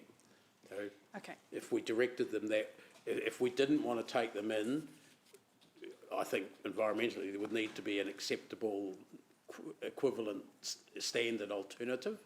Yes. Which manufacturers of those systems would claim there is, but I'm hearing our staff saying ours is better, our reticulated network is better than they could be environmentally. Yes. And there's no time pressure on this report from my perspective anyway, because had we not recently changed the policy, staff would have just said no, because it's out of district and we've said no more. We asked for the oversight, so for all of these, and I think, Dave, you raised a good question in terms of precedent as well, so I'd have no problem, I don't think staff would, in deferring this, because either the answer today, the alternative is we say yes or we say no. Well, I'm not necessarily advocating no. I'm saying no, but if you're wanting more information, this way. But if you're wanting more information, we could defer this. But they might. I think they want to. You didn't, Maureen, you say they needed a decision. They are wanting to advance with their site development. But if they have to wait for us, they have to wait for us. I mean, that's. I don't want to be the cause of a hold up I'm on just saying like there's that. an option there because you're not going to be able to get that. I just feel that we've been right now. told that a certain outcome is the best environmentally acceptable one, and there are claims otherwise around. And this is the first time that under the changes to the policy that we are faced with a decision. So there's bound to be other things that we kind of want information and we want to think about when we're facing something like this. Probably one last question then, following that up, Angela, thanks, is the timing of a new system would alleviate the volume pressure on us for taking anyone else in new, which is why we've said no, Taiho, on things. So, I mean, it doesn't look like they want to wait for the 2 to 3 to 4 years before a new system in the south comes on stream that services the city and Cambridge and the airport, etc. I mean, that would make it a lot easier to say yes to, because it wouldn't your volume, you could handle the extra volume. Now it's marginally imposing on the city, even if it is only 90 people. So I don't know, what's the likely timing of a new system if we go ahead? If you're looking at me, I would have thought it's a future intervention. It'll be a good many years. I think Cambridge need is within 10. Left. Yeah, so that's still a good period of time. Yeah. Yeah. So it might be up to 5 years. Okay. Okay. All right, Councillor Wilson. Yeah, quick couple of questions. If they wanted to pursue alternative connection options other than connecting to our reticulated offering, they could make that application to the appropriate authority of which we're not at. Correct? It's not in our jurisdiction. Correct. And they wouldn't have to discuss anything with us. Correct. Great. Thank you. I was just trying to get out of where we seem to be getting bogged down there. In terms of the staff recommendation B, why are you suggesting that staff shouldn't bring this back to us? Because you're asking our authority, subject to a whole lot of stuff being done, why can't staff do that work and then bring it back to us so we understand what you're suggesting to be the quantums involved? We can, and that's just an oversight on our behalf in terms of, so we can actually bring, so the recommendation B allows us to just start that negotiation with Atawhaia CC, but should elected members want us to bring that back, we could add that in there to bring that back to this committee. Yeah, so I'd be really comfortable, and I would move the motion if we could, or second it, if we can make B, bring it back to us prior to any final confirmation. I just want to get optics over what we're charging. And Councillor McPherson, that would give time for your information to come forth as well?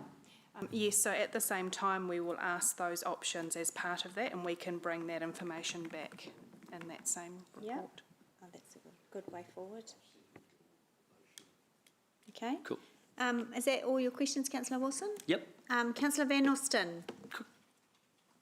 Thanks, Chair, and thanks, colleagues, for the exploring the other opportunities that they might have in order to be able to process that waste.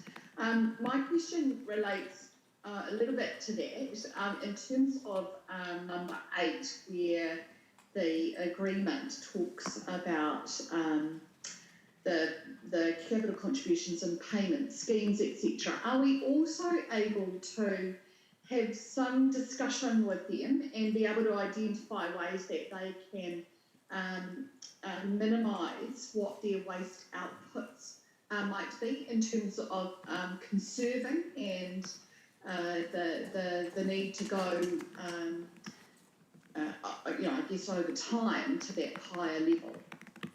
Yes, so that's something that is very well detailed in the Three Waters policy, in that they must. So the agreement would insist that they actually minimise their water use to minimise their wastewater volume. So there will be a strong sustainability focus within that agreement to make sure that they are minimising their waste stream as much as possible. And then in terms of the increase, is that envisaged that they are at capacity now and needs that additional 16,000 cubic litres in order to be able to commit to the additional build? Or are we able to, over time, step that up to that level? Is there that opportunity to explore? They've not provided any details around just the staging of their works and their expansion around how soon that additional wastewater flow would come about.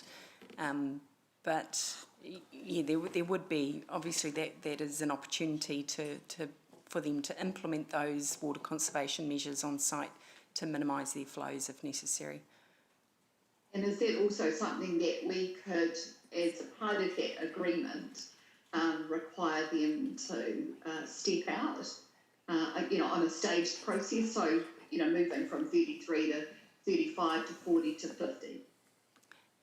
Potentially, I guess it all depends on their program for expansion and how quickly they would bring on that extra population of 90 people. So whether it would be in blocks of units or whether it would be just all done at once, I'm just not sure of the detail on that. Right, and then what do we know about their current capacity? Are they at that 33,000 odd litre volume?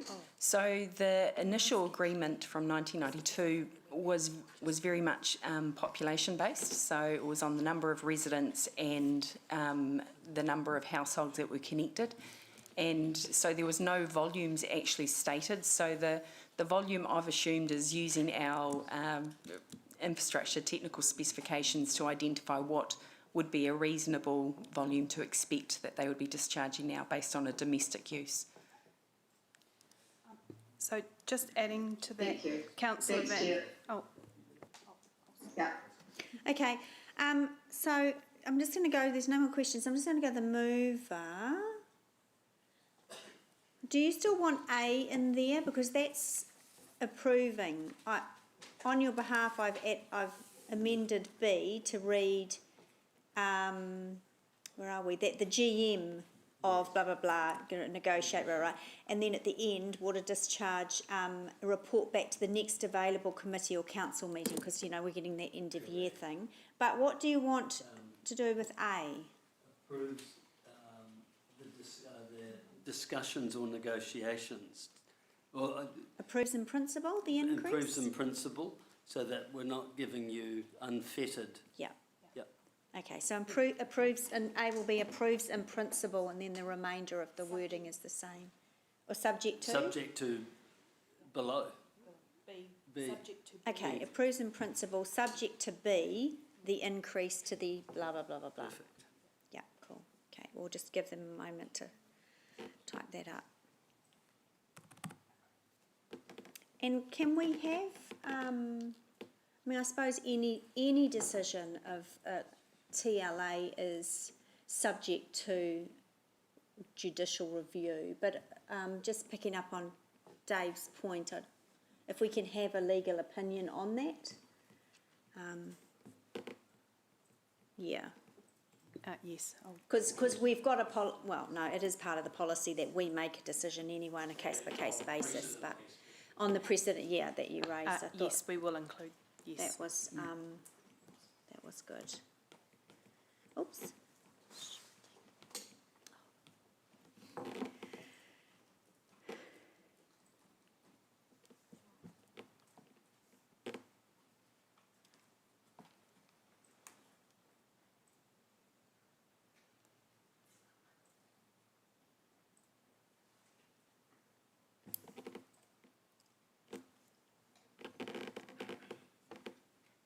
In principle, subject to B, yep.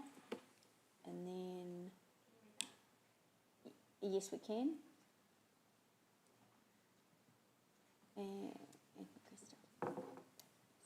No, to the next, request staff report back to the next available council or committee meeting, because we just don't know what's happening and how long the negotiations will take.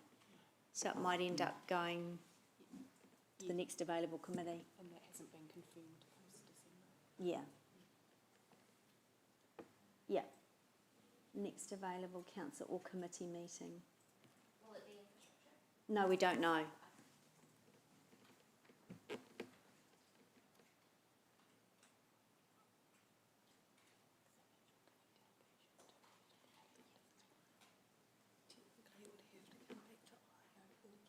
Technically, it would have to come back to us or council. Okay. Just because no other committee has a delegation. Sorry, Narelle, you could change that, please. Okay. All right. Is that good for mover and seconder? That is just wonderful. Wonderful. Okay.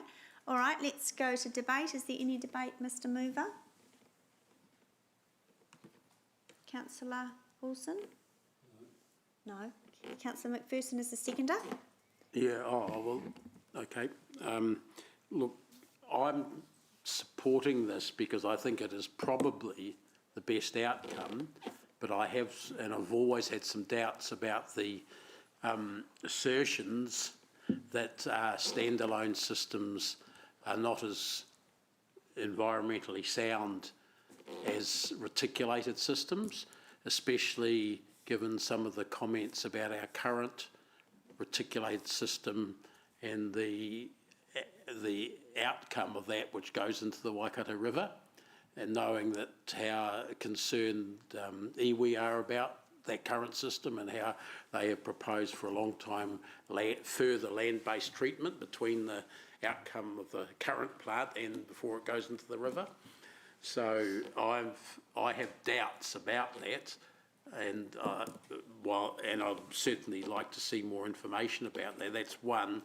Two, I'm a bit worried about the precedent here.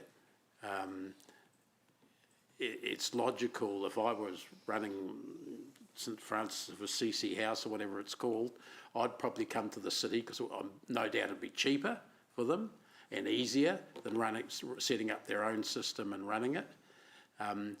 But we should be making those sorts of decisions a bit more strategically, and the only reason I'm going to support it to the next stage is because I think that it's going to become more of a moot point once the Three Waters study and the Metro Spatial Plan comes in. I think outfits like this and places like that are going to get incorporated into our bigger picture planning for infrastructure. So I've got a sort of a degree of comfort in the end it might work out okay, even though I've got some doubts about it right now.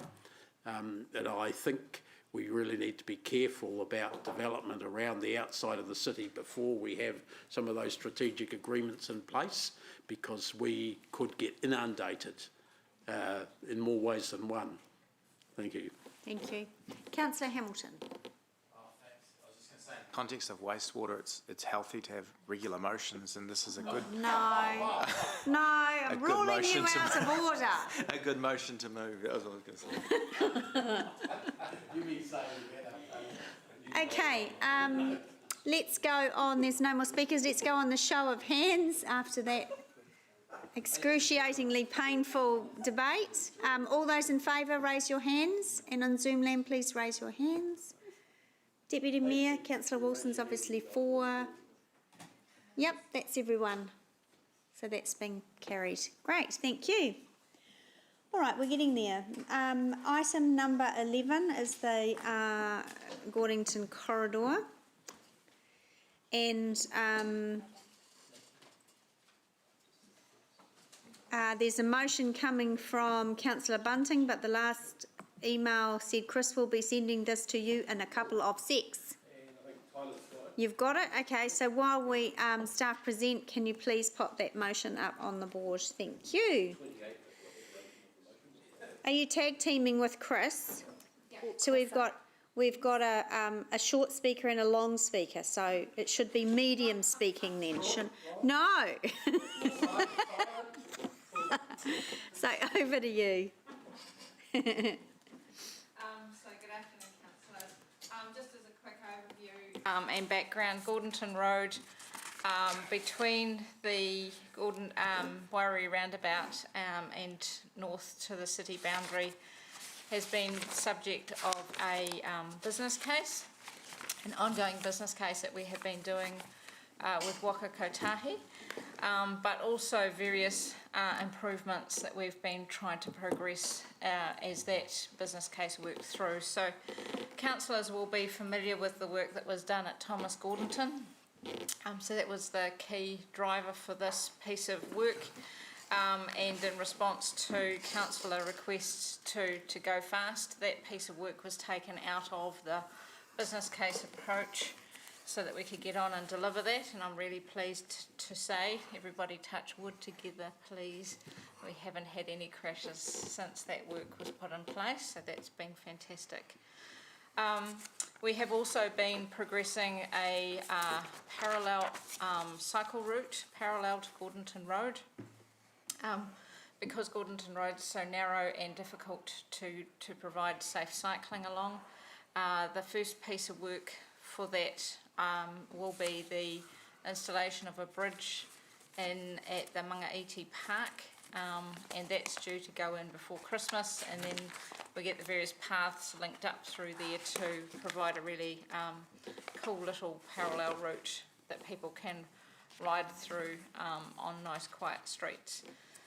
There has been ongoing work looking at the remaining two key intersections being Puketaha and Dajong. The business case recommended a roundabout at Dajong and traffic signals long term at Puketaha so that we could open up St James in that area. At this stage, the funding, the benefit costs don't line up for putting in traffic signals at Puketaha. But the crash rate is such at Dajong that there is a good opportunity to try and progress that. So this report is an update on previous reports, and we're basically happy to take questions from councillors. Great, thanks Robin. So is Chris, you just there for questions, or did you want to add anything? Good, excellent, I like that. All right. Just a pretty face. It's just a pretty face. Just there for looks. I'm too scared. Okay, so Councillor Pascoe, you're up first. Just one quick question. The Gordonton Road, is that a city road, or is that a Waka Kotaki, or do we own it half with Waikato District Council? It's shared with Waikato District Council. So are they paying for half of it? No. Is that fair equity, that we should be paying for all of it, when in fact it's benefiting their side of the road also? So I believe the boundary sits fairly much on the eastern side of the road, so most of the road's actually within Hamilton City. This is an ongoing issue that we have in various parts around the city where we have these boundaries and straddle the roads.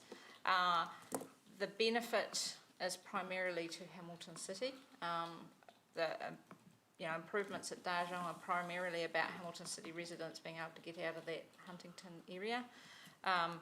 Any improvements that we do at Puketaha, longer term, certainly opening up St James again, have major opportunities for Hamilton City residents. As well as Waikato District, yeah. Have we asked them for a contribution? No.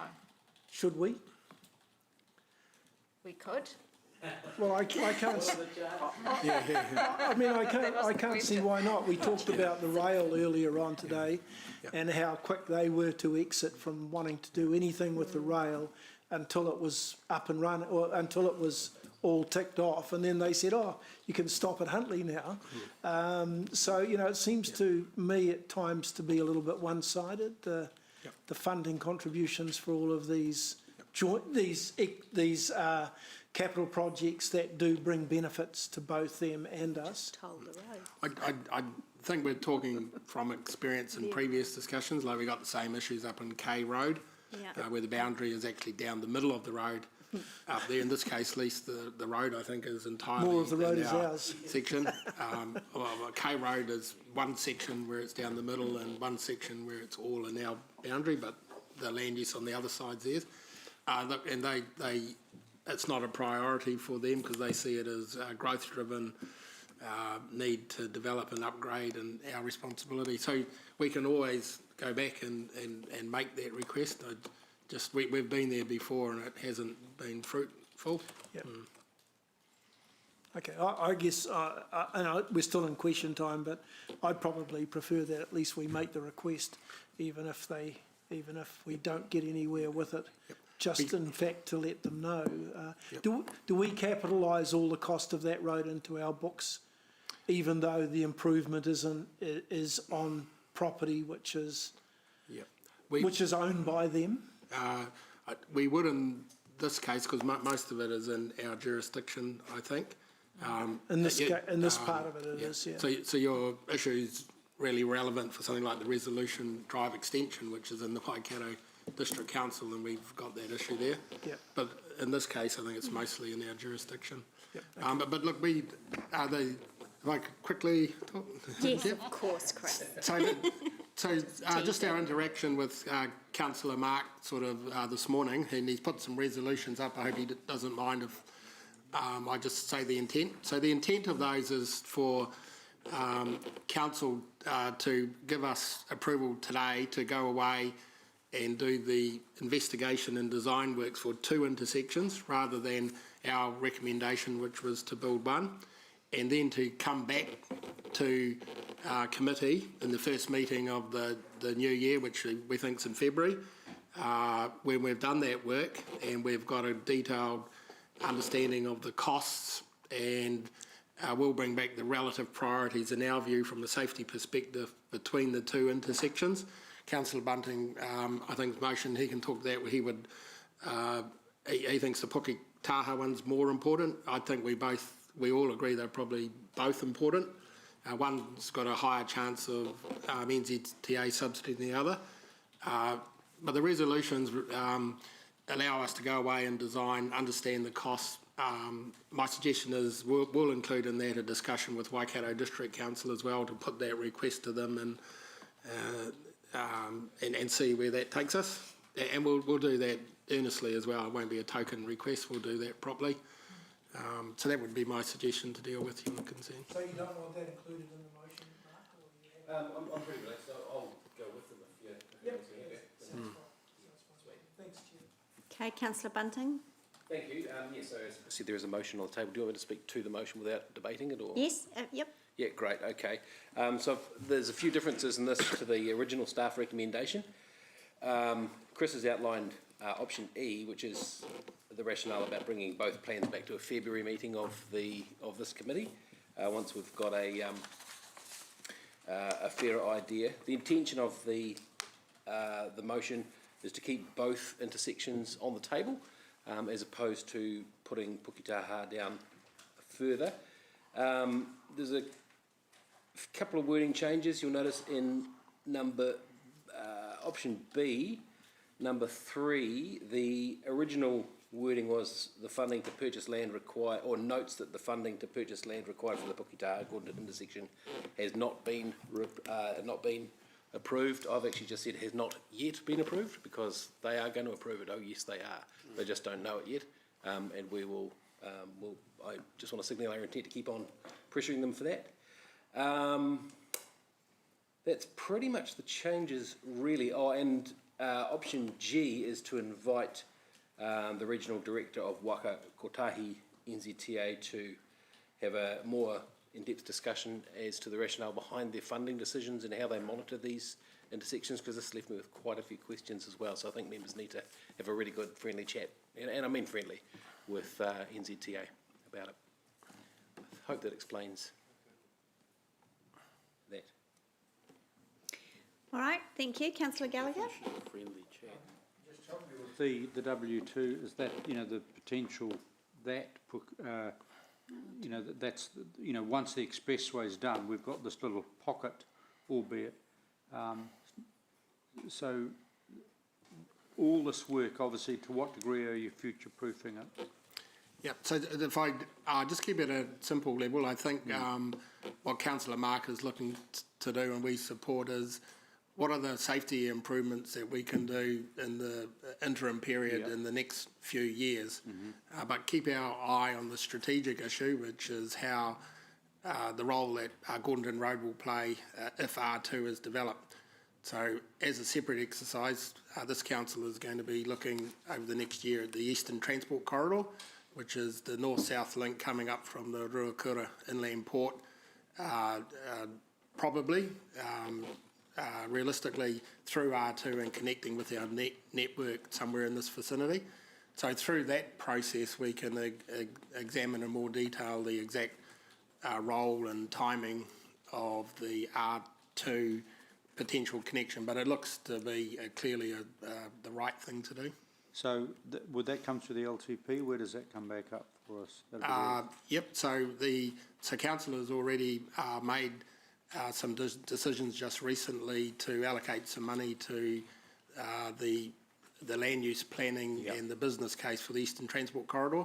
So what you will see in the current 10-year plan, there's some funding allowance, about mid-10-year plan for contributions to an Eastern Transport Corridor, and I expect that'll be something that you'll revisit as part of the 10-year plan and its relative priority and where you want to see that as well. So, so basically within a couple of years when the expressway is completed, this area is very much a pocket, isn't it, in terms of Waikato District Council? The R2 area? Yeah. Yep, that's part of your sort of, it's still out of our district, but I think everyone can look at the map and say it does seem to be a bit of an anomaly, that one. Yeah.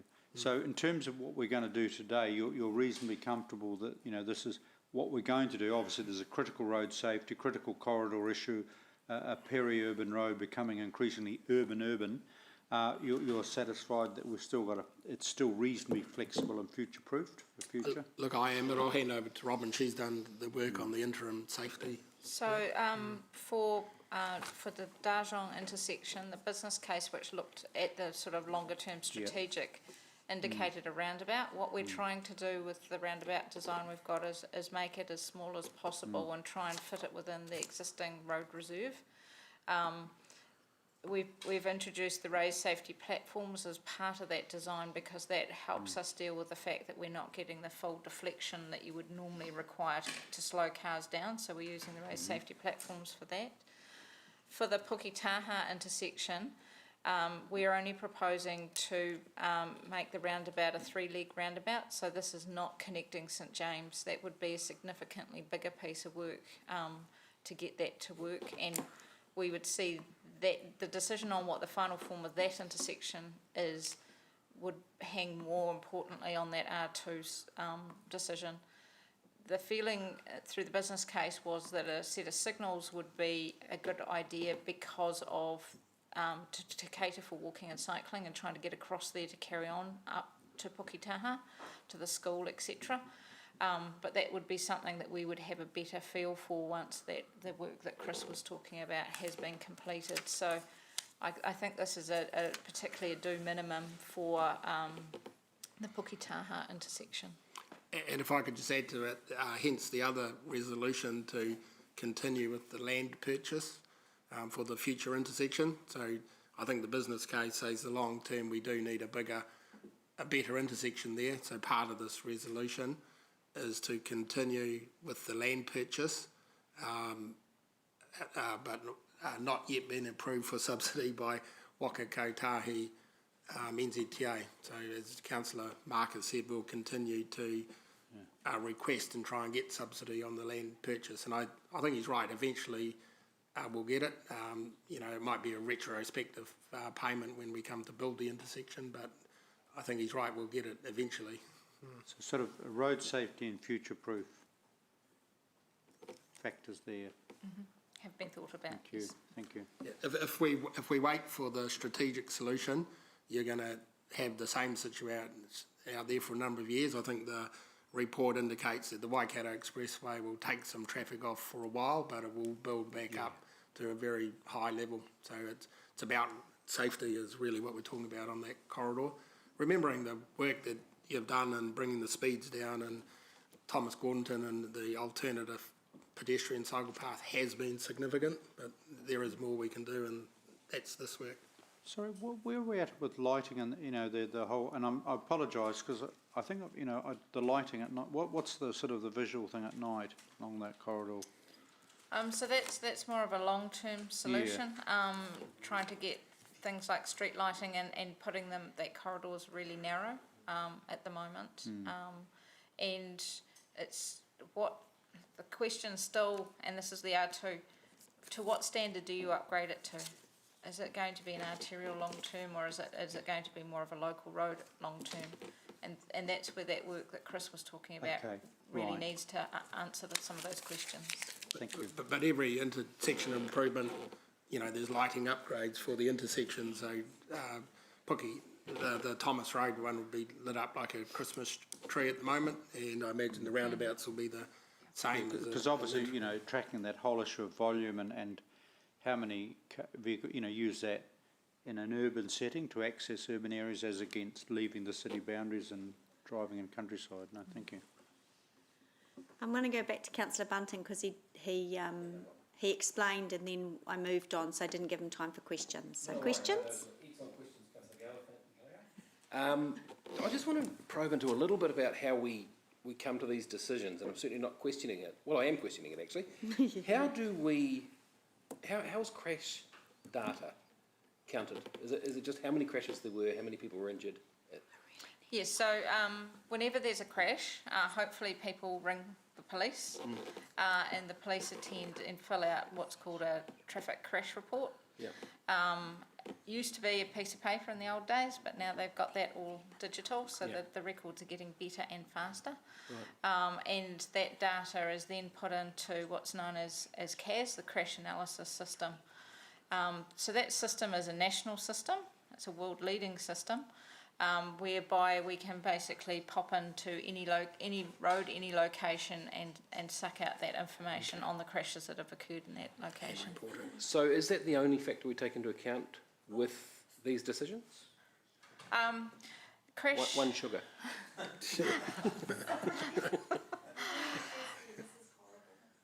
So certainly when we're looking at these sorts of locations and part of that business case is looking at on what basis are you trying to upgrade it. The biggest issue we have here is safety, and that is based on reported crashes, but it's also looking at the potential for crashes.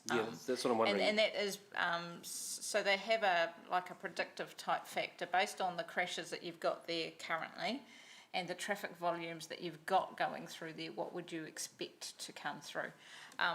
And at the moment, Dajong is showing up as having a worse crash record than what Puketaha is.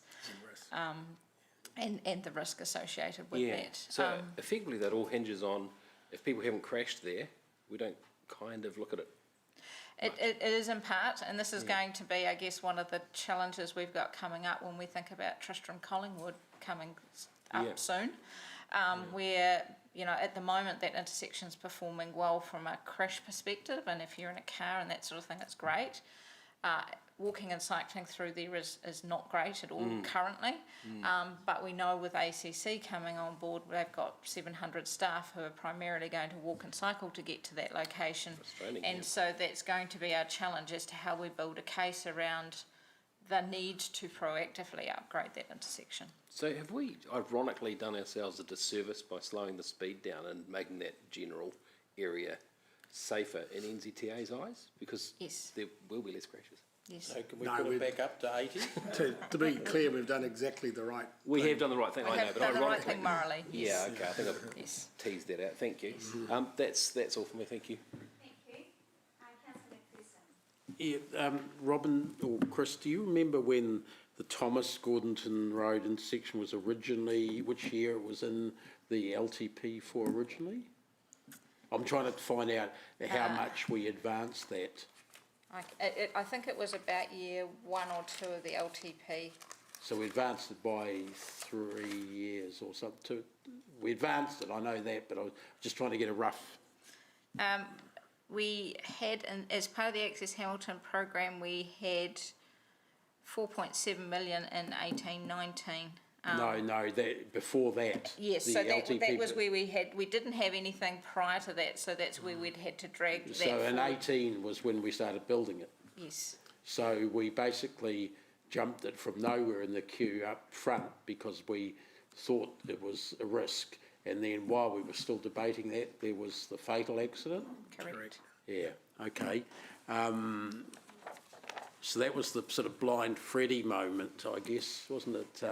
You could see that there was something going to happen, and we tried to jump on it as quickly as it could, and eventually got NZTA approval, even though it didn't, at the start, I recall similar discussions, it didn't qualify us because there hadn't been enough serious accidents.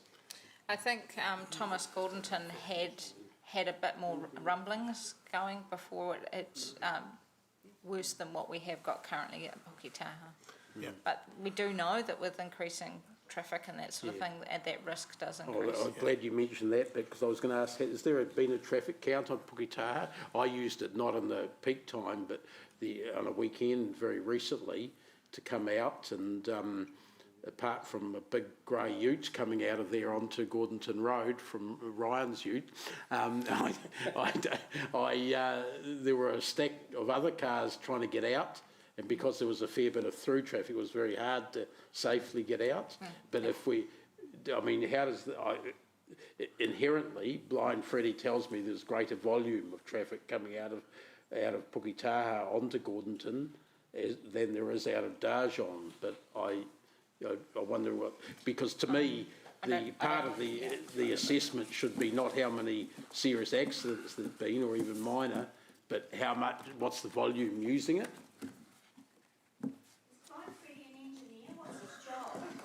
Like he's been really a councillor smart. He's for gotta be decades.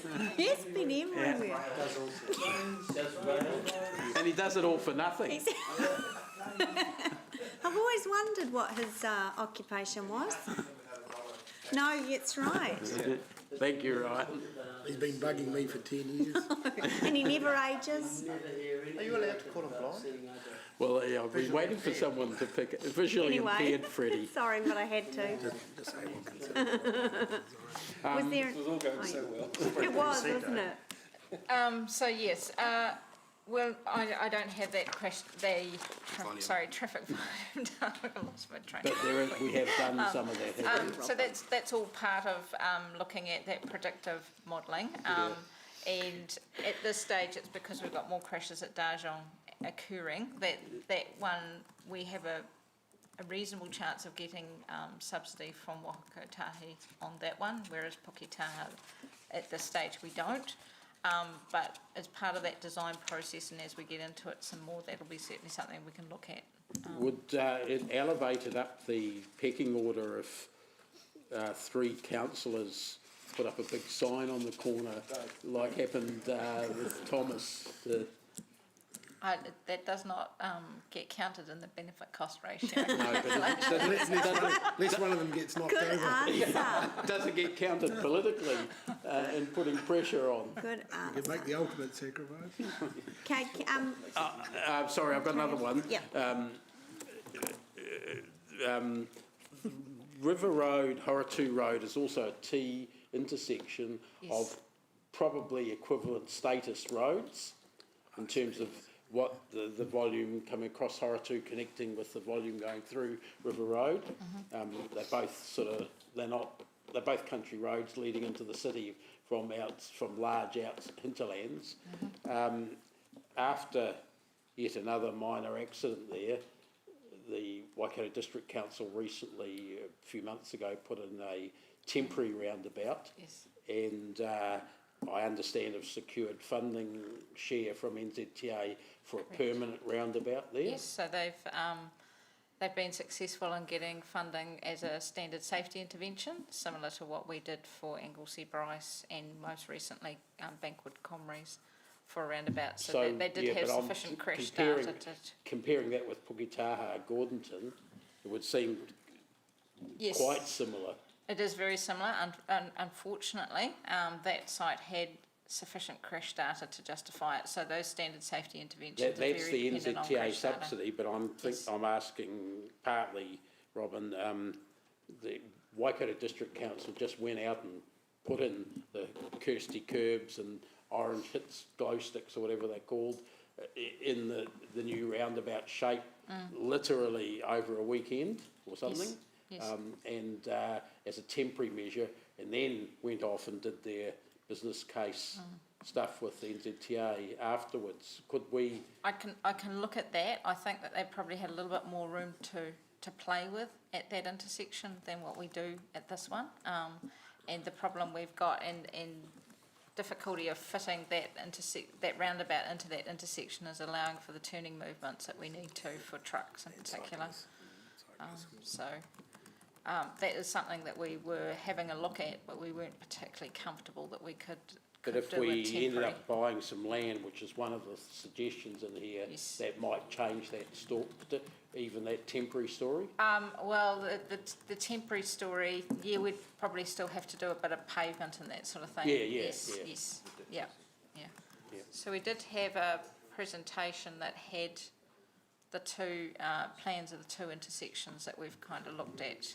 So the report had Dajong intersection, and we've got a bit of a plan, but it's basically at this stage is looking at could you just fit it. It's that very first test that we looked at. We haven't got into any design at this stage. Okay, that's enough for now. Thank you. Right, thank you. Councillor Hamilton. Thanks, Chair.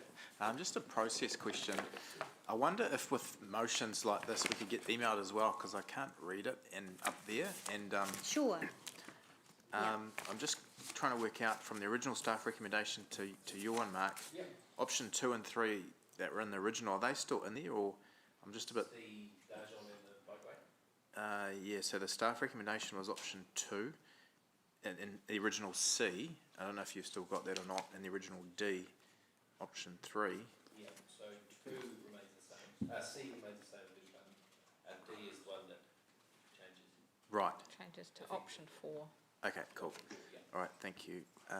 And question also, just with the purchase of the property at the Puketaha section, are we doing what we do often and signal to people that there's going to be this big, get ready for your checkbook because we're buying land, or is there any way we can do a public work to make sure we hold market valuation of that property, or how do we prevent it being rorted? Yeah, so I guess we are clearly signalling that we want that land, but look, council buys land in accordance with the Public Works Act. So the Public Works Act is the protection there. So we can only buy it at a fair market value. So Yeah, so the Public Works Act wouldn't allow us to pay over the odds. So would we go at market value, and if they resist, then we initiate the Public Works Act process? Yeah, but even then, the Public Works Act just drives you to fair market value. Yeah, but it means that we're allowed to legally acquire it.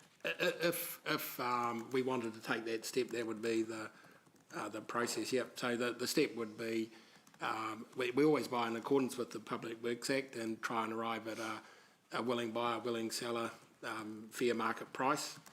The option is then available to council to use compulsory purchase provisions. But look, I know we're doing that on peacocks, but we don't. It's not a normal process for us for something like this. We would hope, but the option is there and available if we got to that point. I guess my other question is now, if this takes 2 or 3 years to progress, are we better to purchase a property now, or are we going to incur, property uplift that we continue to pay full value for? Yeah, there's never any better time to buy property than now. So property is escalating. You'll see that in the 10-year plan when it comes through as well. The property escalations are quite significant over the last 3 years. So there's never any better time than now to buy property.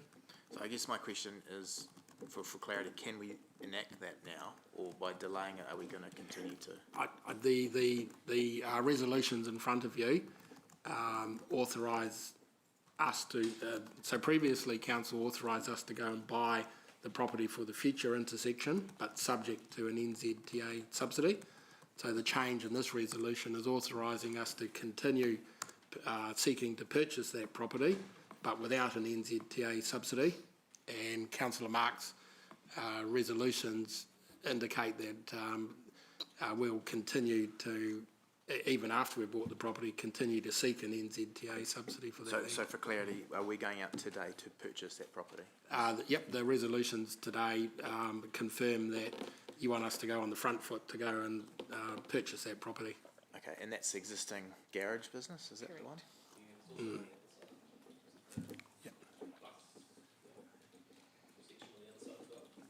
I think it's just the one. I thought it was just on one side, yeah. Okay, thank you. All right, Councillor Naidu-Rolfe. Thank you. Most of it's been asked, so just a couple of questions. With the data of the Dajong versus Puketaha, both say that it's from 2018. So is that high risk for the Dajong intersection? Is that 2018 data that it's based on? So when we are looking at crash risk, we look at a 5-year period, and we've checked the data, and there haven't been any crashes recorded at Dajong since 2018. And for Puketaha Gordonton, we haven't had any crashes recorded since 2017. But when it comes to doing the benefit cost, we look at the latest 5 years worth of data that we can get. All right, and what year was the Huntington Waivery Drive improvement? When was that done? Couple of years ago. Sorry, yes, it's probably about two. I know that we did temporary work in there initially with where we used the temporary hit sticks, and then we followed up and put a more permanent solution in following that. Permanent solution was probably about 2 years ago.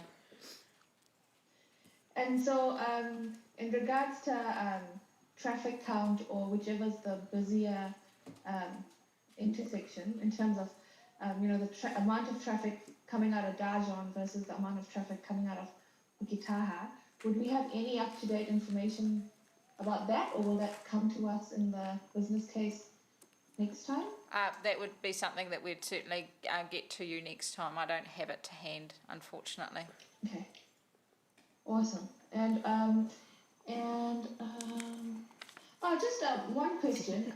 With the Gordonton Puketaha plan,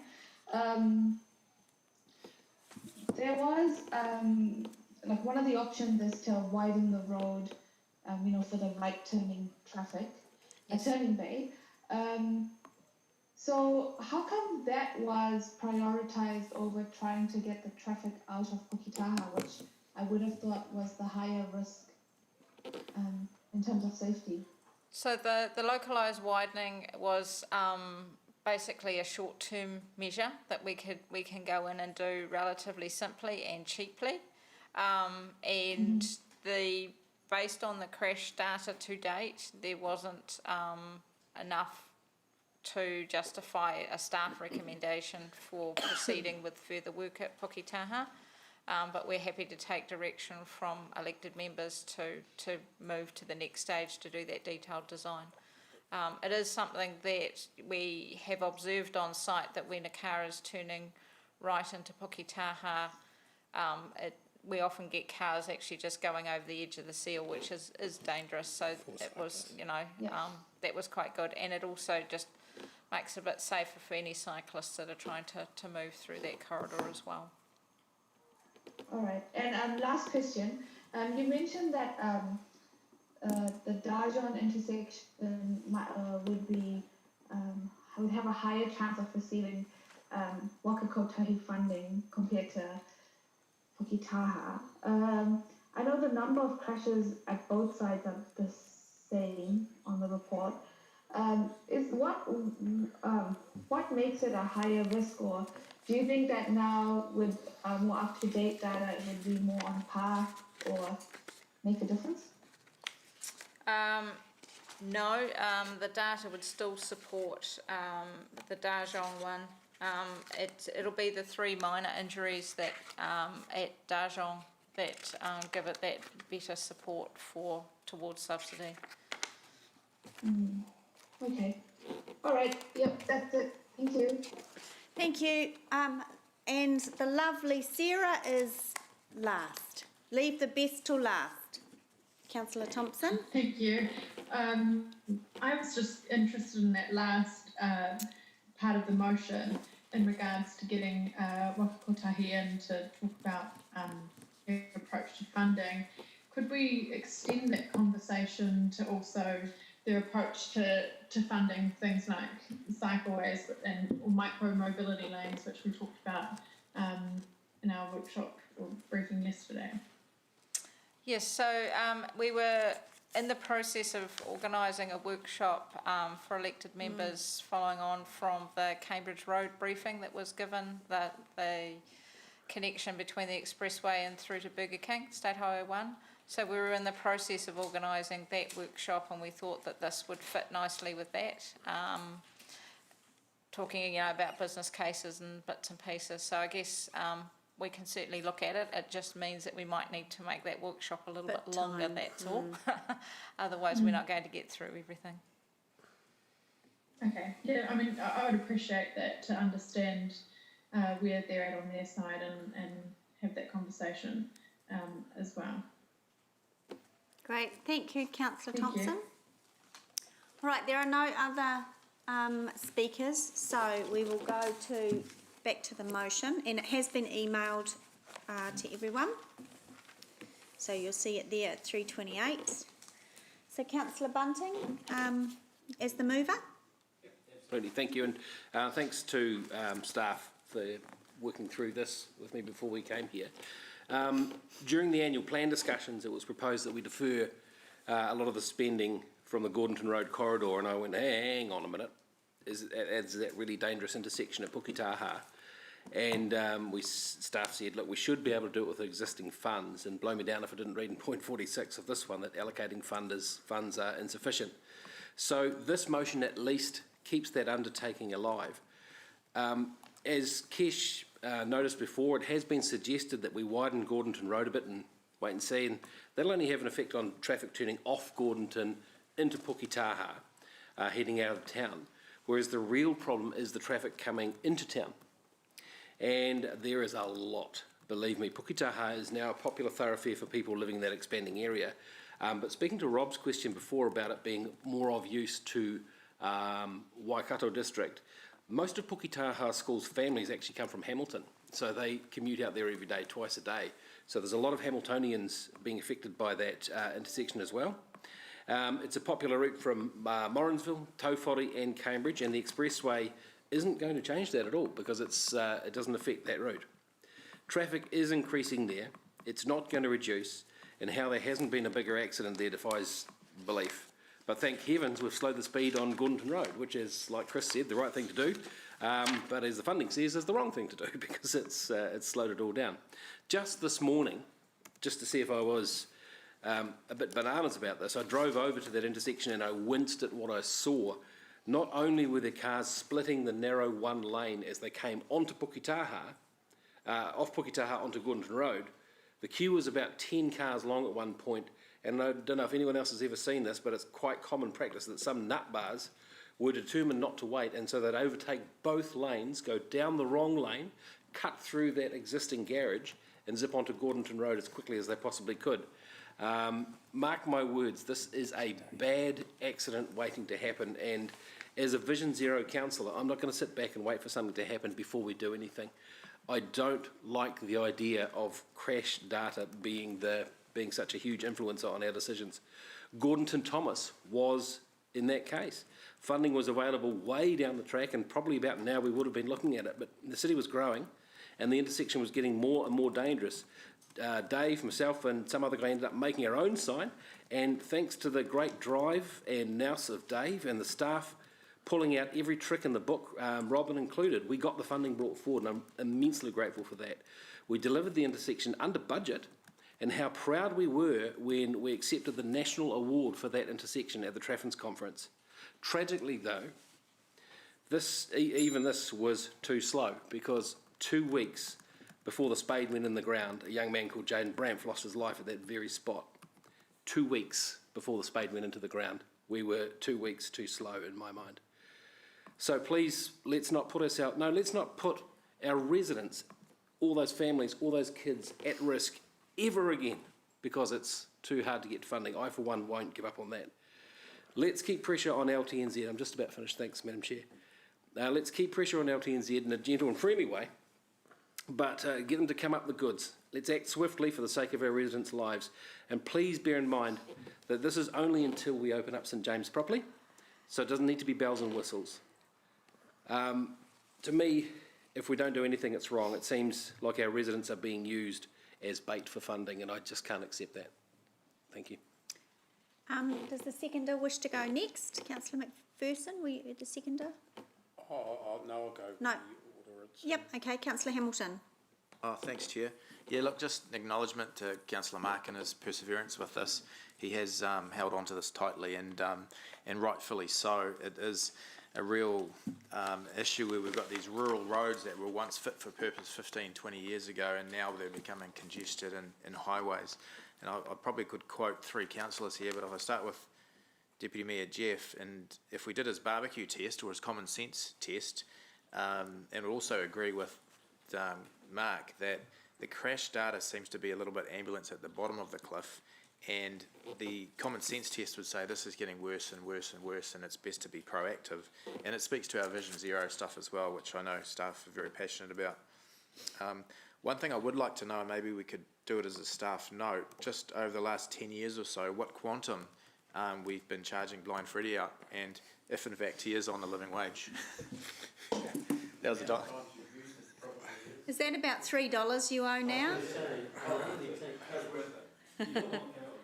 Okay, thank you. I'll go to Deputy Mayor next. Oh, yeah, thanks, Chair. Look, I wholeheartedly support Bunty's determination to keep going hard to make both intersections safer as quickly as we possibly can. He knows the area well. We've seen this in his past advocacy as other councillors too on other parts of Gordonton Road. He feels strongly about the Puketaha Gordonton Road area, and has done again for some time, as he referred to. He's been pushing it before. Data, may support Darjon more, but there is no substitute for local knowledge, local feel. And I also really support keeping pressure on NZTA, supporting his desire to get a good conversation with someone a little higher up there. So let's not give up that. So he's passionate on this, and I join Ryan in saying we should support him. There's been plenty of investment in this area already, so let's just do it go as hard as we can and to get it completely right. And it may just save someone from serious injury or worse. So well done, mate, and I'll support it. Okay, next is Councillor Thompson. Oh, I didn't realise I was on the list. Oh, you've got your blue hand up. I'll give my support to Mark as well. Not long ago, I heard from someone who knew family of Jaden, and they talked about the impact that it had on them, and when he was killed at that intersection, and it is real human lives that we're talking about. And I think Councillor Ryan's right that we don't want to be looking at the ambulance at the bottom of the cliff with these kinds of decisions. And while we do have to prioritise intersections, I trust that Mark knows this intersection well, and we have heard that from staff too that there is dangerous behaviour. So support us moving forward on this. Thank you, Councillor McPherson. Thanks. Look, I support all the comments that have been made by the speakers to date.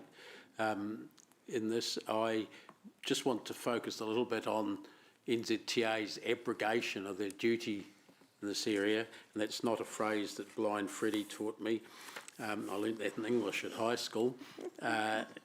We have a large, and every growth council, I'd say, in New Zealand, has a large number of rural roads that now are safety hazards for people that are either residents of their city or residents of the surrounding areas and work or go to school or whatever in the city. Just straight off the top of my head, I listed K Road, Gordonton Road, Onion Road, Ruffles Road, Te Korwhai Road, Exelby Road, Tui Karamea Road. I could get Collins Road is another one, that all have dangerous aspects of rural goat tracks impinging on the edge of the city that are dangerous. We've had people killed. I can't remember the name of the Cherry Blot Lane down at the south end of the city, for instance, trying to come out onto the highway there. And it's all as a result of just standard normal growth of metro areas going into the country areas, and you're having to go through torturous, long, involved, ridiculous business cases for things that are absolute no-brainers to put safety fixes in place. As a council, we should probably be paying more attention to that, but the reason that our staff, our overworked staff, aren't paying so much attention is they know what a huge job it is to get any sort of funding out of NZTA, because they just are not up to the task in this area. And I, for one, will be happy to talk to people like Steve Mutton about that. There is a difference in people's lives being made by this, as Mark has pointed out. And it isn't the only place around the edge of the city where serious accidents have occurred. And it is about time that our so-called funding partners were in reality funding partners in this sort of area. Don't, Mr. Twyford, tell us to prepare for growth unless you're prepared to share in the costs of that growth. And we want those costs to be positive, to have positive outcomes, not to happen because there are negative outcomes that push a particular intersection or bit of road higher up the pecking order. Thanks. Thank you, Councillor. Councillor Gallagher. Yeah, I mean, obviously I totally endorse, or particularly Councillor McPherson, all that's been, has been said.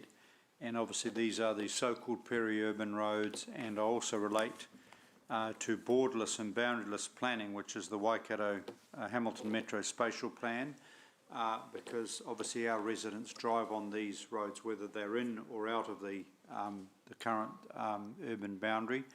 A big shout out to Councillor Bunting in this one as being a good local member in promoting his patch, but all of our patch, because this is, the road safety is first and foremost.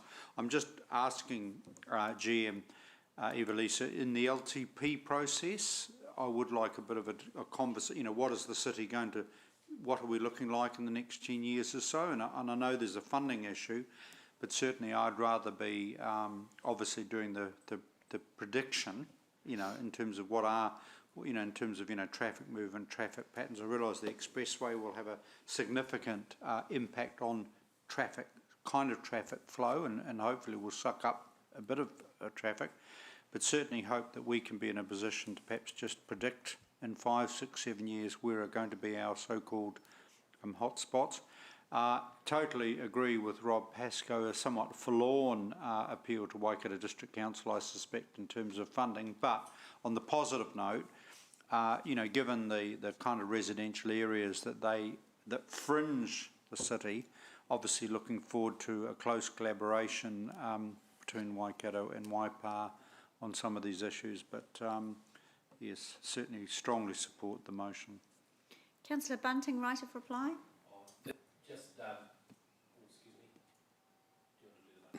Thank you. Just not much else to add other than to thank colleagues for their support on this. And particularly, I want to thank Robin and Chris and Evelisa for their work in helping us get to this point. We're right behind you. We know how hard this is.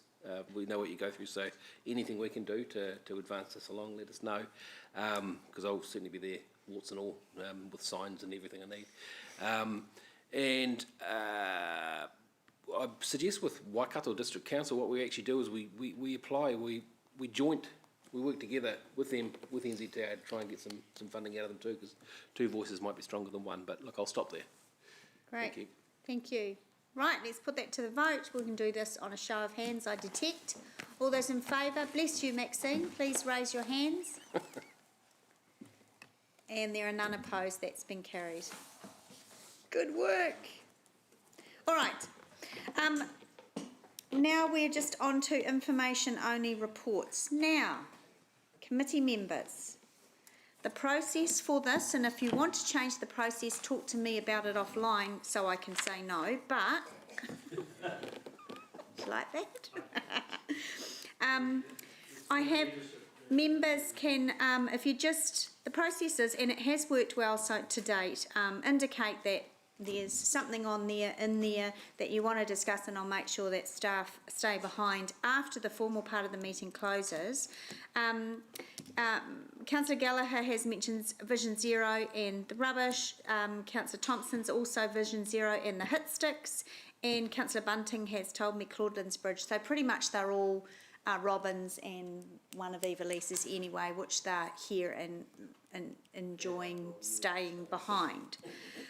So all we need to do at this point is accept the report. Now, there's a caveat to that in terms of the rubbish and recycling. We are working on, and I've invited Councillor Gallagher and Forsyth and Thompson, as for the environmental lens, to get some time with Evelisa to talk about from, what would it be, next month's meeting? Yes. Yeah, we will have in the main body of the agenda reporting and data coming back on the new rubbish and recycling service, because all have been a decent amount of time and they're collecting that data.